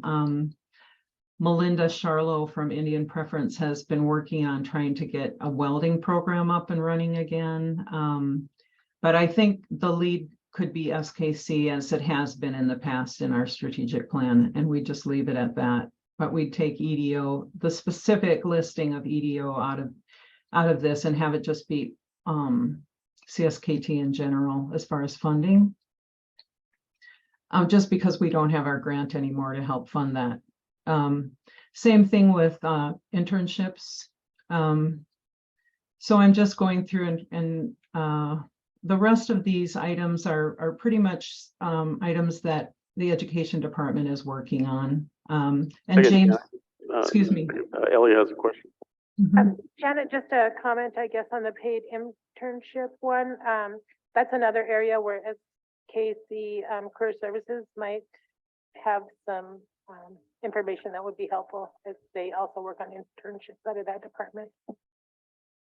Thank you for reminding me about that. I'll add that in here. And then we should probably put them also as a lead agency.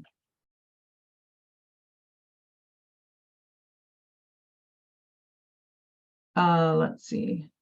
And then we have all of these entities for training. I'm going to take EDO out specifically here.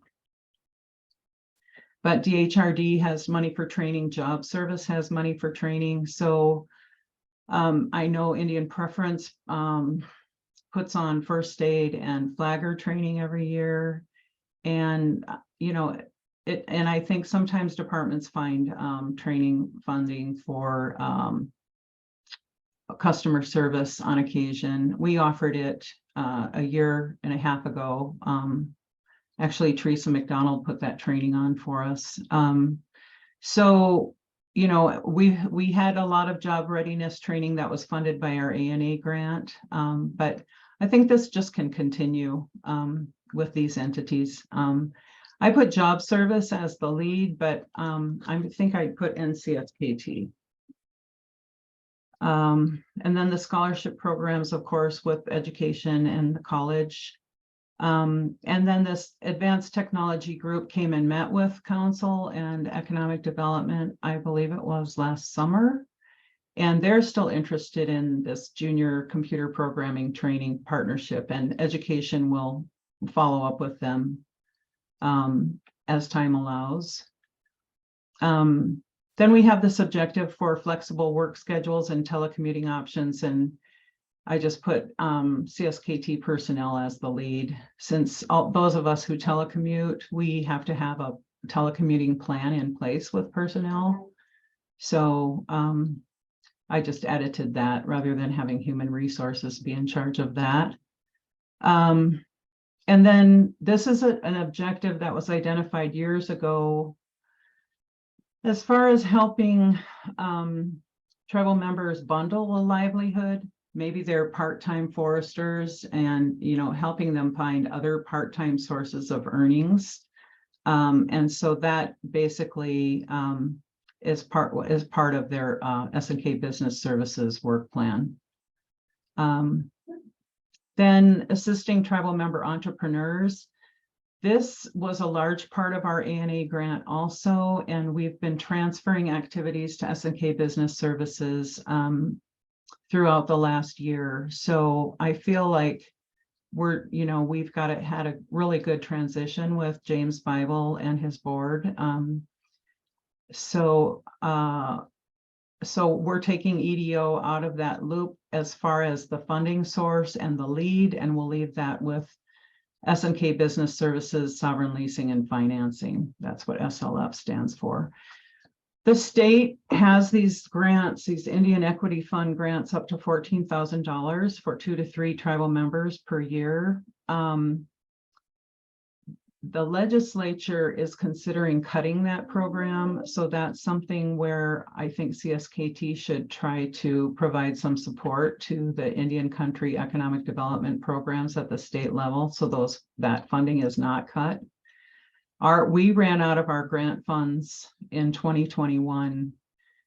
We had been writing planning grants for 10 years, and we were able to put money aside to help fund tribal members with small grants from the Economic Development Office.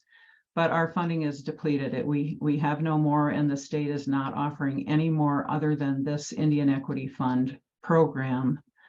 So Sovereign Leasing and Financing is basically taking the lead on helping tribal members develop their applications. And they get a small Native American business assistance grant from the state to do that. That funding could also dry up if this legislature decides to cut it. So I think it's really important that, just on a side note, that we make sure to advocate for those programs. And then like I said, they're providing technical assistance. And they're letting people know online and through the newspaper and Facebook. So I'm going to take out EDO here. We do have, let's see. We do have 2 computers for tribal members to use up here outside of my office, and then also SNK Business Services has computers and printers. So, at least we're trying to help them with computer availability and and classes. So, Velda, did you want me to leave EDO on here as one of the lead agencies? yeah, if we're gonna be able to maintain our space, but did James give them an update on the incubator office he has for tribal member development, or did you guys put that in the comments? That was it. He gave an update at the meeting with the corporations in September. I believe it was. Okay, so they're aware of that. Yeah, we do try to provide facilities and opportunities, and as far as incubation, we will need space in the future, and of course, funding. Yeah. Thank you, Velda. Action item 4, describe the options for loans from tribal credit, local banks. This is one of the things that Sovereign Leasing and Financing does when they're helping tribal members. And this is also something that Velda can help, provide assistance and advice to members when they're looking for financing options for their businesses. And then there's a Montana Department of Commerce Native American Collateral Support Program. That's another one that might not be funded if they choose not to fund that Indian Country Economic Development Program. So that's another one we should be supporting. We completed the activities under Objective 3, creating this database of tribal entrepreneurs. And then as far as the training and networking opportunities, again, James Bible will be keeping those email lists and updating them on a regular basis. And as far as incorporating local and federal training opportunities into our training program for entrepreneurs, we're going to just continue to work on that. And again, that'll be S&K Business Services and any other grants that EDO might get in the future. And here are the computer stations that I was talking about earlier. These are additional stations that could be set up at community centers. And I believe this might be part of the broadband grant that tribal members have access to computers. Can you clarify that, Velda, as far as trying to set up computer stations? We really have not looked at middle mile, last mile. They're just working on the infrastructure right now, but I know it's one of our proposals and we did put it out there a few years ago. So okay, we're aware of it. So this would be ongoing as funding permits. Mm-hmm. And then helping to advertise tribal member owned businesses. So at the end of this report, we have a list of completed activities underneath the plan, the strategic plan. So that's why you're seeing some of these have either been completed or dropped. The social media marketing workshops are going to continue, and S&K Business Services is funding those with their Native American Business Assistance Grant. And let's see. So this incubator at S&K Business Services, they're seeking additional funds through that SSBCI funding. Let's see. There's pretty much, there aren't any changes here. Just on the property management inventory and proposed locations for commercial lease lots to try to set up suitable locations for businesses. This would be CSKT in general, because now we have, as you know, the property management committee. It's not just EDO or tribal lands. It's a group of individuals working on that committee. So I just made changes here. And then we had actually had an objective for supporting tribal arts and crafts vendors. So Mission West Community Development is willing to, help people learn how to sell at farmers markets and craft fairs in addition to powwows if they're interested. So, I think that funding could just come through our partners, and the lead could be our coalition to continue that support. And then let's see, the business structuring options, that's something that Mission West can help with, as well as S&K Business Services. But Mission West provides training on the cooperative model. And so that's why we're showing them as the funding source and the lead for anyone who wants to form a cooperative. Then here's the creating a climate. Our goal number 3 is creating a climate that attracts, retains, and grows businesses. And so here's the broadband, the last mile connectivity, where the new grant was received by the tribes. And so it wouldn't just be EDO working on that. I don't know if we want to keep CSKT or federal government for the funding.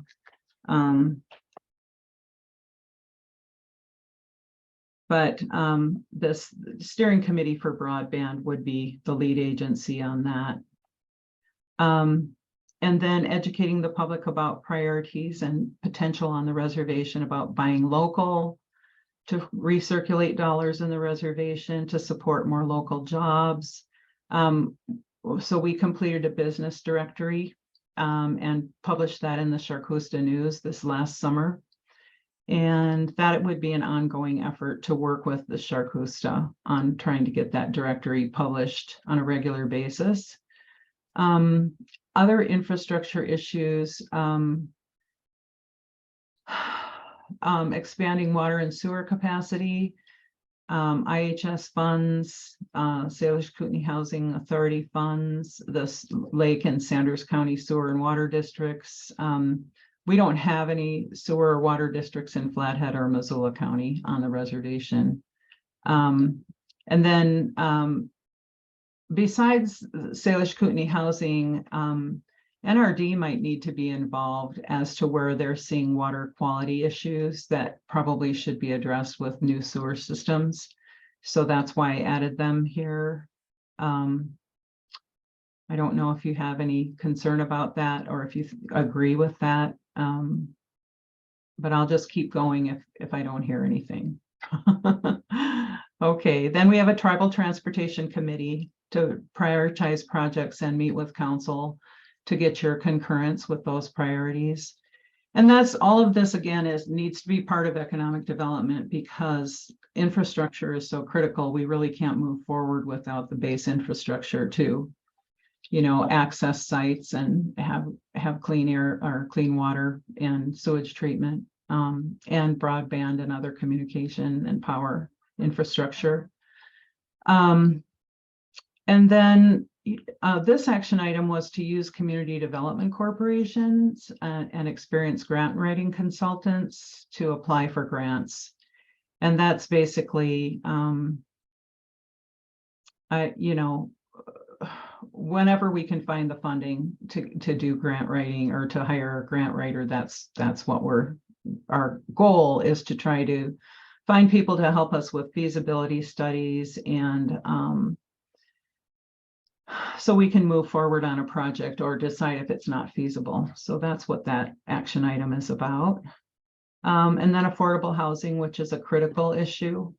And as you know, we have a homelessness committee, and then EDO is working with a consultant and with SCAHA to develop a feasibility study for manufactured housing. And we plan to come in and update you on that on January 31st. So, but we did, SCAHA is constructing 7 new 2-bedroom units in Pablo, and they're working on infrastructure for 9 homes east of Pablo. And they're also doing some, I believe, some 1-bedroom units as well. We pretty much talked about developing commercial lots for lease. So we completed the feasibility study and business plan for Polson West, that property by the airport west of Polson.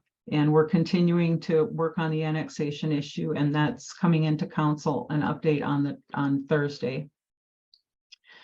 But again, I think this might need to fall to the property management committee as well as EDO, because we will need funding for completing an engineering and design for the infrastructure for housing and commercial lots at that property. And then we also had an action item to develop storefronts or office space for businesses or for the business incubator. I don't know if this is still a priority for council based on funding and all the different priorities you have. But I would think you might want to keep the office space, but as far as the storefronts, I'm not sure you want to keep that part in there at this time. I don't know what you think, but I thought I'd ask the question.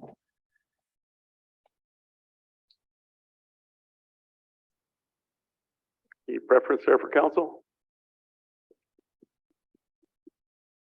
Cannabis storefront? What I need right now. No, I'm joking. My bad. The chairman's blend. That's it. Yeah, my bad. That's an earlier joke, Janet, that Jennifer had when we were talking about a different topic. Okay. So do you want to just leave it as office space rather than us trying to build storefronts at this time? Yeah, probably. Okay.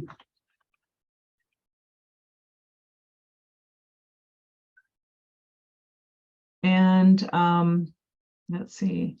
As far as the Uniform Commercial Code, this was identified by our coalition as a goal or a need years ago. And so Velda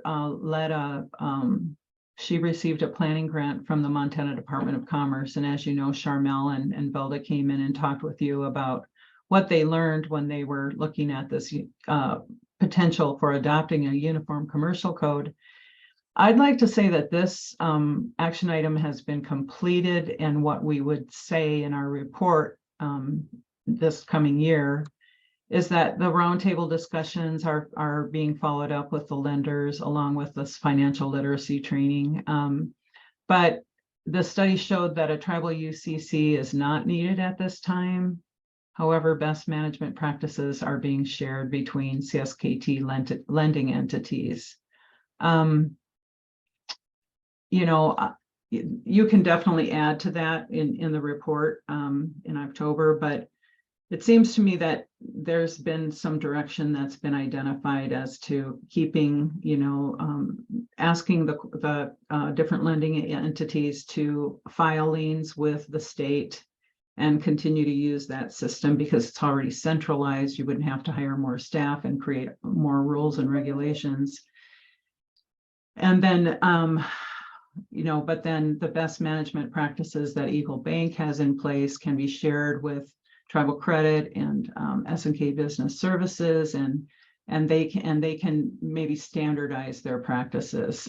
So they've got, you know, more assurances that people aren't going to default and that their collateral is protected. The collateral that they offer on their loans is protected. So that's just basically how we handled that right now. And as long as you're okay with that, I think we'll say that this has been completed. Looks good to me. Okay.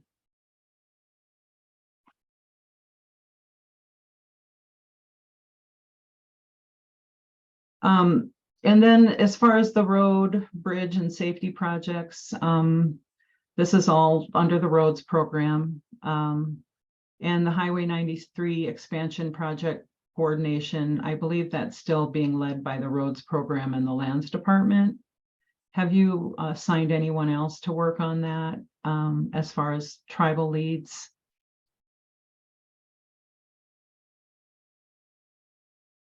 No, NRD and the roads program seem to be the primary.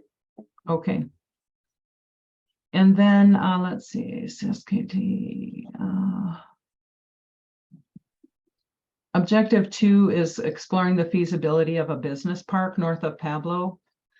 We did this project several years ago, and because S&K Electronics has pretty substantial fire insurance costs, we actually have some preliminary. We completed a preliminary cost estimate report and a lot layout, and this is for the vacant land that's west of the old People's Center, north of the old People's Center, west of S&K Electronics and a sliver of land north of housing. And we actually came up with multiple, and Carol probably remembers this, multiple lots for industry or commercial development as well as home sites. But the infrastructure is extremely expensive and we don't have the actual engineering work completed for that project. But if that might be a second priority to the new parcel that you just bought southwest of Pablo.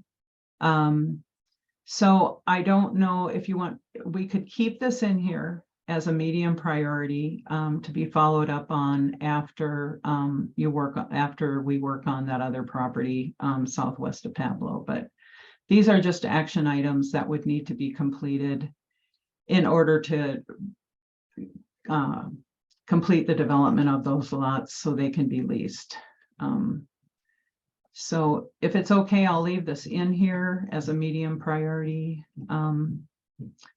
Probably only the high priorities in this plan are the ones that are going to get addressed over the next 3 years. But if funding comes available, you know, we can always bump it up on the list. Sounds good. Okay. Let's see, Polson West project is similar. You know, we completed the business plan and feasibility study. We need the preliminary engineering report and we need this annexation to go through with the city of Polson. So that's just ongoing. And this one is on hold until the annexation issue is resolved. Constructing the infrastructure is dependent on funding. And then we'd market the lots for lease again. Part of that Polson West property was the Ranald McDonald House, which by the time the whole year ends from when we first started renting it out in June until the end of or the middle of April, we'll have made $37,000 on that house. But that is, again, that's gross. That's not including expenses. Our expenses exceeded that amount because of all the repairs that had to be done on the house, as well as the furnishings and all of the utility costs, etc. But next year, most of that'll be profit, pure profit, because most of the repairs went into it this year. We do need to replace a few windows in that house and possibly the roof. So I shouldn't really say that this next year is going to be a pure profit, but just so you know, it's in much better shape than it was in when we started in April of last year. So I'm pretty happy about that. And then another lot was leased to S&K Gaming, or is in the process of being leased pending the sewer and water infrastructure. So at least we're making a little progress there. Objective 4 is addressing overcrowded living and working conditions. So of course we upgraded Kicking Horse sewer and water. We just completed moving the biosolid sludge that was dredged out of the lagoons. That was moved to a fee property and disposed of according to all the proper requirements. We use CARES funds for that. And then I believe maybe some ARPA funds to finish paying for that, moving the sludge. We're still working with an engineer on the design to fix the lagoon lining. They have had trouble with their geotechnical firm, who's been so tied up with all of their construction projects up in Kalispell and elsewhere, that they've just, you know, we meet with them weekly. And I'm hoping to get an update from them soon. But at least the biosolids, the Dick Anderson Construction's portion of the contract is completed until we get a design for repairing that last lagoon. Then on objective 5, you know, looking at developing vacant lands where appropriate. Well, now we have a property management committee working on that, so that will just continue. We did want to continue to explore the feasibility of developing property for storage units. We completed a business plan a few years ago for some storage units in St. Ignatius. but we were going to be using S&K Business Services to manage those units. So instead, they decided they felt it was easier for them to expand and create additional units here in Pablo. So that's ongoing. And then this has also been another objective, and that's to facilitate development of child elder care and assisted living centers. I have not been working on this, but I think this is something, I don't know if this is still a high priority for you, but I know childcare is critical for employees and assisted living for the aging population. Or some type of adult care facility. So I think we just leave it, if you want to just leave it here and then try to figure out who would actually take the lead on this, if it would be tribal health or DHRD, or I'm not sure which entity. I just left it general for now. You'd probably put DHRD, or what's Patty's services, DHRD, tribal health, DHRD, or whatever Patty Hibbler's executive division is. Okay. And then, we would recommend entrepreneur operation of these facilities where appropriate. So obviously childcare, you could have tribal members that are trained in childcare. I know it's a little more difficult for assisted living, but adult care facilities, if you don't label it as assisted living, you might not have as many regulations to contend with, but we'll just leave that here. As far as, I don't know if EDO would still be the lead as far as encouraging entrepreneur operation, or if you would want, we could just put CSKT in general there. I don't know what your thoughts are. Did you want to still lead that, Velda, or? If people inquire, we'll do our best to help support them. Okay. And if the tribes do develop, we will have to bring in management. Okay. And then this is something that Velda does as part of her job as the Economic Development Director, and that's completing due diligence on new business proposals. So we'll just leave that all here untouched pretty much. This is a strategy that we developed a few years ago before she came on board, and with Joe Dupuy. And then same thing with, let's see, working with the tribal corporations to improve their strategic planning and their communications with the shareholder.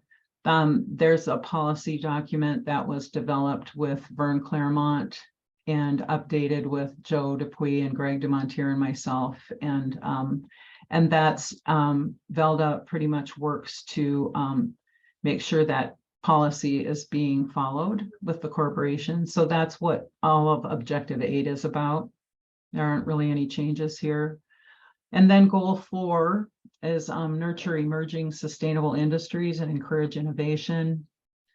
And this is where we were working on the hot springs renovation, but we're waiting for funding. And my understanding is that might not be until some of the irrigation work is done, and we could use water rights funding for that when it's appropriate.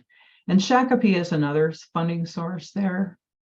And one of the things that Clayton had recommended is we drill a new bathhouse well and test the water quantity and quality at both the bathhouse well, the Big Medicine well, and the Cornhole well. Big Medicine well, I believe that's Leroy Obenek's well that he drilled years ago, and that is not as hot as the Cornhole. So this is just, I put these action items in here just to make sure that they're not forgotten. Let's see, we did complete other items, so that's listed in the appendix. And then culturally appropriate tourism, so promoting 3 chiefs. We leveraged Northwest Area Foundation grant funds to design and print rat cards for them. And we also worked with the Bison Range staff to complete a map of tribal member-owned businesses on the reservation that they could send out, along with rat cards for the Bison Range. Then we also are working, we provided some training for tribal members, and we're working on a tourism plan that we'd like to bring into council. It's about 99% complete, and we want to have one last meeting with our tourism committee, but the elders have always been concerned about promoting the reservation, especially the mountains and areas where members camp or use, different sites for other purposes and sensitive purposes. So we're trying to guide people onto sites that are on the highway alignments or near the highway alignments. And so we've got some ideas in this tourism plan, and we also would like to recommend that the tribes sanction tourism business certification program. So any tribal member that wants to become a tour guide, or any non-member for that matter, would have to go through the certification program in order to be sanctioned by the tribes. Because people are spreading so much disinformation about the tribes, so we want to make sure that they actually have the training and the accurate information to be telling tourists when they come here. We don't really want to promote more tourists to come here, but we want to capture the tourists that are already coming and make sure they get accurate information. So we'll be bringing that topic in later this month or early February. James Bible is working with Tim Ryan on setting up the curriculum, and Daisha Whitworth actually did quite a bit of work on the curriculum as well. So again, we'll be bringing that update into you probably within a month. So we also talked about itinerary planning, and I think that would be dependent on funding. We're not sure if EDO would be the lead or who would take this on after I retire. So I don't know if you want to talk about this topic now, or you want to wait until we come back with our tourism plan. Probably when you come back. Okay. I know this is a lot to digest. I'm sorry. I don't know how else to do this other than going objective by objective. Food sovereignty. It's great that you have a coordinator now. So I believe that, I think we'll change this from CSKT EDO and just put CSKT Food Sovereignty Program. Oh, I'm sorry, I take that back. This is for the cattle producers. I contacted Raven Consulting to see if they might be interested in a contract to be, we could have them on retainer so that they could continue to be advisors on this project, because they have the most knowledge. We've got some tribal members who are really interested, but they're all working full time, and they want to stay involved, but they don't have the time to write grants or actually develop the processing center, but they are willing to be on a committee to help with that work. So I think we have the finishing yard study done. We have the meat processing study and business plan completed. One idea is that we look at an existing meat processing plant that closed recently in Ronan and see if that might be available to purchase. I haven't gotten any further than just driving by it last week, but it's on Mink Lane. So I think we're going to continue to try to do what we can on that particular action item to support the tribal beef producers, as well as tribal members who are hunting, who are having trouble finding places to process their meat. So I'm just not sure if EDO Velda, do you think EDO will remain the lead on this? Well, Carol? definitely, I will be a part of the steering committee. Mhm. And if Raven is available, we will bring them in to help us. Okay. It's kind of a major undertaking, yeah. Carol, do you have a comment or a Yeah, question? Mr. Chairman, I do have a comment. Janet, I'm just curious, I heard this in the rumor mill, but I'm just wondering, are you contemplating a contract back after you retire? So I really need to take some time off for my health, but possibly, I'm not asking, I'm just wondering if yeah. if that's in the works. I mean, I don't, either you retire or you stay on. I know some, some people have come back, but I'm just curious, so. If I can get like my medication under control and get some things taken care of at home and, help my family. If I can get things under control, I'd consider it. I'm not asking you if you Yeah. want to go back. I'm just saying that is that what you're contemplating? Is that you're gonna have one, or is it just No, for providing other people the information so they can pick up the ball and run with it when the time comes? that's my plan right now. I'm trying to disseminate as much information as I can, and if I can't get everything, all of my documents scanned, I'll stay on a little longer and try to get everything into a shared directory. And then if I get all of my personal issues taken care of and you still need help with any one of these projects and I have the capacity, then I'd consider it in the future. But no, I'm not thinking about it right now, right this minute. I'm looking at Raven Consulting as, they're going to need a leader to tell them what needs to be worked on. And then I'm hoping like Tribal Lands could look into the potential purchase of that building. And then if we can find like a manager for this meat processing business, that's really, I've asked Jay Smith and he's going to talk with Pete White and others to see if they know of anyone who might be interested. And so I'm really hoping this transfers to other people. But I'm just pretty much updating you right now and telling you what we've done so far and what our hopes are for the future. So as far as moving forward with any of these objectives.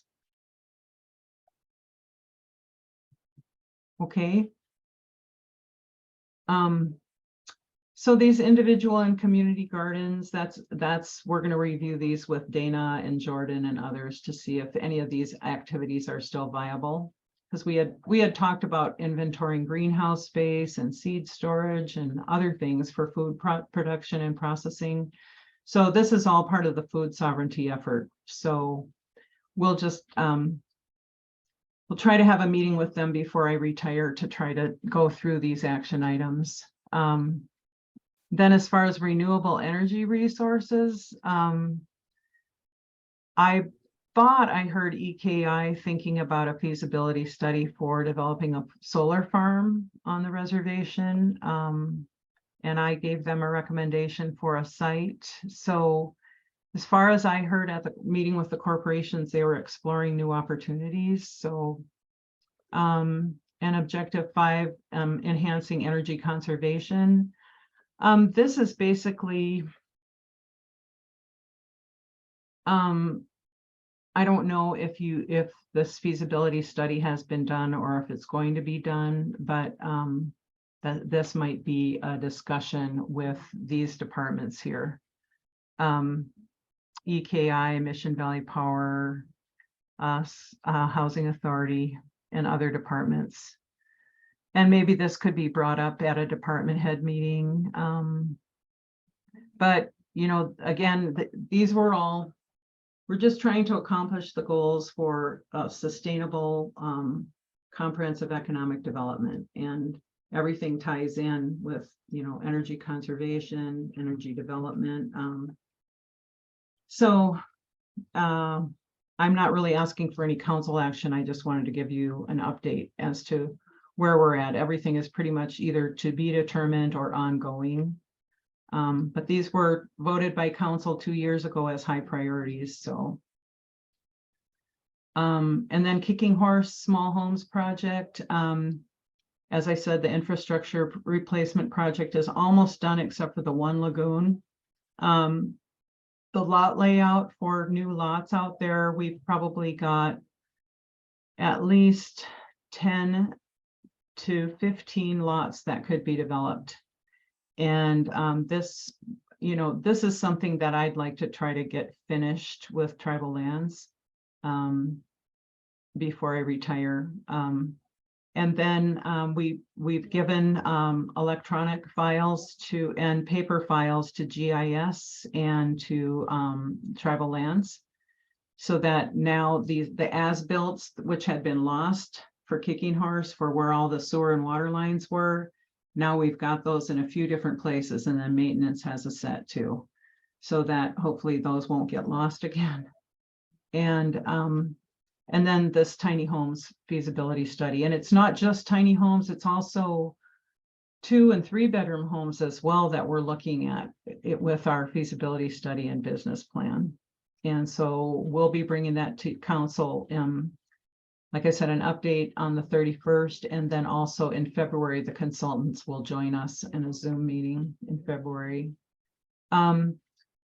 We also had this goal to provide community wellness, recreation, and cultural facilities. And we had looked at the community center in Ronan. That's still here. And it's on hold until, we can get funding. And until, there are other priorities too. So there's the Elmo indoor recreational facility, and then there's basketball courts near the baseball diamond west of Pablo. And I don't know if Lands was ever able to obtain ownership verification on those parklands. I think the baseball fields were put in there, but and I had heard at one time that Pablo Elementary wanted to expand onto those baseball diamonds, but I'd also been told by Carol Lee years ago that the tribes own that land. And so we really need ownership verification there. And this was labeled as a medium priority. So, if you want to leave these in, we can, because they're still part of economic development, community development. So my understanding is we should just leave them as they are. Do you have any comments or? I'd leave them in. Okay. I want basketball courts in Ronan, Pablo. Okay. All right.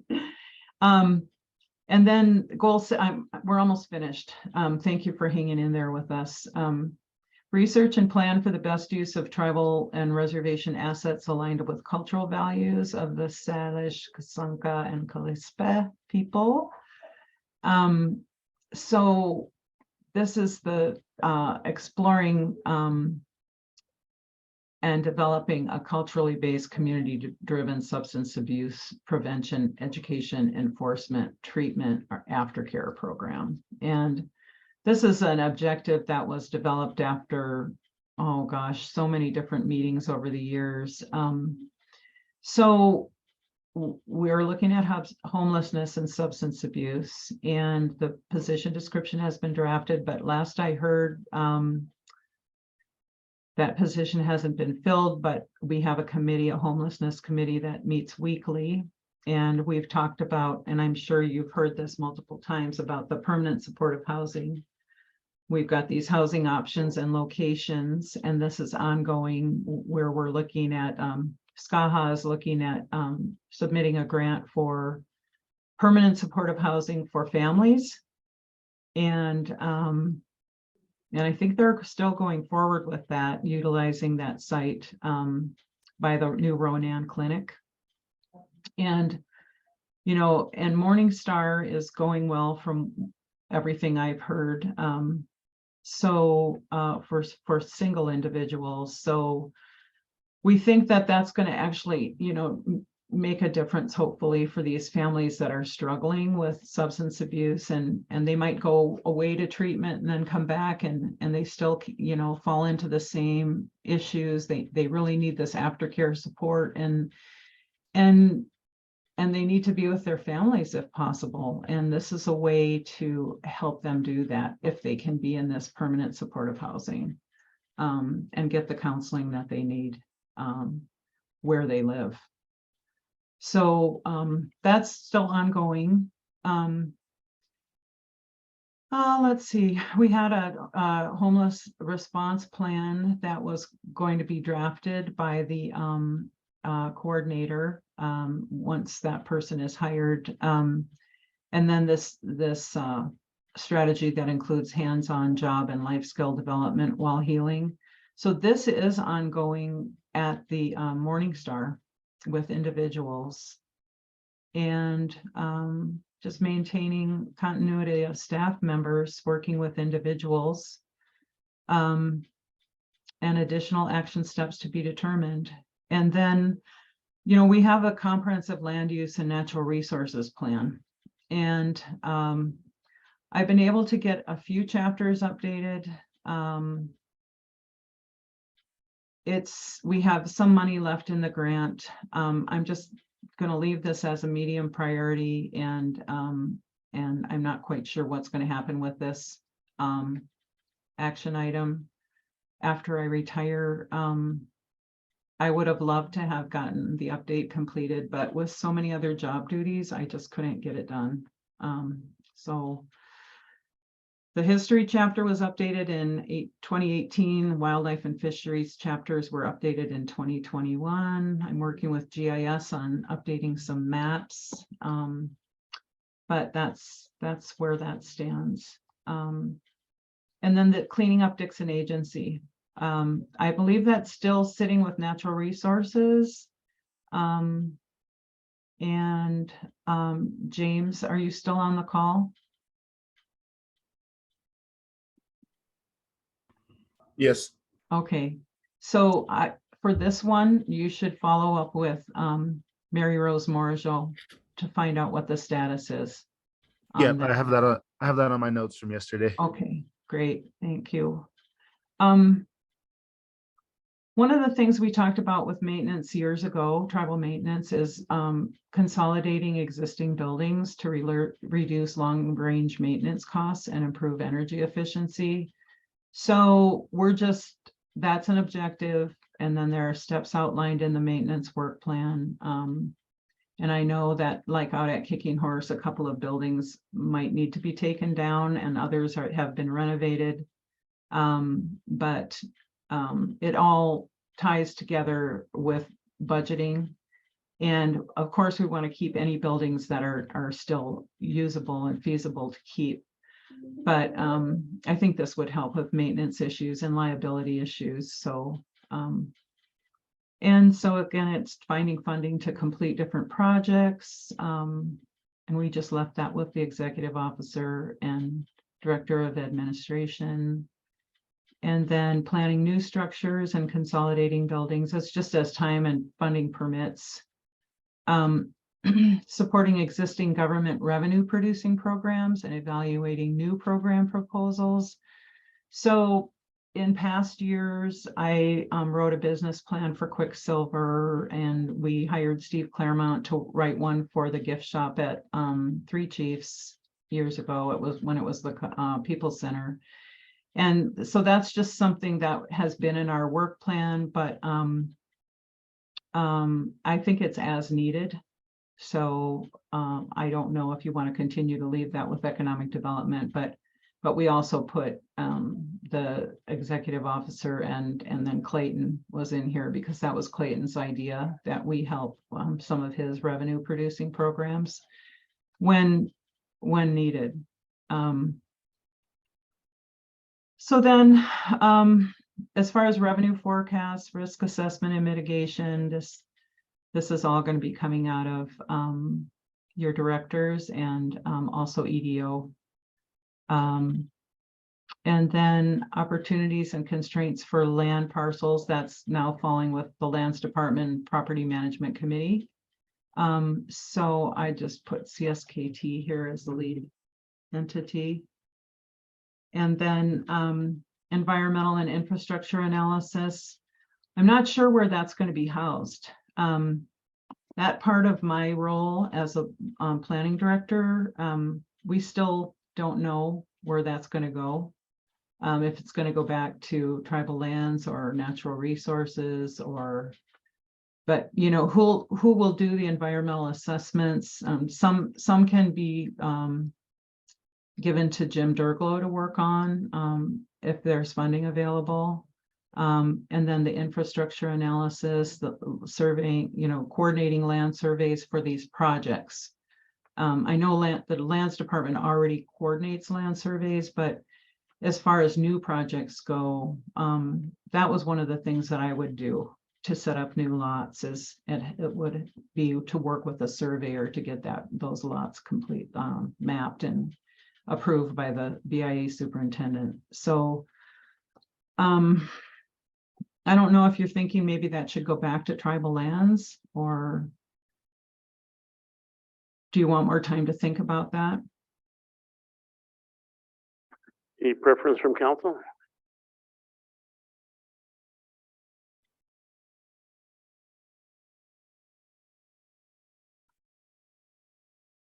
Earl says when we're ready to direct it, it'll happen whenever we direct it, I guess.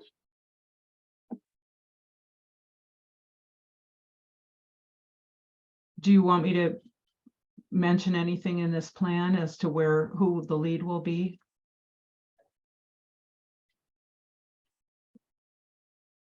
Probably not, just put CSKT. Okay. All right, we'll just leave that open-ended then, okay. And then objective 6. This is when Vern was here, we had a capital fund that was it was identified as part of that policy with the tribal corporations and developing a capital fund, and a couple of the corporation CEOs would sit on this committee, this investment committee, and individuals or EDO would complete business plans and cash flow analysis and due diligence, and then bring it into the capital fund committee to see if we could get funding for some projects. So that's what this is about. I think we could just leave this as a low priority right now, since there are so many other priorities, high priorities. But you know, so these are just some action items that would fall under this objective. And then develop tribal ordinances where needed. This is another thing that I was really hoping to get finished before I retire, and that's meeting with the tribal health sanitarian and natural resources and legal and the housing authority. The tribes have a septic permitting ordinance on the books, and it's very old. And this septic permitting ordinance, you know, the county already permits septic systems on fee land, and we really need to have a tracking system for all the septic systems on trust land and tribal owned fee. And so we had worked out a procedure with Fred Steele before he passed away, and he was doing the permits, and he was working with SCAHA's engineer to approve the designs. And then when Fred passed away, that dropped, and the legal department was involved in this procedure too. But no one picked up the ball after Fred passed away. And so we really feel that Dan Decker and I have talked about it a little bit. And we really feel that this new sanitarian needs to start working on these permits again. And so even though that's a medium priority, you know, we also need to address this for allottees as well. Because what happens is if somebody builds their septic system too close to a water body or too close to their neighbor's well or their own drinking water well, they can actually contaminate their drinking water. And we don't want to see this coming up as an issue in the future with a non-member fee land. So we need this mapping system and this permitting system resurrected. And so I was hoping this could become a high priority here instead of a medium priority for this action item. What do you think? I would concur with that. What about the rest of the council? What do you think? Change that from medium to high? Getting some heads to shake. Think so. Okay, great. And if this could get in the minutes, because then I think maybe tribal health, the sanitarian would see that this is a priority as well. We can bring it up at our health committee meeting on the 24th. Great, thank you. And then we're not sure, does anybody know if the tribal administrative procedures ordinance was ever updated? That had Joe Dupuy as the executive secretary, as the administrative officer when there was a dispute with any tribal ordinance or any procedure for implementing an ordinance.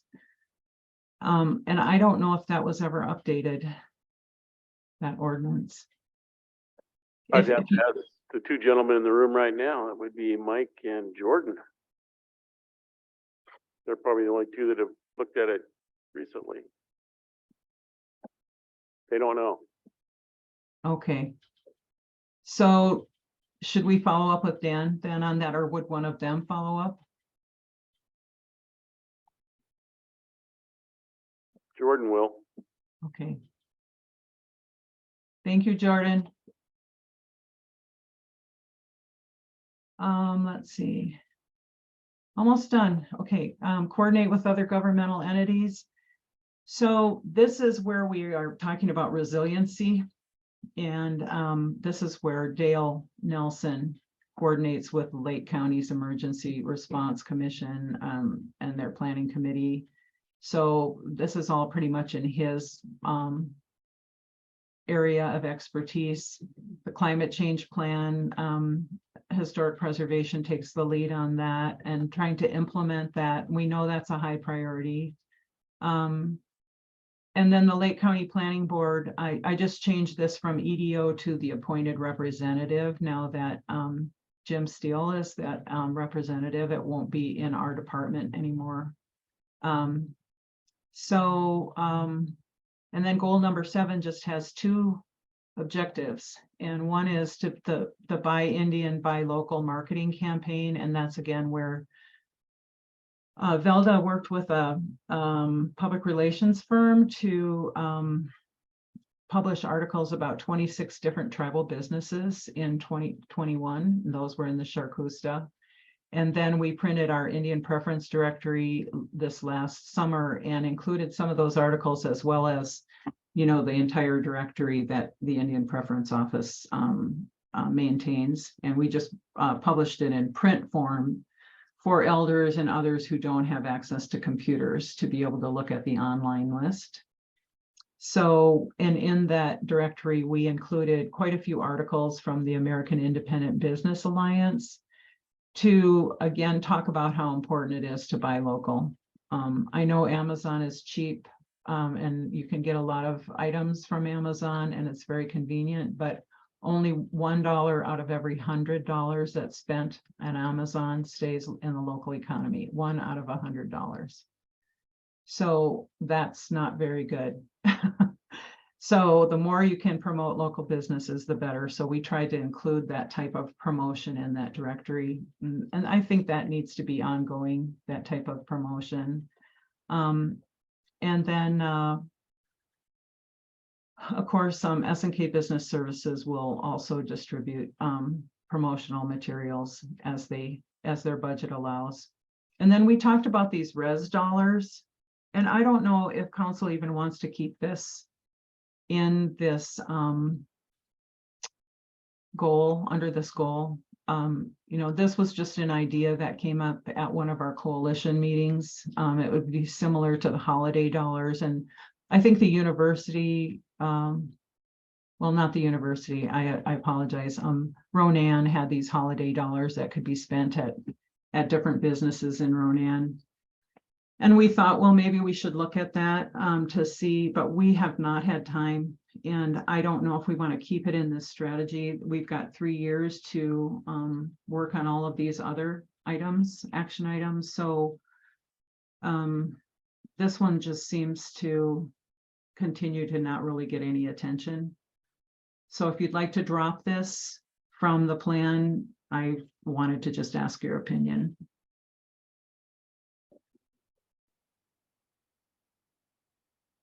Len says drop it. Yes? Could you repeat that, Tom? Len was suggesting to drop it. Okay. Any other consideration? Okay. Haven't done it by now, I might as well drop it. Okay. Okay, sounds good. That's it. That's our report. Again, if you want to look at the completed items, they're at the end in your packet. I think that's probably quite a ways down. You just scroll all the way to the end. Do you have these in your email as well as on your monitors?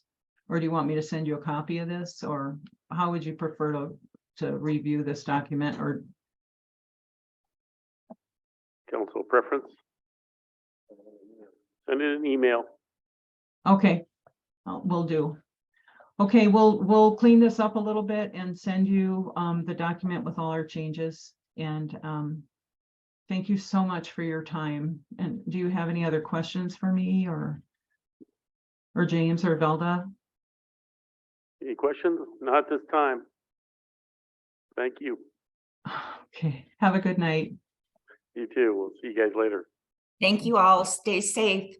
You Bye too. now. Thank you. Bet, James. See you. See you, Velda. Okay, one more item, and that is Jordan. Okay, we'll move into executive.